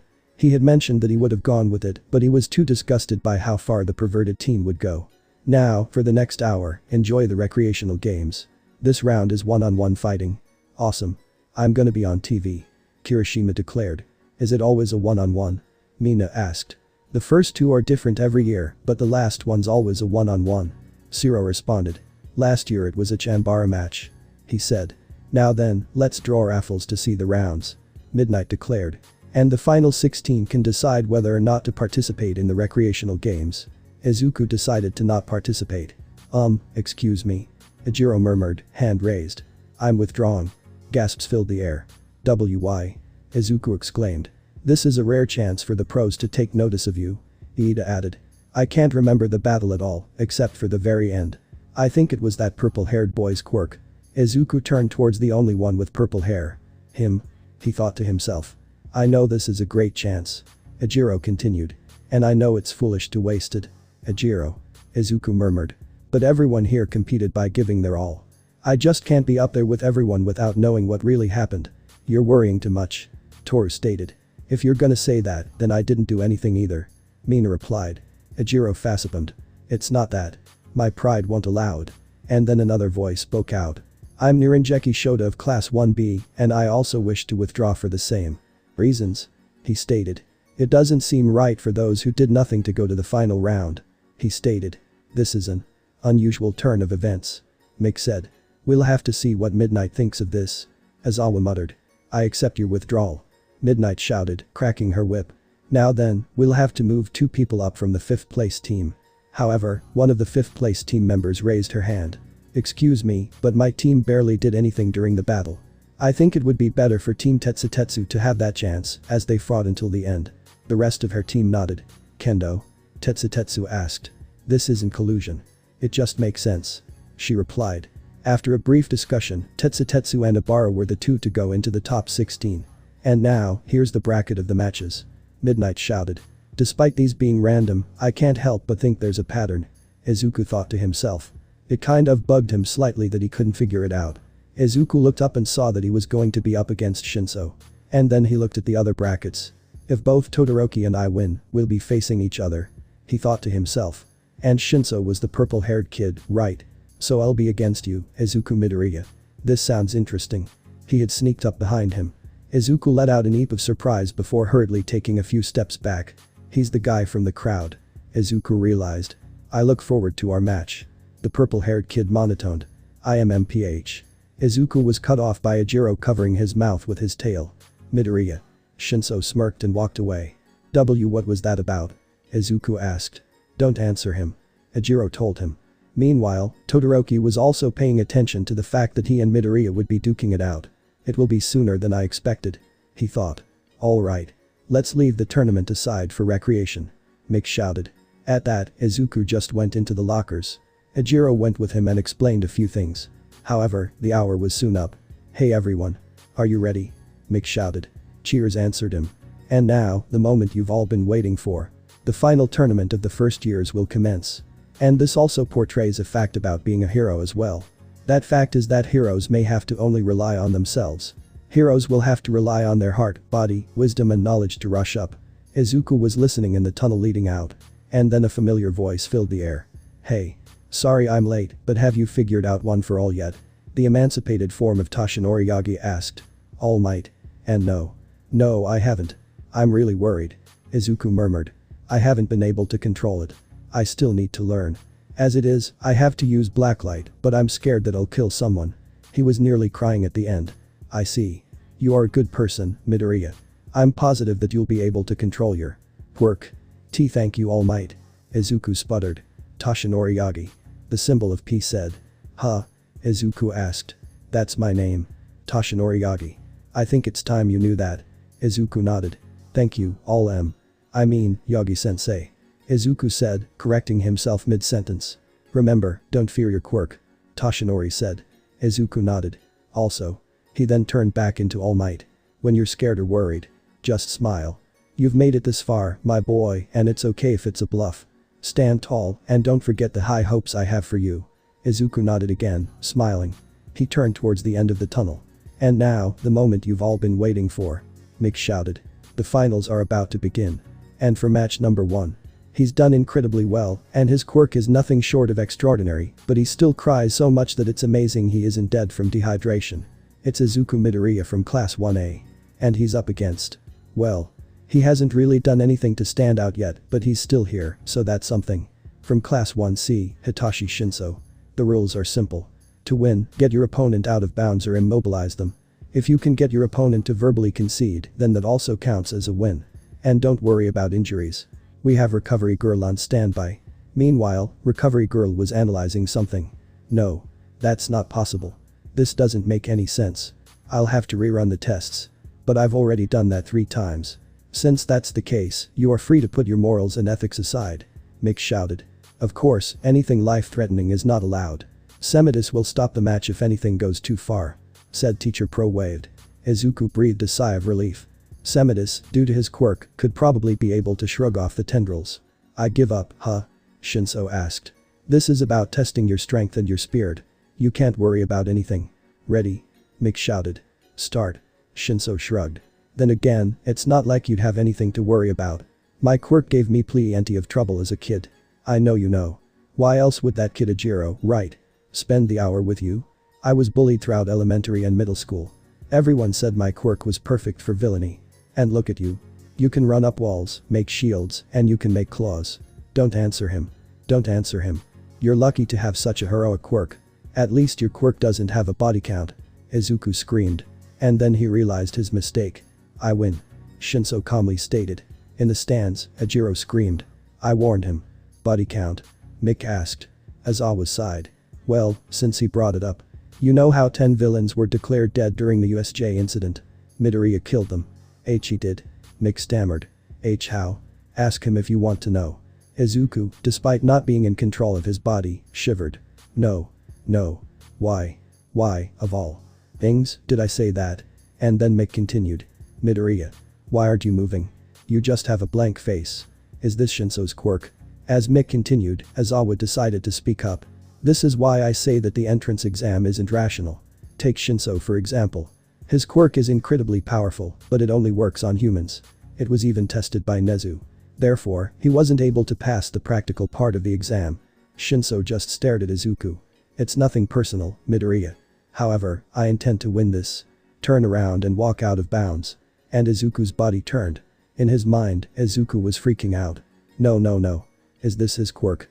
My body's moving on its own. The steps his body was making were slow but deliberate. And he couldn't stop. Everyone's counting on me. I can't lose. And then he saw it. There were 8 sparks of light. And the sparks of light changed into 8 silhouettes. Shall we help him? A female voice asked. A weak, sickly male voice responded to it. Yes. He may be the one to break the cycle. And then One for All rushed into 2 of his fingers without his control and flexed. The pain of his fingers breaking snapped him out of it. He let out several gasps, noticing that he was literally an inch from being disqualified. Midoriya has stopped. Mick shouted. His fingers are broken. Did he make them explode? Aizawa asked himself. He slowly turned around to Shinso. Why? Said purple-haired teen asked. Izuku turned around and was about to speak before he covered his mouth with his hand. How can you control yourself? Answer me. Shinso shouted. I wasn't the one who moved my fingers, although I discharged One for All. How was that possible? I saw people who I didn't know. Were they the faces of those I killed? No. No memory identified them. See, could those have been the 8 previous wielders? What the hell did you do? Shinso shouted. I couldn't answer him even if I wanted to. I'll have to think about this later. Say something. Shinso demanded, panicking. Ajiro. Was that his name? Yes, it was Ajiro. I knew he told him, but I'm positive he didn't know how to break out of it. I have to get him to respond quickly or it's over. So, you can produce that much power just by moving your fingers? I'm jealous. I can see why you claim to have killed. It must be quite the rush. Don't answer. Izuku thought to himself. I've been cursed from the beginning with my quirk. I'm envious that you've been blessed like you have. Blessed. You fool. You were born with an ideal quirk. I'd rather have been born with yours. By now, Izuku had run into the boy and started pushing him towards the back. Say something. Shinso shouted. Izuku didn't respond. Shinso threw a punch, but Izuku turned the other cheek. He punched him again, and Izuku grunted. He shoved Izuku aside. You've got to be kidding. He growled before grabbing Izuku. You get out. Izuku didn't respond. Instead, he just grabbed Shinso's arm and flipped him. Stunned silence followed for a heartbeat. And then Midnight raised her hand. Shinso is out of bounds. Izuku wins. And like that, the first person to advance to the second round is Izuku Midoriya. Mick shouted. The 2 of them walked back to their starting positions. Izuku thought back to the things Shinso had said. Shinso, why do you want to be a hero? He asked.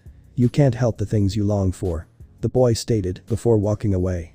In the control room, Aizawa turned towards Mick. I've decided. Shinso will be accepted into Class 1A. What about the support girl who teamed up with Izuku? Asked Mick. Aizawa scoffed. She's more at home designing and inventing. I think she'd be happier right where she is. Mick nodded. You also don't want to have to put up with her, don't you? Aizawa's sweat dropped. That's a reason as well. I'm going to bring him to Recovery Girl, and I'll tell him on the way there. Izuku walked into the nurse's office, Toshinori following behind him. What's this about? He asked. Yagi shrugged. All she told me was to get you after the match. She ran up to me and asked that after you broke out of the brainwashing.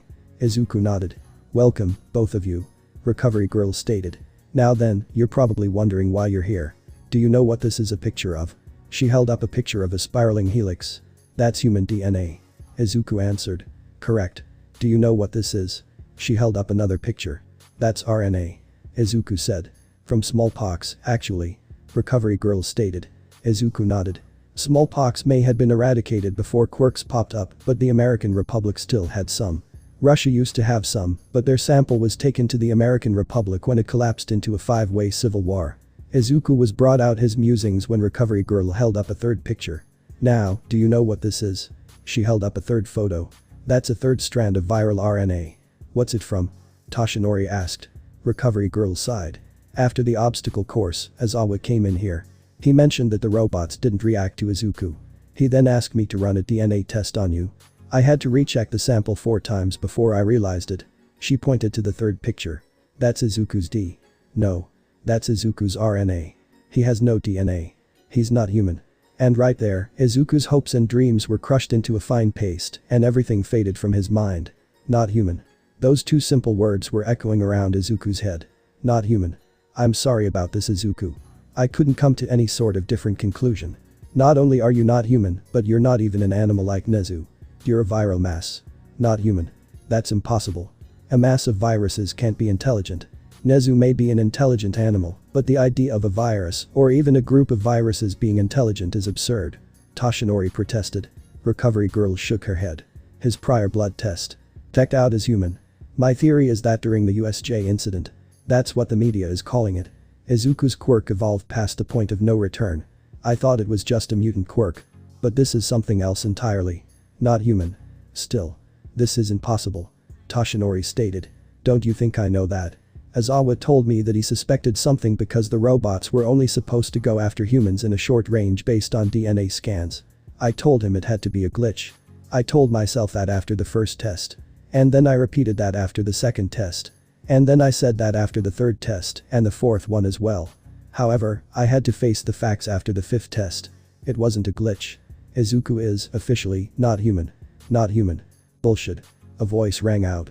Toshinori and Recovery Girl turned towards the sound and saw Shinso. Hey. What are you doing here?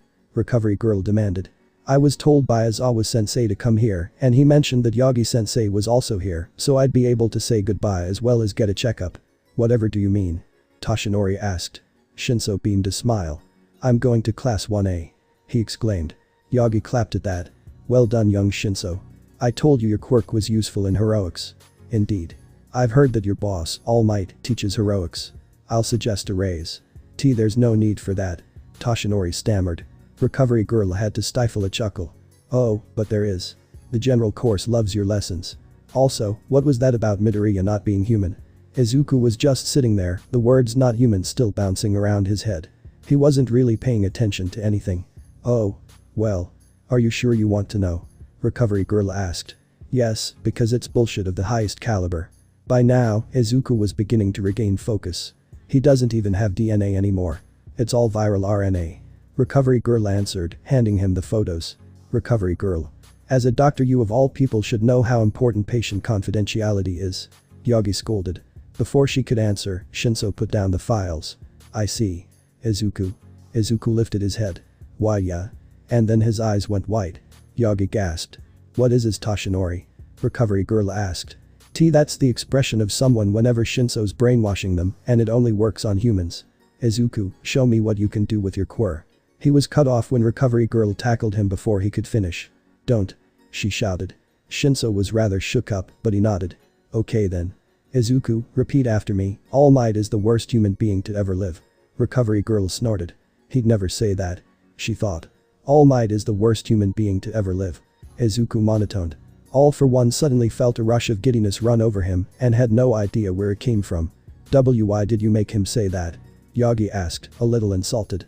From what I've heard from the rumor mill, Izuku here is a die-hard All Might fanboy, so to prove to you he was under my control, I had him do the one thing he'd never do.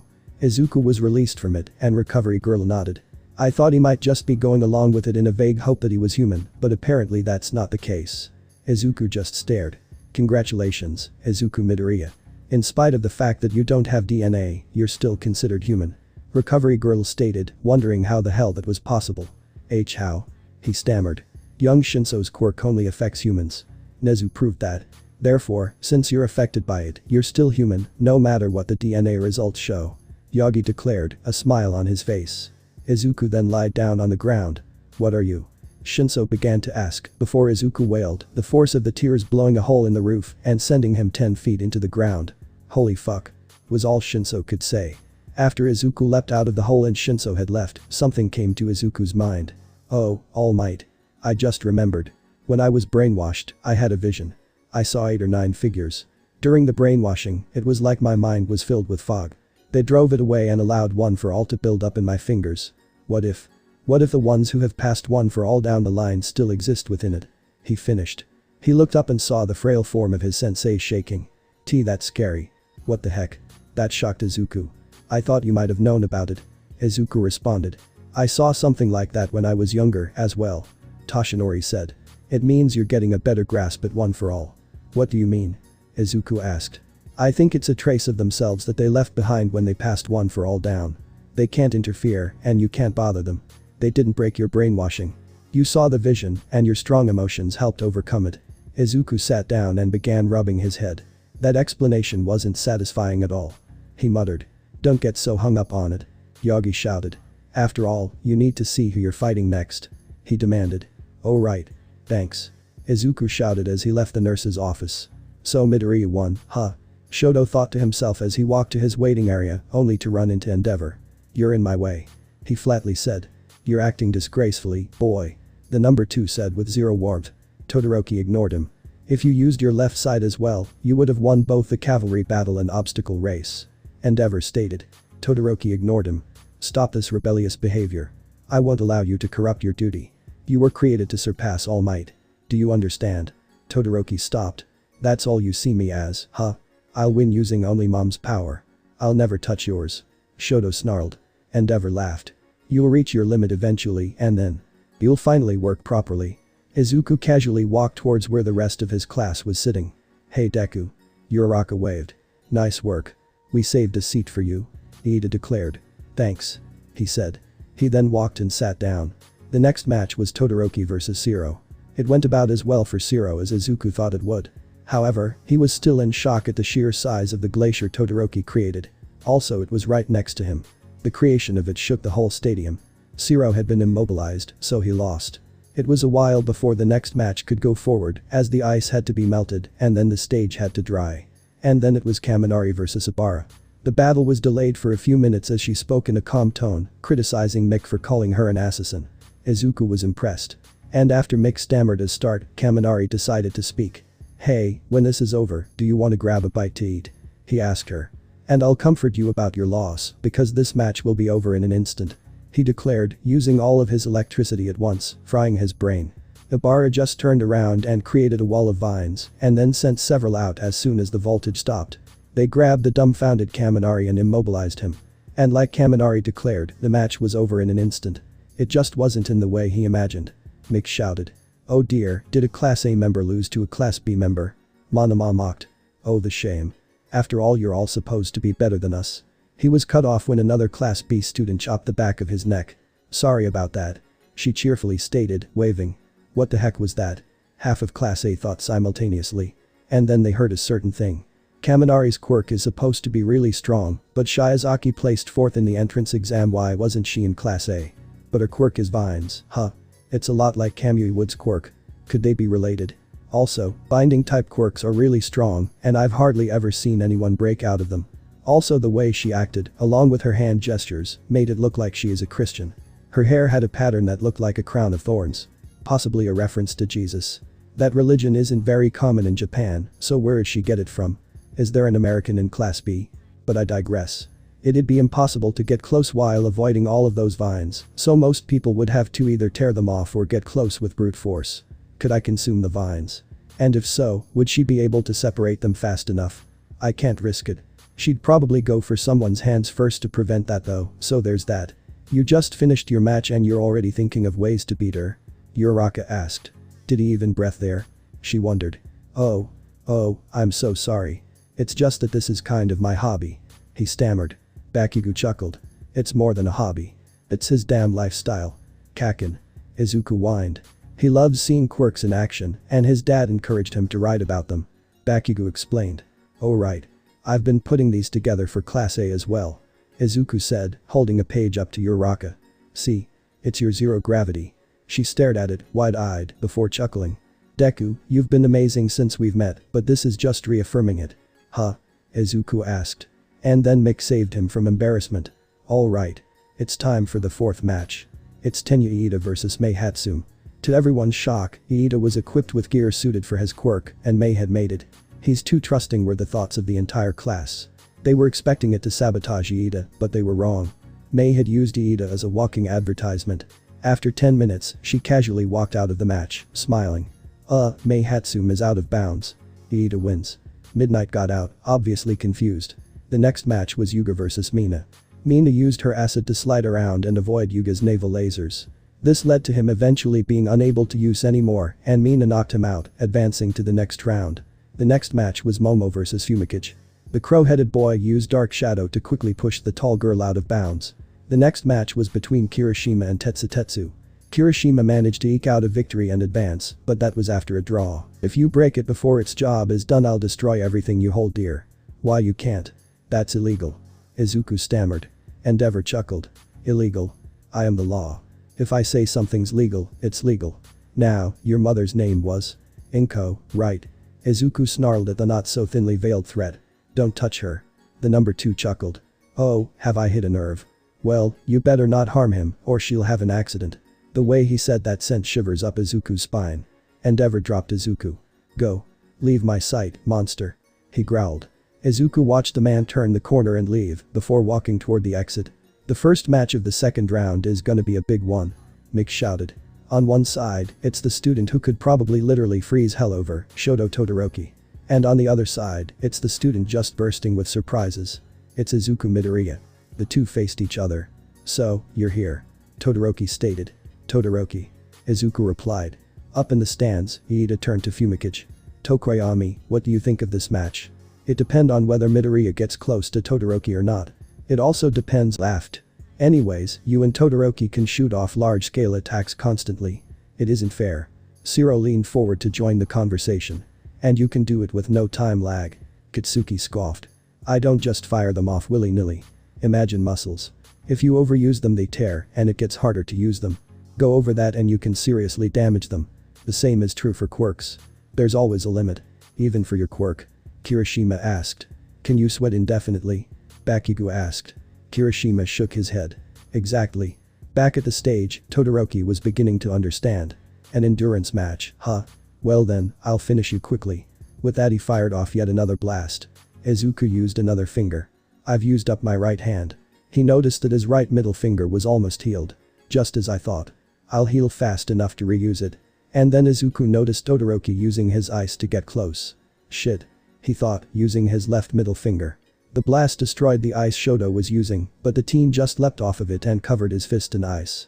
Izuku rolled out of the way and unleashed his, now healed, right middle finger, blowing Todoroki away.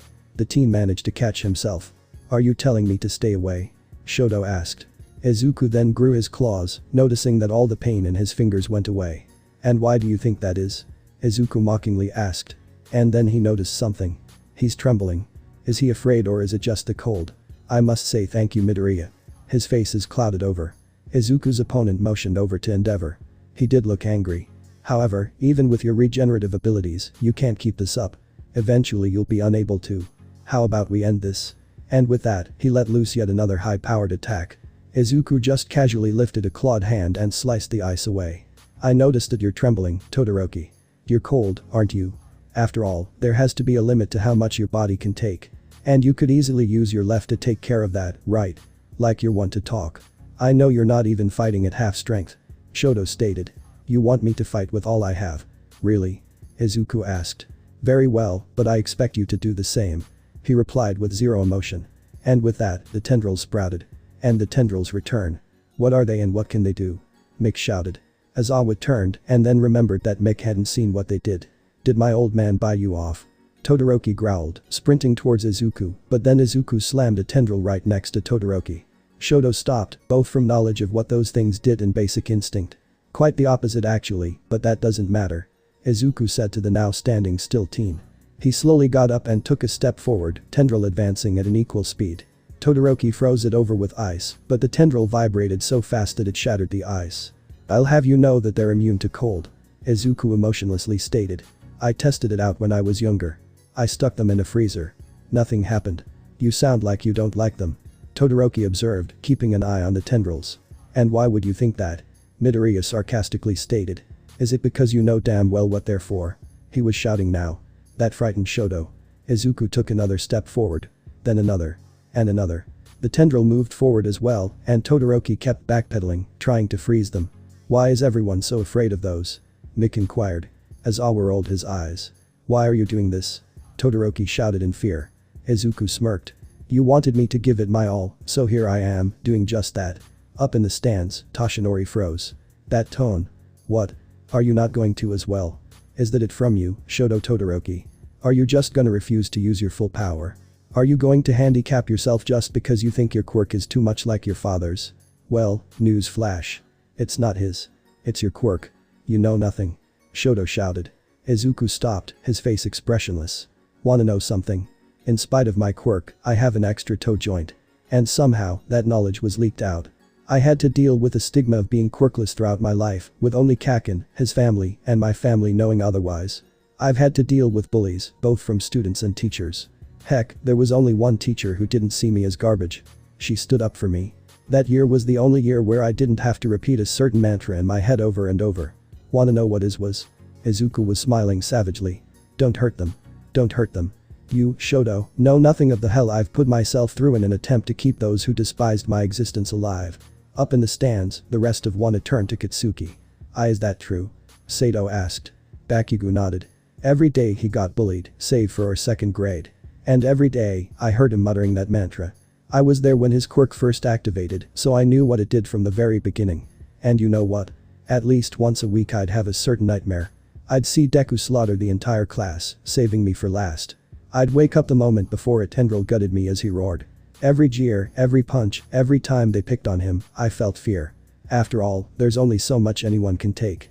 Trust me, if it had been anyone else, he would have snapped long ago. Back on the field, Todoroki stared at Izuku. So, are you gonna use your fire? Izuku snarled. Or are you gonna lose? He then picked up Todoroki. Either way, I have to thank you. That made Shoto freeze. Thank me? Todoroki stammered.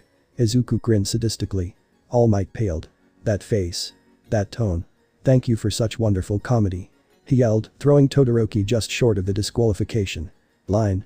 At the base, Hisashi laughed. Oh yes. I wish I could see the look on All Might's face right now. When Izuku said those words, in that tone, with that expression, Toshinori coughed up a literal fountain of blood. All Might. 13 whispers shouted in fear. Toshinori wheezed, struggling to get up after he had propelled himself backwards.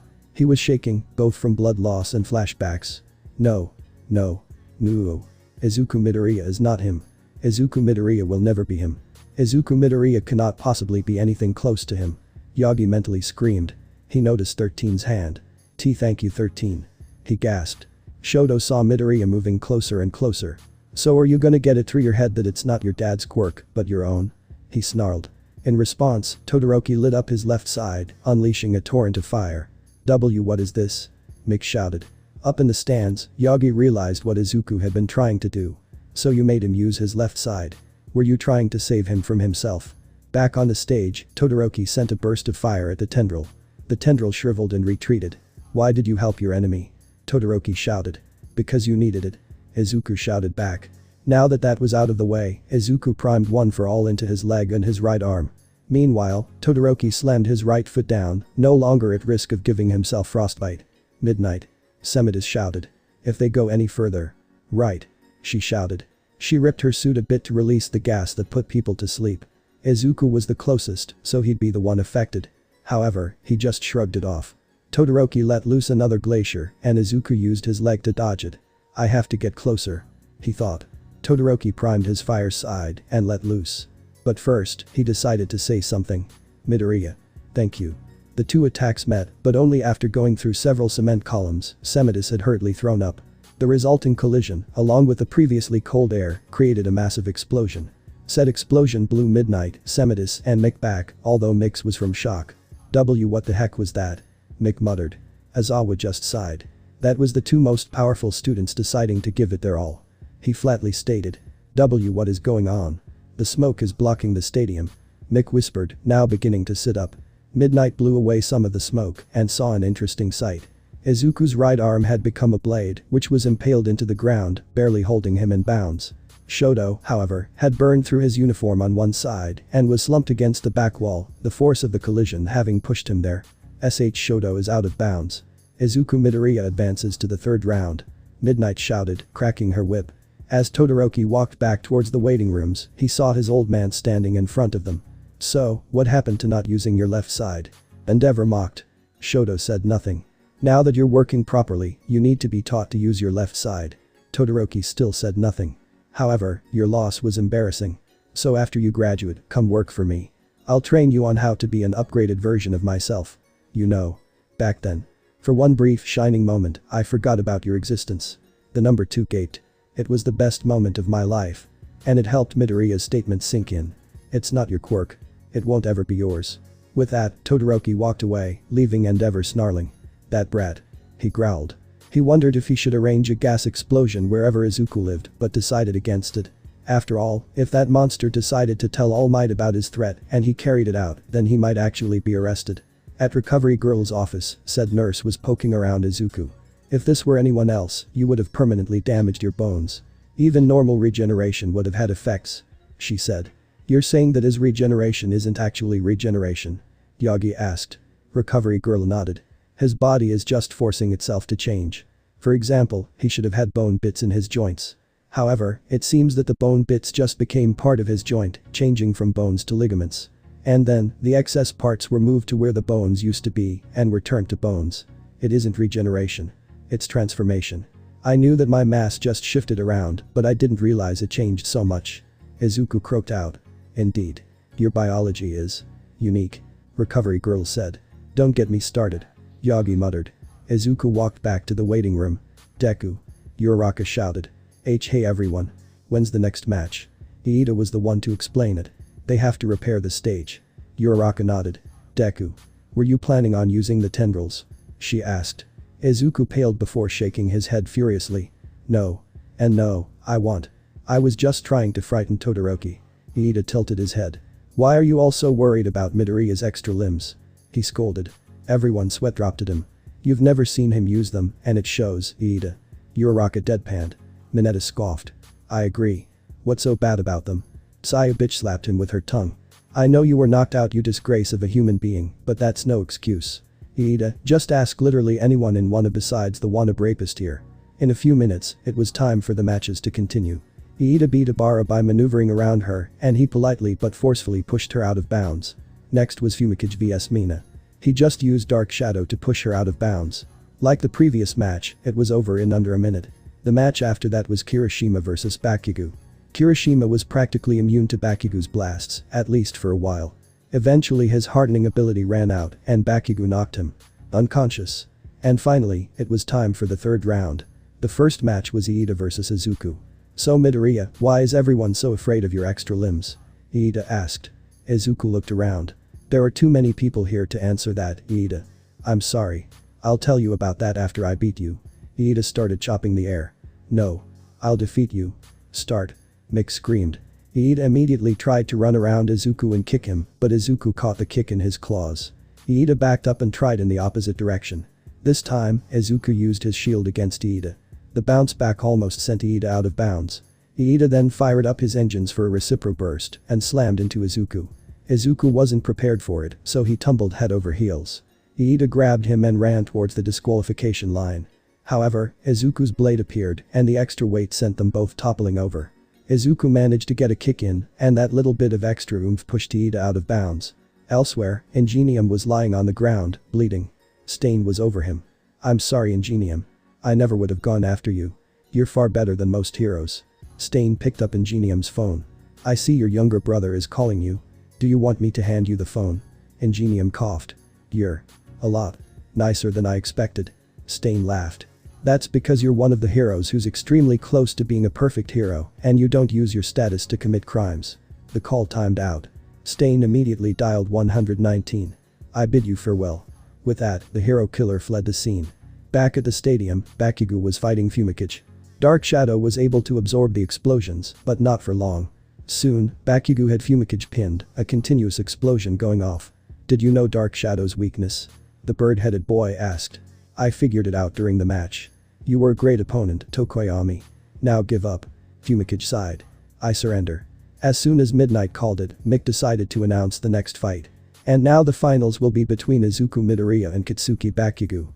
We look forward to an explosive finale. Katsuki started to shake. Maybe I should have let you win. He muttered. After the match, Iida had a phone call. Hello mother. I'm sorry that I lost. Iida heard a sniff. It's not about that. Iida, please listen calmly. T-Tensei.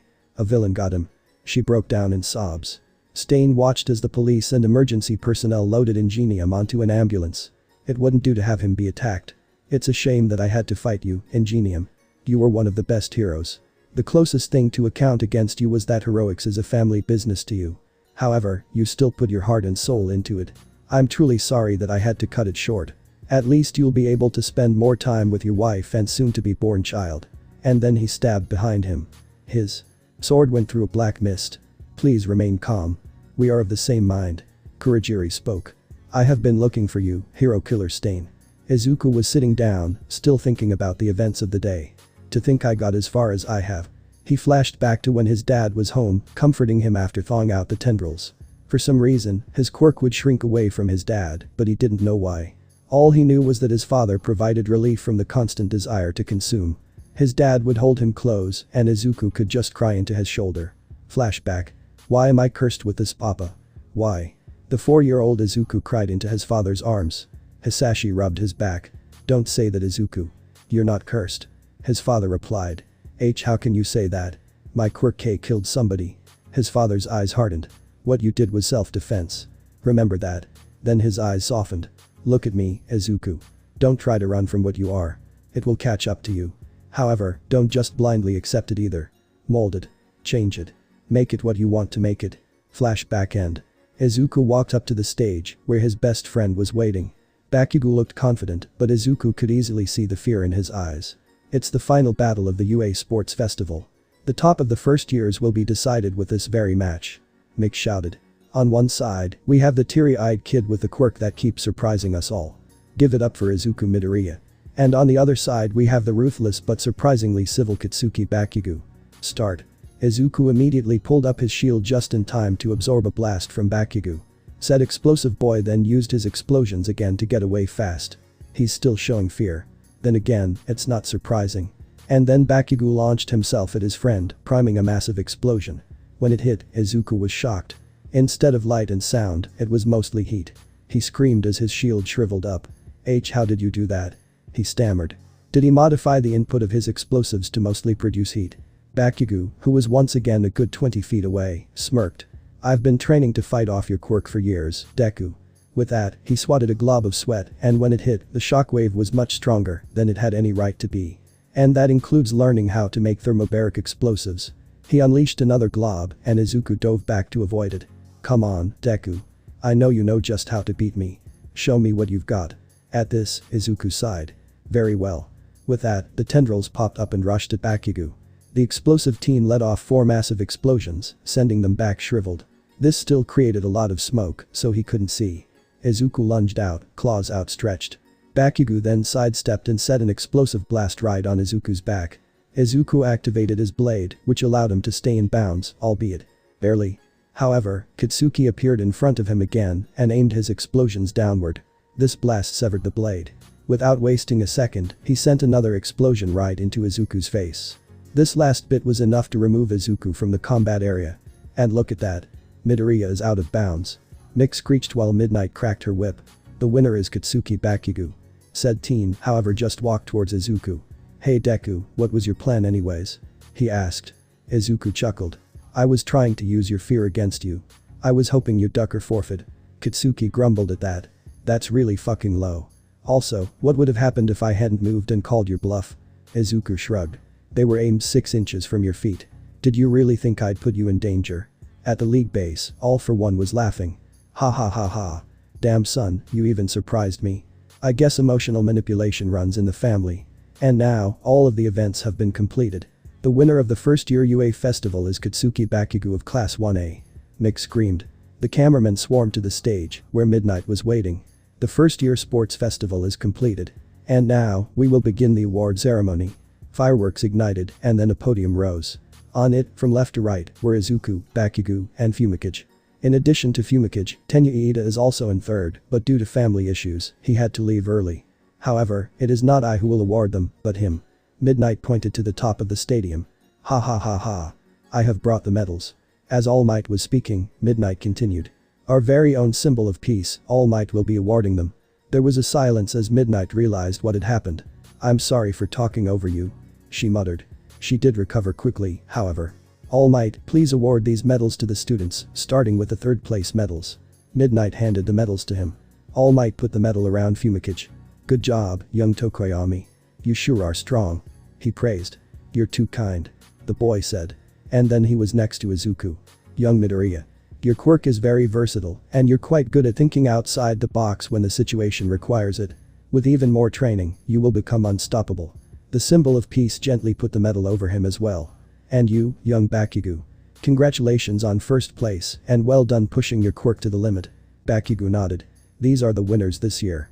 However, anyone could end up on the podiums next year. Competition gives inspiration to excel. It works in economics and it works on the person-to-person level.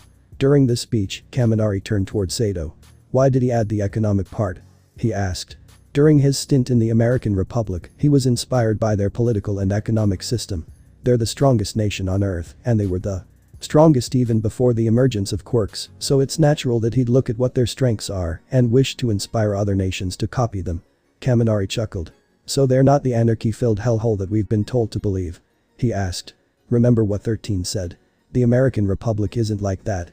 Meanwhile, All Might was finishing his speech. The next generation of heroes is certainly sprouting. And for that, I have only one thing to say, and I want everyone to say it with me. Plus ultra. Up in the booth, Aizawa sighed. For a moment there I thought he might just say his motto. Mick laughed. Nezu told him that there would be repercussions if he did. After the festival, Aizawa decided to give an announcement. You all did very well, save one, and I'm looking at you, Mineta. Please note that there won't be any school tomorrow or the day after. The pros who watch the festival will undoubtedly want to recruit you, so we'll have to organize the lists for you. And Mineta, your actions in the obstacle race were utterly inexcusable. Now he glared at the midget. What? He screeched. Well, the media didn't notice, Mick and I, along with many of your classmates, did. Aizawa was grinding his teeth and it was scaring everyone. Unfortunately, due to circumstances, the school cannot afford to expel you. Literally. Mineta smirked. However, now the smirk was beginning to fall. The staff has decided to transfer you. You'll be going to the general studies. Now get out. Before Mineta had a chance to reply, Aizawa used his capture scarf and chucked him out the door. There was a stunned silence. Now I bet you're all wondering why he wasn't expelled. The answer is simple. Mineta's father has a significant portion of the government in his pocket. He could easily order a massive budget cut to UA, or even close the school. Everyone gaped. Thus, this slap on the wrist is the only thing we can do. Aizawa sighed. Now then, your new classmate will be joining you after the break. That night, at the Hosu General Hospital, Iida had finally arrived. He sprinted up the stairs, ignoring an instruction to not run for the first time in his life. Mother. He shouted. Iida. She replied. How's Tensei doing? He fiercely asked. When she didn't respond, Iida barged in. Hey. Wear a mask. A doctor shouted. Iida looked at his brother. He was conscious. The anesthetics have worn off and he's regained consciousness. He's in a haze, though. However, his condition isn't as bad as we had feared. In spite of his wounds, he's stable. Ingenium opened his eyes. Tenya. Mother. He croaked out. Iida ran over. To think. You still look up to me. Iida began to tear up. His older brother let out a chuckle. I. Lost. He got out. Tensei. Iida sobbed. Meanwhile, Stain pulled his sword out of a villain's gut. You're not going anywhere near Ingenium's family. He snarled at the corpse. He then put his blade away. And put on his civilian clothes. As this was going on, Todoroki was heading towards a mental institute. It was very out of the way, and thus out of the public eye. He checked in and headed towards the maximum security ward's visiting area. There, he heard mutterings. I'm sorry. I'm sorry. I'm sorry. I'll save you. I promise. I'm sorry. And then he saw his mother. She was in a straitjacket. Sorry, we can't let her out. She'll try to escape. An orderly explained. When she set eyes on him, she started to cry. Please be real. She bawled. Shoto gently wiped away the tears. I'm real, Mom. I'm real. Izuku was looking at his phone, trying to ignore the sheer mass of people around him. While public transport was cheaper, it added an entirely new problem. That problem was that Blacklight practically demanded that he devour someone when they were all so close to him. Also, he had to deal with the possibility that one of those he killed had known them. When he had killed those 10 villains, he hadn't gotten their memories all at once. It was a slower process, so his head didn't hurt. However, it was still something that kept him up at night, even if he only needed 4 hours of sleep. "Hey, are you Midoriya from the hero course?" a random civilian behind him asked. Everyone started to gasp and mutter. "Congratulations on second place. You were so cool," the man said. "Huh?" Izuku stammered. "Yeah, your quirk's amazing. I've never seen anything like it," another person commented. "He's shorter than I realized," another replied. By now, Izuku was beginning to panic. "Do your best, hero," they all chanted. That snapped him out of it. I will," he stammered. "Erg, it's only morning and I'm still tired." Izuku grumbled to himself as he walked to the campus. Sure, he only needed 4 hours of sleep, but still. "Midoriya." Izuku turned around. "Ida." He gasped. "Hurry up or we'll be late," the bespectacled teen shouted. But it's still a good 5 minutes before the first bell." Izuku stammered. "No buts." Ida shouted. Izuku sighed before coiling Blacklight into his legs and taking off. When they got to their lockers, Izuku knew he had to ask about Ingenium. It was all over the news, after all. "So Ida," he began. "If you're asking about my brother, don't worry. I apologize for needlessly worrying you." Izuku walked into the classroom hearing Mina excitedly talk about how many people recognized her. "Yeah, same," Kirishima shouted. "Yeah, that happened to me. It was kind of embarrassing though," Toru said. "Isn't that normal for you?" Ejiro asked. Izuku didn't care as he sat down, very much aware of the empty seat behind him. And then Izawa opened the door. "Good morning," he monotoned. "Good morning, sensei," everyone shouted. "Now then, before we begin, I'd like to introduce your new classmate." With that, Shinso walked in. "Shinso?" Izuku shouted. "Hey," he replied. "I knew you were going to be transferred to the hero course, but I thought that you'd go to class B." Izuku stammered. Shinso shrugged. "There was this blonde acid who was waiting for me." He went on and on about how I must have sucked up to the teachers. Literally. It took everyone about 5 seconds to realize what he meant. Before they could plan on ending Nieto's existence, Aizawa spoke up. "Now then, today is a rather important day. You'll be doing something that will define the future of your career." At this, everyone, especially Shinso, began to panic. "A test," they feared. "You'll be choosing your code names today," Aizawa said. Everyone breathed a sigh of relief. This is related to the pro hero draft picks I mentioned the other day. Normally, first years don't get drafted. However, it seems like the pros think you're good enough. And on that note, here's the list of offers. Aizawa turned on a projector and everyone saw the list. Now, most of the time the offers are spread out, although the second place winner appears to not have any. Aizawa deadpanned. Izuku went white in the face. He didn't have any. "Why is that?" "You did a great job in the sports festival Deku," Uraraka stated. Aizawa shrugged. Todoroki, on the other hand, scoffed. "It's because of my dad." According to him, he threatened the other pros with lawsuits for something or other if any of them offered to take Midoriya. That got everyone's attention. "Huh?" most of the class shouted. "Be that as it may, that's not what we're focusing on right now. Even if you didn't get any picks, you'll all be interning with pros." Aizawa huffed. "Internships?" Izuku asked. "At USJ, you all got combat experience. And some of you got more than that and got a first-hand look at how deadly the battles can be." Everyone except Shinso turned towards the cowering Izuku. This confused Shinso greatly, but he just decided he'd have to ask after the internships. "Moving on, you'll be receiving training directly from the pros. That is why you're choosing code names today. However, just remember that these are not permanent. You may change them whenever you want." At that, Midnight walked in. "Just remember that you'll become well known with these names, so many pros still have the names they chose as students," she declared. "Midnight will be double checking your names to make sure they're okay. I'm going to take a nap. Before I pass out though, remember that when you give yourself a name, you're cementing your path towards heroics." With that, the whiteboards were passed down. "A hero name, huh?" Izuku thought to himself. After around 10 minutes, Midnight decided that enough time had passed. "Alright. If you're ready, please form a line and we'll go over your names." Yuga went first. "I will be the shining hero. I cannot stop twinkling." Midnight grabbed the board. "I think it would be better if you changed cannot to can't." Yuga agreed and sat back down. Everyone thought it was a really weird name. "I'm next," Mina declared. "I'll be Alien Queen." Midnight began to protest, but Izawa, who had woken up temporarily, interrupted her. It's a good name, he said. Midnight tried to argue, but found that she couldn't. Next was Sai. I've known what mine was going to be since I was a kid. I'm gonna be the rainy season hero Froppy. Midnight slid to her right. That's so cute, I love it. Kirishima was next. I'll be the sturdy hero. Red Riot, he exclaimed. You're paying homage to the chivalrous hero. Crimson Riot, aren't you? Midnight asked. He may have been an old hero, but I've always admired him. Izuku nodded. His father had mentioned that Crimson Riot was an excellent hero back in the day. That brought Izuku to a distant memory. Flashback. Hisashi Midoriya was tending to the 6-7-year-old Izuku. He didn't get sick that often, but when he did he got really sick. Hisashi was sitting next to him, talking about heroes. Dad. Heroes have cool names. Izuku murmured. His father chuckled. That's true. Why do you ask? Izuku coughed. I wanna have a cool one when I'm a hero. Hisashi sighed.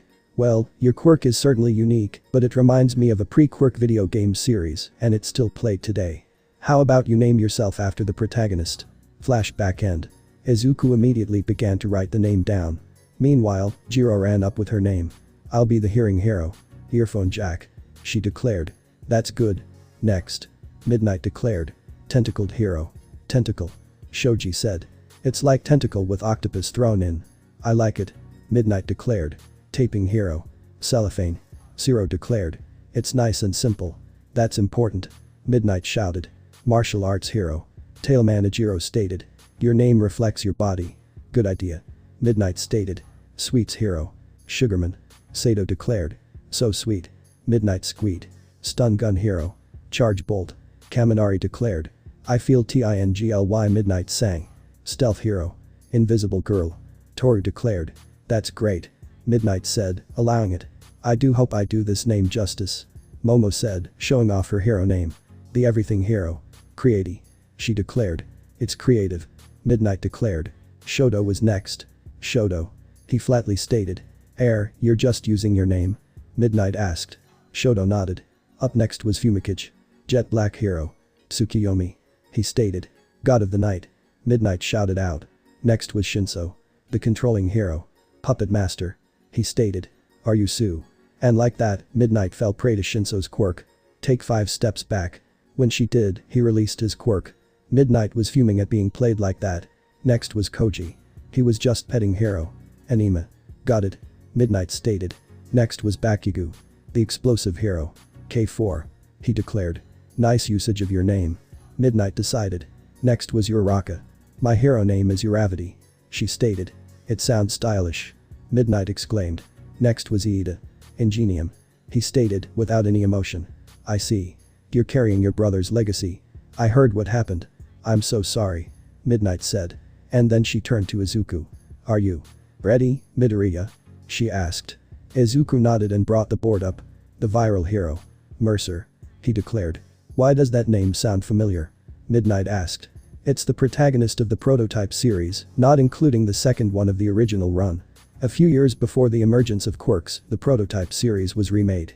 The original Prototype 2 was considered non-canon, and the first game was remastered. While it was good, the third game took the cake. It was, along with The Elder Scrolls V, considered a timeless masterpiece by critics and was still played to this very day. Several sequels had come out, and they were all very well done as well. Izuku chuckled at Midnight not recognizing the name before sitting back down. Meanwhile, in the staff room, Toshinori was with Semidus. Oh. Offers for first years are still coming. Semidus stated. Oh really? Who's it for? All Might asked. It's for Midoriya. That caught Yogi's attention. Oh really? Who is it? He asked, leaning in. And then he saw the name. W.A. Aizawa decided to wake up at this point. Now that everyone's decided their hero names, let's get back to internships. They will last for a week. Those who got offers will look at those lists. Those who didn't will have to choose from a list of 40 pros around the nation. They all have different specialties, though. At this, Midnight perked up. For example, 13 specializes in rescue missions. Aizawa continued through the interruption. Make sure you choose carefully. Aizawa decided to impart one more piece of information. Turn in your choices by the weekend. So you only have 2 days to choose. By lunchtime, the class was still thinking on positions. Hey, have any of you decided where to go? Mina asked. Shinsu shrugged. I think I'll go with the wild pussycats. According to this, Ragdoll is interested in my Quirk's potential to keep civilians calm during a rescue. Hey Deku, have you decided? Uraraka trailed off at the Mutterfist that was her friend. There are only 40 heroes who will take us, so after looking up their specialties and splitting them into groups. He just went on and on. It's practically an art. A significant portion of the class taught simultaneously. And then he snapped back to reality. Sorry. I was lost in thought. He stammered. You're really thinking about this a lot, aren't you, Midoriya? Sayu asked. Izuku nodded. I just can't pick. Uraraka decided to speak up. I've already decided. I'm going to be working with Gunhead Agency. I need to work on fighting styles so as to broaden my horizons. And then she saw Izuku trembling. Why are you shaking, Deku? She asked. Oh, this. It's air chairing. That caught everyone's attention. Air chair exercises. Uraraka screamed. Soon everyone was talking about that. Oi Deku, why not do your other type of air chair exercise? Bakugo stated. Izuku sighed and pushed his chair aside. One tendril came out of his back and buried itself into the ground. Everyone took a good 3 steps back. After class, Izuku and Uraraka were getting ready. Hey Deku. Do you want to head home together? She asked. Izuku was about to invite Iida, but then he realized that his friend had already left. He was about to respond, then he opened the door and All Might was there. I am here in an awkward position. He shouted. What are you doing here? Izuku stammered. Come with me. All Might whispered. As they were walking, All Might decided to speak. I'll get straight to the point, young Midoriya. You were offered an internship by a hero. Ah really? Izuku shouted. Yes. His name is Gran Torino. All Might turned his head towards Izuku and it was completely covered in sweat. He taught here for a year. He was my homeroom teacher. And he knows about One for All. Izuku was barely able to contain the fanboyism. Wait. Someone else knows? He asked. Gran Torino was the sworn friend of my predecessor. He retired a long time ago, so I forgot to count him. Izuku then noticed that All Might was shaking. Was it because I wrote of you when I sent him a letter? Or was it because I was teaching you in an inadequate way? HEWWW went so far as to use HHH, his old name, for an offer. It's SSSS scary. TTTT2, S scary. Stop trembling legs. Holy cow, All Might is terrified of this guy. All Might continued. Even though it's my duty to train you. UG got an offer, so you should work on it to your heart's content. The symbol of peace jerkily handed Izuku a note. Who the hell is this guy? Izuku mentally screamed. None of the memories had anything. Once again he was thankful that blacklight filtered the information so that he only got what he needed. Hey, I heard you got an offer, Deku. That's great. Ichako declared. Thanks. Izuku muttered. Did Iida head home already? Uraraka asked. I guess so. Izuku said. He was busy thinking. After the sports festival, I heard about what happened to Ingenium on the news. He was attacked by a serial killer who had killed 17 heroes and forced an additional 23 to permanently live in a hospital due to their injuries. Ingenium was seen as lucky, as his injuries would only force him to retire. The serial killer was known as the Hero Killer Stain. And with Iida deciding to intern in Hosu, where the hero killer was spotted last. Is he out for revenge? Izuku was still wondering who this Gran Torino was. Even All Might is afraid of him. He must be incredible. He thought to himself. Eventually, he got to an old run-down apartment. This is it. Izuku thought as he knocked on the door. No one answered. Hello? I'm Izuku Midoriya from UA. He trailed off when he saw an old man in what looked like blood. Until the scent of ketchup reached his nose. He just stared. Sir. Why are you just lying there? Izuku asked. The man perked up. I'm sorry. I just spilled a bunch of sausages with ketchup. The man said. And who are you? He asked. Izuku stood straight. I'm Izuku Midoriya from UA. He stated. What was that? The old man asked. I said I'm Izuku Midoriya. Izuku repeated, a bit louder. Who are you? The old man asked. Crap. I knew he'd be old since he's All Might's teacher. But he has to have gone senile. Then he sat down. I'm hungry. By now, Izuku was physically shaking. Hungry? He shouted. Toshinori? Torino asked. Izuku sighed. I'll have to call All Might. Excuse me, but I have to make a phone call. He said, before turning his head. And then he heard a click. Wah! He shouted. The old man was rummaging through his costume. Fire off a One for All at me. The man's voice changed. He was more serious now. I want to know how good you are at handling it. He declared. So he isn't senile. Izuku thought. Put on this costume and fire one off at me. Torino declared. Izuku just stared.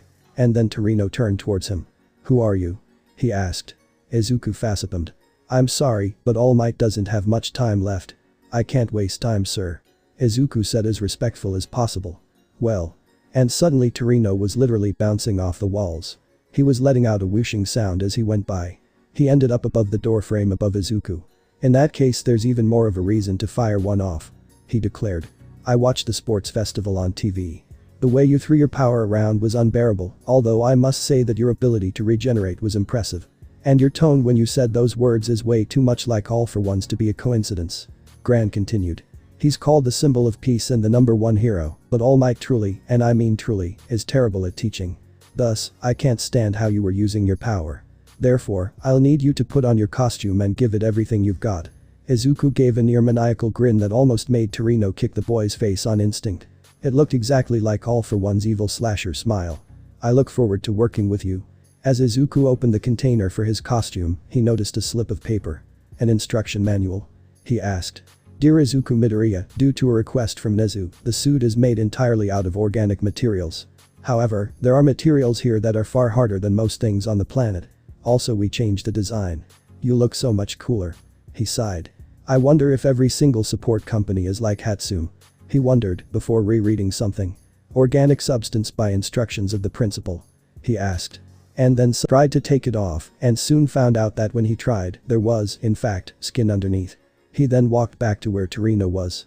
Alright, fire it off. Torino instructed. Are you sure? There isn't much space in here, and if I fire off 100% by accident then you'd probably die. Torino decided to interrupt him. Good grief, you're a chatterbox. And then he took off. As he zoomed by, he shouted. I'm losing my patience. And then he kicked Izuku in the back. The tendrils instinctively sprouted, puncturing holes in Torino's boots, but the old man was too fast, but just barely.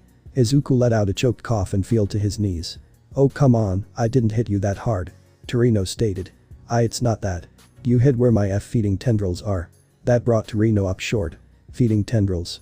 He asked. Have you ever played a video game called Prototype? Izuku asked. Torino grinned. It was my favorite. Why do you ask? Izuku gulped. My Quirk is pretty much a carbon copy of Blacklight. Heck, that's what I named it. Torino paled. Oh. Well then, I guess the back is off limits. Haha. Izuku nodded. First, I'm gonna go call Toshinori. Then, we're gonna get back to combat training. He declared. Already? Izuku asked. Toshinori Yagi was busy filing paperwork when his phone went off. A phone call is here. A phone call is here. A phone. He picked up the phone. Hello? He asked. You could have warned me about the boy's quirk Tashi. An irate Gran Torino screamed into the phone. Yagi was now holding the phone a good foot away. I started combat training with him and hit him square in the back. Next thing I know is that I have new holes in my boots and the boy's on the ground wheezing. Then he tells me how damn lucky I am that my quirk is built for speed. The old man yelled. I'm so sorry, sensei. Yagi muttered. You'd better be. Otherwise, I'll pay you a visit. With that, he hung up before turning towards Izuku. Now then, let's get back to it. With that, he took off. After a few near misses, the old man landed on his microwave, crushing it. I can't believe that the 9th holder of One for All is such a wet blanket. He declared. He then resumed zooming around and hit Izuku on the side. He's too fast. I can't tell what his quirk is. He said it was built for speed. Wait. Instead of cornering him. I should keep him moving. Remember. Imagine the egg not exploding in the microwave. He thought, charging a fist. So you're good at analysis and prediction, huh? Torino asked. Smash. Izuku thought, trying to punch the old man. Said old man dodged. However, you're stiff. He then grabbed Izuku's face and pinned him. I almost had you. Izuku grumbled. Indeed. However, there's one thing you should have recognized by now. Your admiration for All Might is holding you back. Well, it's true that you need to get stronger in a short period of time, but your enemies won't wait. You're overthinking One for All. With that, Torino turned away. If my hypothesis is correct, however, you may have all the time in the world before you face him. At the League of Villains base, Stain was talking with Shigaraki and Kurogiri. So, you're the group that attacked the USJ. Stain muttered. So what are you after? He asked. For now, I just want to kill All Might. Tormura said. I also want to break everything I hate. He then held up a picture of a certain green kid. Like this brat. Sensei has an interest in him, probably because of his quirk. Stain scoffed. It was foolish of me to come here. I hate people like you the most. All you're doing is throwing a tantrum. You have zero conviction. With that, Stain began to reach for his blades. Kurogiri decided to speak up. Stain, you were brought here to help facilitate Tamura Shigaraki's growth as a villain, as he cares about nothing but destruction. Stain continued to draw his blades. Sensei, is it alright to let this continue? Kurogiri asked, slightly worried. It is fine, Kurogiri. After all, there's no point if we just tell him the answer. Tomura still needs to think about where to mature. After all, that is what it means to educate. Meanwhile, Izuku was thinking about what Torino said. My admiration is holding me back. What does he mean? AHA. He quickly pulled out his notebook. I've been thinking of one for all and smashes as special moves. How could I not realize it? After all, quirks are part of your body. I need to think of one for all more evenly. As Izuku was saying this, Torino was listening in. His thinking is very flexible, and his ability to come up with new ideas on the fly is interesting, to say the least. However, when I hear it from here, it sounds like a higher-pitched version of All for One's voice. That night, Izuku was awake while he listened to Torino snore. For some reason, his snoring was literally him saying Z over and over. I wonder if he's really asleep. He was just testing me the first day. He thought, while walking out of the building. He had already gotten the 4 hours of sleep that he needed. I need to think of one for all more evenly. He thought. Well, I can use blacklight just like I'm breathing.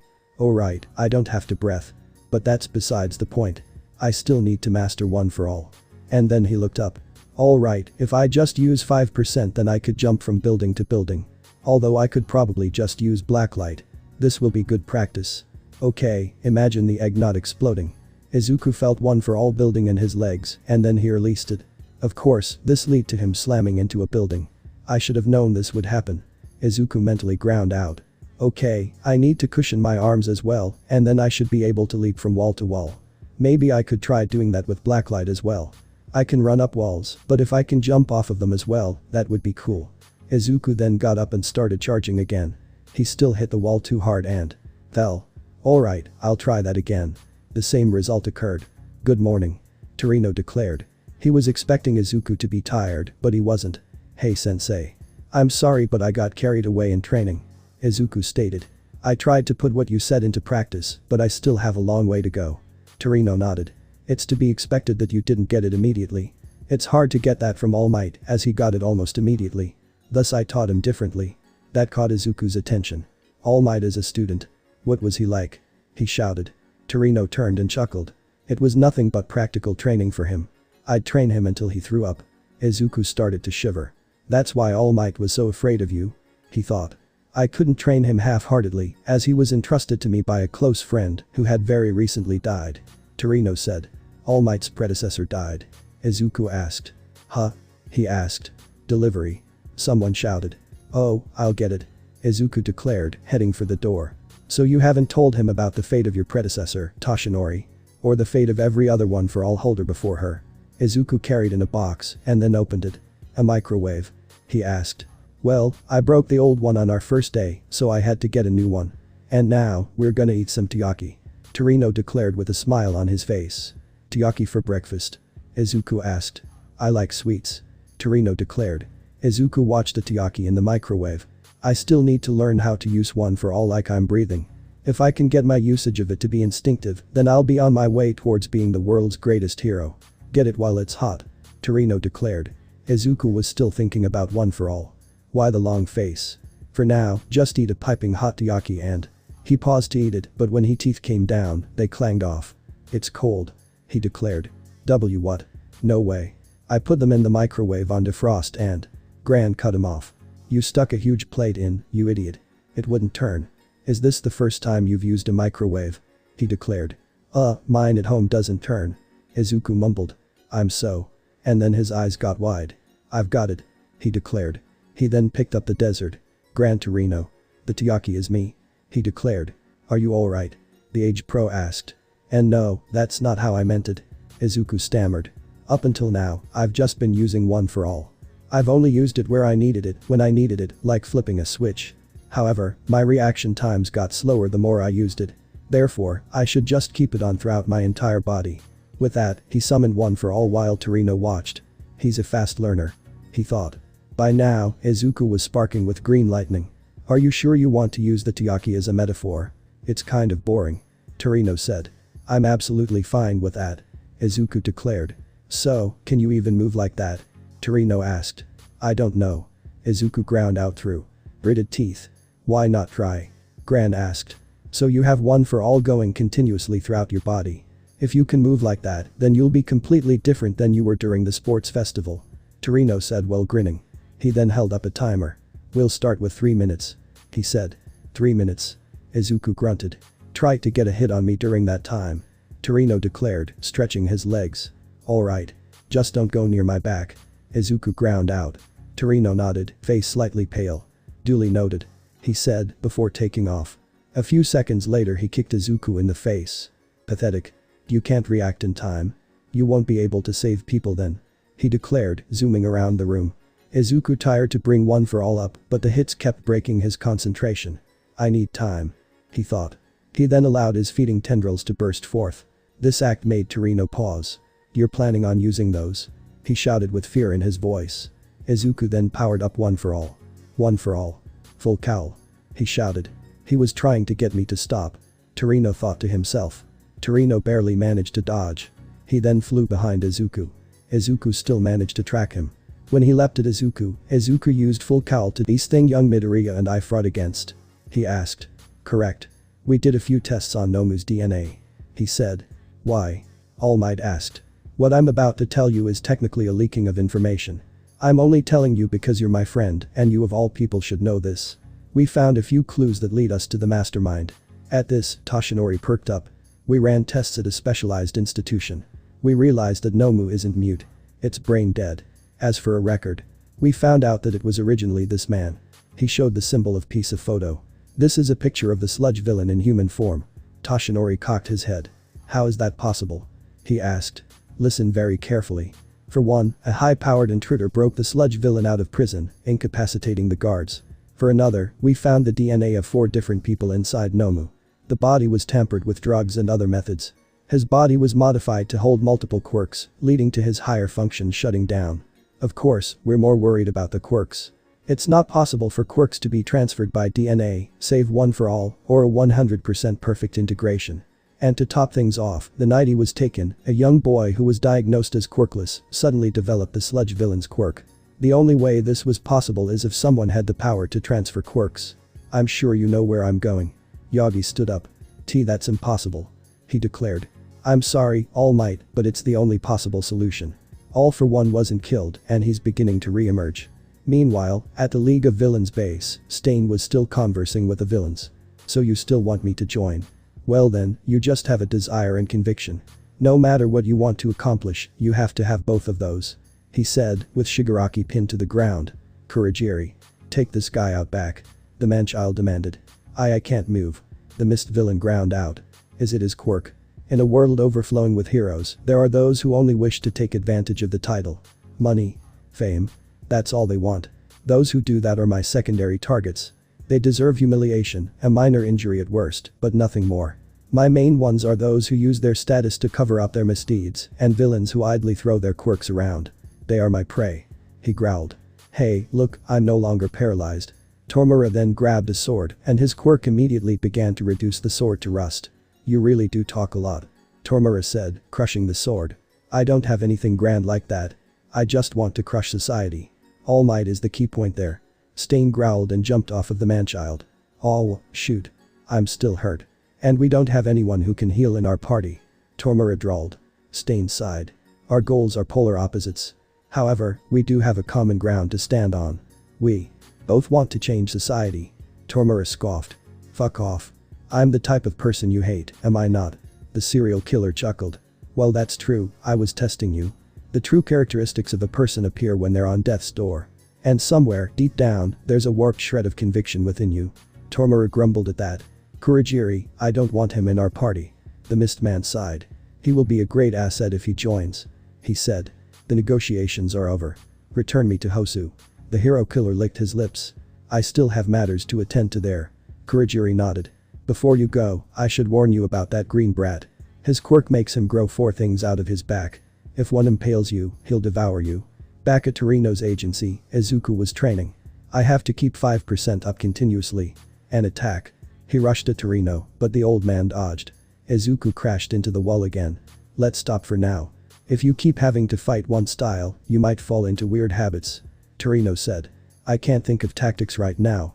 I'm not used to this. Izuku gasped out. I can still fight. Torino smirked at that. No. That's enough. Put on your costume and we'll go to stage 2. Izuku dragged himself up and concentrated. With a sound of whooshing wind his clothes were replaced by his costume. Huh. Toshinori didn't mention that. Torino thought. Alright, phase 2 is simple.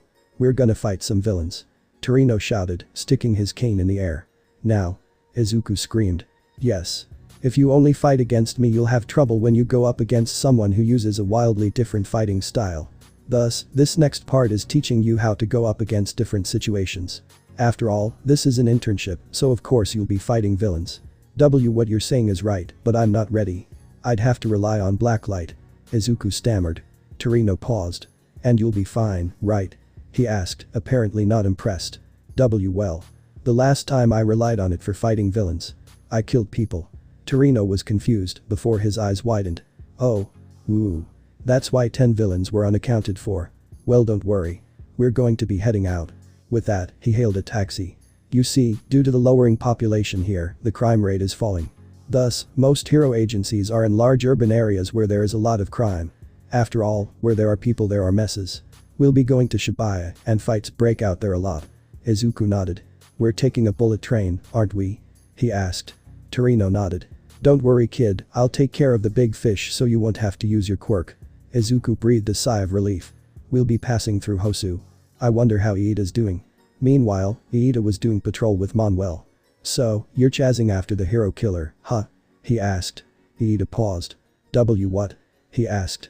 I couldn't think of any other reason you'd be here. I heard about what happened with your brother. I won't say I understand, but you shouldn't go after him on a personal grudge. We as heroes shouldn't use our quirks for personal reasons such as that. Using quirks for personal use is a crime, and it leads to chaos. Also, you're getting tunnel vision on the subject. That tunnel vision, however, I do understand. Manuel stated. Thank you for the warning. Iida said, bowing. Well, as long as you understand you should be fine. As they walked, Iida was still focused on Stain. I can't just hide these feelings. Stain nearly killed my brother. That night, Stain was looking out in Hosu City. He heard a rush of air, but he didn't turn around. Hosu City is nicer than I expected. Tormura stated. So, what's your plan? He asked. I will reform the city. Thus, I need another victim. Stain growled. Kurogiri had appeared by now. Is that what you meant by having business to attend? He asked. I see that someone understands. Stain said. Hey, what does that make me? Shigaraki grumbled. Stain ignored him. He spread out his hands. Hero is a title to be given out due to deeds. There are too many who only go into the hero industry for money and fame. But there are some who have darker motives. They wish to have immunity to the law. Since the law won't punish them for their deeds, I will. He shouted into the air. He then leapt off his perch.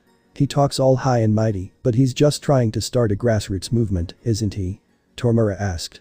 Don't make fun of him, young Tormura. In every city that he's appeared in, the crime rate has dropped.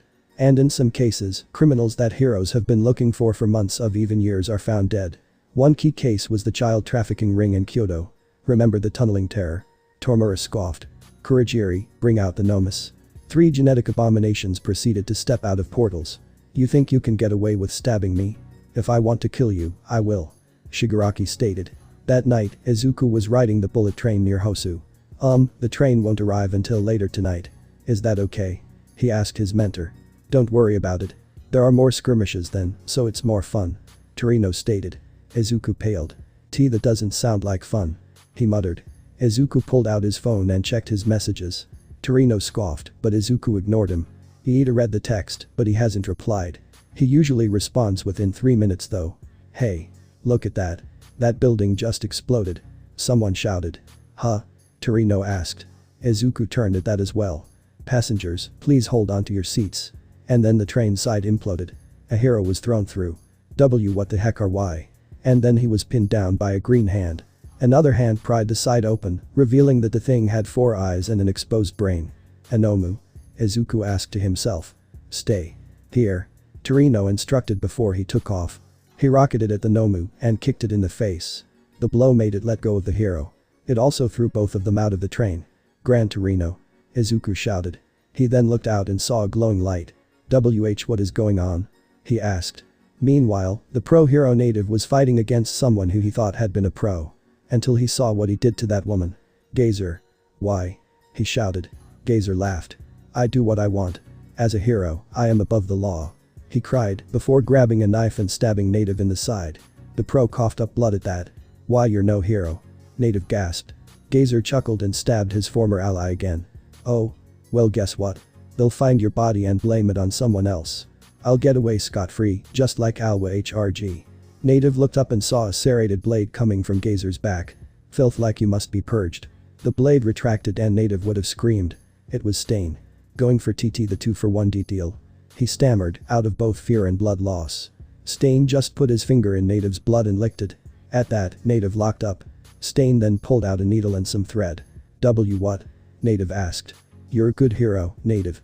The closest thing to a strike on you is your racially stereotypical Jedab, but your grandmother on your mother's side and your grandfather on your father's side were Native American. Stain said as he put the needle in Native's skin. Native noticed that he didn't feel any pain. Why? Aren't I a hero, your prey? He asked. Stain sked. You're good enough for me. He replied, stitching up Native's side. But why save me? He asked. Filth is purged, but the cleanliness shall remain. Stain muttered. Wish to have to harm a child. I'm not even worth your time. Iida growled. Listen here, criminal. I am the younger brother of a hero you attacked. The younger brother of an excellent older brother. In his place, I will stop you. Remember my name. Ingenium. I will be the hero who defeats you. Iida shouted. I see. You're Ingenium's little brother. You're the one who called him. Everyone. Please calm down. The villain isn't here anymore. Wait for the heroes to arrive. An officer shouted. Excuse me, but I'm headed out. Izuku shouted. Wait. The officer shouted. Izuku ignored him as he jumped out. He pushed blacklight into his legs and took off. They look similar, but there can't be that many. After all, most families only have a few siblings. But why here? Why now? But I don't have time for detours. One for all. Full cowl. And like that, his speed doubled. He rushed over the buildings, heading in the direction that the crowd was running away from. The center of the chaos is where it started. But what's with the Nomu lookalike? How much power does he have? If it's like the one at USJ, the entire city will be at risk. And then he heard something. Tenya. He turned around, but then he saw a truck explode. He felt the heat, and through the haze, he saw two other Nomus. Manuel. Get the fire out. A hero shouted. Some time for Iida to run off. Manuel grunted. Iida's off somewhere. At a time like this? Izuku mentally screamed. Another hero came up next to him. Hey. You're in the way. We'll handle it here. Follow the evacuation orders. The pro shouted. Where are you, Iida? Izuku asked himself. And then it hit him. Hosu was the last place the hero killer was sighted. Oh no. Izuku then took off in a run. So you're not participating? Kurogiri asked Tormura. No. I'm injured, remember? He replied. That's why I brought the Nomu. The three of them were gifted to me by Sensei. And tonight, the world will forget about you, hero killer. He cackled. Iida rushed at Stain, who just jumped through the air and kicked him in the shoulder. Stain's boots were spiked, so blood was drawn. You're weak. The hero killer declared. He then grabbed a knife and used it to pin Iida to the ground. However, he made sure for it to only go through the armor. Must you come for me? Stain asked. Shut up, criminal. My brother's engines are too beat up for him to continue being a hero. His legs were heavily damaged. He'll walk with a limp for the rest of his life. Iida growled. He's led people through disasters, he saved countless lives, and he took out a massive drug ring. There's no reason for you to attack him. Stain scoffed. The drug bust made him a target of the Yakuza. They were planning on assassinating him. In fact, I killed 5 villains who tried to do just that. It'll be safer for him, his wife and their unborn child for him to be out of the hero business. Iida paused. What? Your brother married in secret 4 years ago. His wife is 6 months pregnant. She'd be a target for those who would wish to hurt him. Now that he's no longer a hero, the Yakuza has no reason to target him, as he'll no longer be a threat to them. I saved your brother. Iida snarled at the hero killer. You ruined his life. I'll never forgive you. Stain dispassionately looked at the pinned Tenya. Vengeance is not the coming of a hero. Stain brought a finger to his boots and put some of the blood on it. He then brought it to his mouth, licking the blood. Iida then froze up. My body won't move. Stain pulled his sword out of Iida's armor. I wish no ill will on you, Tenya Iida. Stain muttered, walking towards where he had placed the unconscious native. Shut up. Iida shouted. No matter what you say. You're just the criminal who hurt my brother. Stain turned to answer him, but then he looked up. A green blur was bouncing from wall to wall. And then a fist impacted his face. Smash. Izuku mentally screamed. Me Midoriya? Iida asked. I came to save you, Iida. Izuku answered. Stain took a look at the newest person. That's the kid from Shigaraki picture. Iida grunted. Midoriya. Why? He ground out. 60% of the hero killer's victims were where there weren't that many people. That's why I searched away from the center of commotion. I searched all of the alleyways I could. Izuku then turned to Iida. Can you move? We need to get to a bigger street. We'll have to attract the attention of the pros. I can't move. Iida grumbled. Ever since he cut me. I've been paralyzed. I think it's his quirk. It's just like the TV commentators have guessed. Cutting activates his quirk. Izuku said. Then he gasped as he picked up another scent of blood. Someone else is here. He exclaimed. If it was just Iida I could have carried him away. But with an injured person who I don't know. Midoriya. Don't get involved. Iida growled. Izuku turned his head in shock. This doesn't involve you. Iida snarled. What are you saying? Izuku asked. I see your friend came to save you. As if you were in actual danger. Stain scoffed. Huh? Izuku asked. So far, the only crime you have committed against the ideals of a hero is your desire for revenge. Therefore, I must teach him a lesson. Izuku got into a combat stance. However, he tapped a finger to his phone, alerting everyone to his location. He then shifted his hands into his claws. I'll have to protect those who can't move, Izuku thought. Stop. Run. This has nothing to do with you, Midoriya. Iida screamed. If you say that, then heroes can't do anything. Izuku replied. There are a lot of things I'd like to say to you, hero killer, but they will wait. After all, it's like what All Might said, interfering when you aren't supposed to is the epitome of being a hero. Stain paused, before grinning like a madman. Izuku powered up blacklight and rushed the hero killer. Claws out. Good. If your opponent has a longer reach. Stain brought up a blade. Izuku then activated full cowl and jumped up. He disappeared. Stain asked himself. 5%. Detroit smash. Izuku shouted, punching Stain in the head. What's with that movement? Iida asked himself. Izuku then landed. Okay. I can fight. He declared. Stain lifted his blade to his face, expecting blood. Instead there was a moving black dot. He shrugged and licked the blade. Izuku then collapsed. Stain then spat out the orb, allowing it to roll back to Izuku. I must admit I'm impressed. For someone so young, you're fast. You're also good at thinking on the sly. Those who are all talk are a dime a dozen. You, however, back your words up with actions. He then walked up to Iida. You, however, have much to learn. Izuku was terrified. Was Stain going to kill his friend? And then a burst of fire blew past the hero killer, forcing him to dodge. Another one? He asked. Midoriya, you need to provide more details than just your location. Shoto monotoned, holding up his phone. You made me late. He said in his usual deadpan. You too, Todoroki. Izuku screamed. And you're using your left side. He added. You're not the one to send a text like the one you sent lightly. Shoto tapped his foot and a large batch of ice appeared. Stain jumped out of the way. Izuku, Iida and Native were lifted up. The cooling corpse that was Gazer was lifted as well. Don't worry, the pros will be here soon. Shoto yelled, letting off a burst of fire. Too hot. Izuku gasped out. It's just like what the report said. I won't let you kill them, hero killer. Todoroki stated. His melting of his own ice had caused the three paralyzed people to slide behind him. HMPH. You're wrong about that. Stain said. I have no intention of killing any of them. 2 of those behind you are mere children. And one of those behind you is a pro who cares for others, not himself. Todoroki. Don't let him see your blood. He paralyzes people by tasting it. Izuku declared. Are my fingers twitching? So you suck blood to prevent movement. Todoroki deadpanned. I'll have to keep my dis. And then a dagger nicked his cheek. Damn. He thought. Stain leapt at him. You have good friends, Ingenium. Stain said. Todoroki summoned more ice to block the serial killer. Then he noticed something in the air. Did he throw his sword as well? He thought. This distraction caused Stain to push ahead, his tongue out. Just nanometers away from his blood, Todoroki ignited his flames. That was too close. He declared.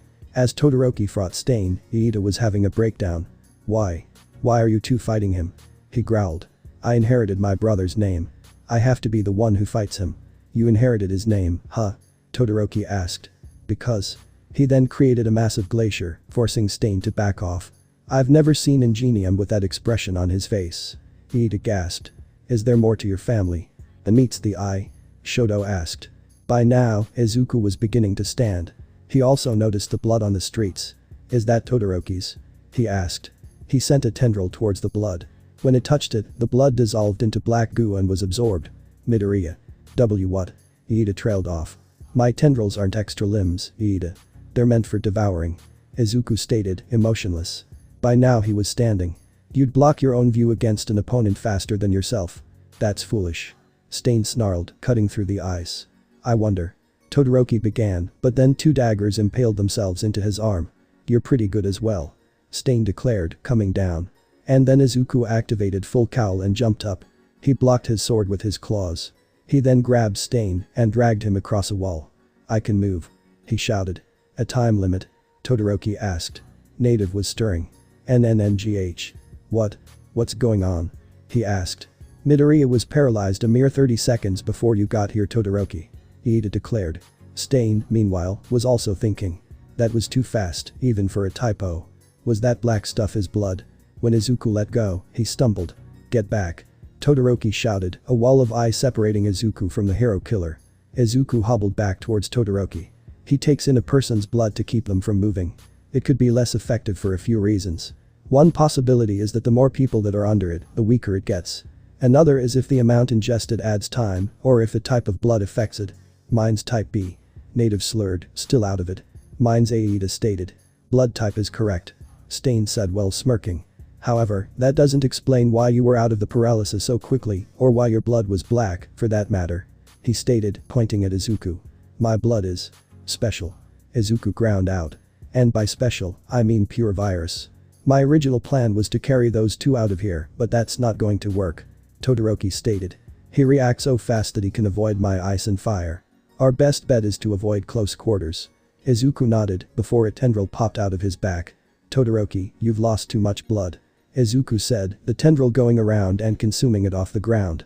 You support me from behind and I'll distract him. Izuku declared. Stop. He's mine. Why? I'm. Already. Iida cried out. If you want us to stop, then stand up. Todoroki shouted. That caught Iida off guard. Damn it. In my desire to fight Stain, I didn't see anything except myself. I became selfish.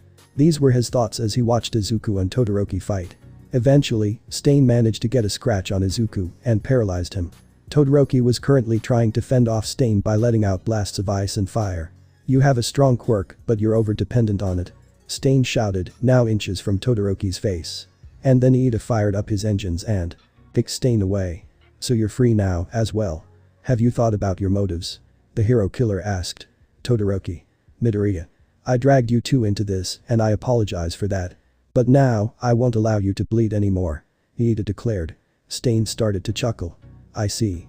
You have received inspiration. Now you have the right to be considered a hero. Todoroki scoffed. You're an anachronistic fundamentalist. Iida, ignore the logic of a murderer. He said. No, he's right. But I cannot give in. If I do, the name of Ingenium will perish. Stain smiled. Well then. Come at me. As Todoroki and Iida fought Stain, Izuku was beginning to get up. Stain's acting flustered. He's not going in for the kill. Is he trying to get away? Meanwhile, Iida realized that the engines weren't working. Did the kick I give break my radiator? He asked himself. He then had an idea. Todoroki. Can you regulate temperature? He asked. I'm not used to my left yet. The bichromatic teen shouted. Then freeze my legs without covering my exhaust pipes. Iida ordered. Can you stop already? Stain grumbled, throwing a dagger at Todoroki. Iida jumped in front of it. Hurry. He shouted. As Izuku began to get closer, he saw Iida pull the dagger out with his teeth. Todoroki froze the area around the exhaust, cooling it. Iida then powered up his engines as much as he could and leapt into the air. Izuku activated full cowl and jumped onto the wall, running alongside it. They both hit Stain at the same time. A searing pain shot up Izuku's arm. Did I release too much power? Is my arm broken? Meanwhile, Stain's eyes opened again. He grabbed his sword and slashed at Iida, hoping to move him away. I will defeat you. This time, it will be because you're a criminal and I am a hero. He shouted, activating his engines again and kicking Stain into the air even more. Then Todoroki's flames roared over Stain. When they cleared, Stain was unconscious. Iida and Izuku fell, but Todoroki made an ice slide. Stand up. He's still. He turned and saw Stain hanging limply from a mini glacier. He's out cold, right? Izuku asked. Then we'll restrain him and move to the street. Shoto said. Native got himself to his feet. Oh, he muttered. Native. Izuku shouted. Hey. Are you three alright? The pro asked. Yes. How are you? Izuku asked, worried, sighed. He thought he was above the law. He said as much to me. He almost killed me. And then Stain killed him. Native moved his hands and the three saw hastily applied stitches. Stain paralyzed me and patched me up. The three students turned to the hero killer. Now that I think about it, he didn't really try to kill me. Iida said. Either way, he's still a criminal. Before we restrain him, we should disarm him. Izuku said. And so they did. After finding an almost comical amount of blades on him, they tied him up. As they got to the street, Izuku heard a familiar voice. Hey. What are you doing? Gran Torino. Izuku exclaimed. The old man activated his quirk. Gra. And then Izuku got a faceful of Torino's boot. I told you to stay on the bullet train. He growled. Why are you here? Izuku asked. I was told to come here for some reason. The elderly pro stated. I don't know what's going on, but I'm glad you're alright. He declared, calming down now. I'm sorry. Izuku said. Geez, this is the part that makes him a lot like Toshinori. Torino thought to himself. It's this way. A random pro shouted. And then they turned. Children. One asked. Your injuries are serious. I'll call an ambulance. Another declared. And then another gasped. Is that the hero killer? She exclaimed. As the pros called the police, Iida walked up to Izuku and Todoroki. You two were injured because of me. I deeply apologize. He said while bowing. I couldn't see anything through my anger. He said, beginning to cry. I'm sorry as well. Izuku said. I didn't notice that you were so hell-bent on this, even though we're friends. Of course, this happy moment was ruined when the winged Nomu appeared. Get down. Torino shouted. Unfortunately, the Nomu was able to grab Izuku before anyone could stop it. A speck of blood fell on a female hero's face. Is it injured? She shouted. Stain then slipped a dagger into his palms and licked the blood off of the hero's face. The Nomu froze in midair. Stain then rushed at the Nomu, leaping into the air. He stabbed the beast in the exposed brain. However, when he pulled the knife out, he felt the heat of a rushing flame. Endeavor watched as Stain leapt at the beast. He then came up with a plan. If he brought Stain down, as the students had failed to do, he'd rise in prestige. Also, he'd be able to end that abomination and the one who caused his creation to falter. As an added benefit, he'd be safe. He knew Stain targeted heroes who realized the hidden perks of their positions, and he was probably on the chopping block as well. Without hesitation, he shot a blue streak of fire at the three. Stain dragged the Nomu in front of him, but he was unable to shield Izuku. The flames roared, the Nomu cells carbonizing. Then he heard Midoriya scream. The three collapsed in a heap. The Nomu was barely more than a lump of coal. He was mostly fine. Midoriya, however, was not. The boy wasn't breathing. He had several third-degree burns all over his body, and they weren't healing. He then coughed up some blood. Damn. The hero killer thought to himself. He knew he'd probably not survive the night. Not with the flaming rapist, the next on his list, so close. After all, the monster had to know how he chose his targets. Stain then noticed Izuku's tendrils were flopped against his back, not moving. Suddenly, he had an idea. The heroes were shocked beyond horror at Endeavor's careless actions. He may have killed the child. The Nomu was obviously dead, though. Stain, however, was not. Endeavor. He growled. You're at the top of my list. And you know it. He snarled. Everyone gasped at the sheer malice now flooding the air. I know you aimed to take out 3 threats with one go. Stain looked down to the dying Izuku. I won't let you. With that, he grabbed one of the tendrils. This child will be my legacy. Let it be known that the hero killer died saving the life of an innocent a hero deliberately tried to kill. He shouted before plunging the tendril into his hand. Immediately, he started dissolving. The pain was like nothing he had ever experienced. He gritted his teeth, but he did not let go of the tendril. He then used his free hand to flip the heroes the bird. This is my final act. He snarled before he fully dissolved and was absorbed. That's it guys. Thanks for watching and supporting us. See you in the next part.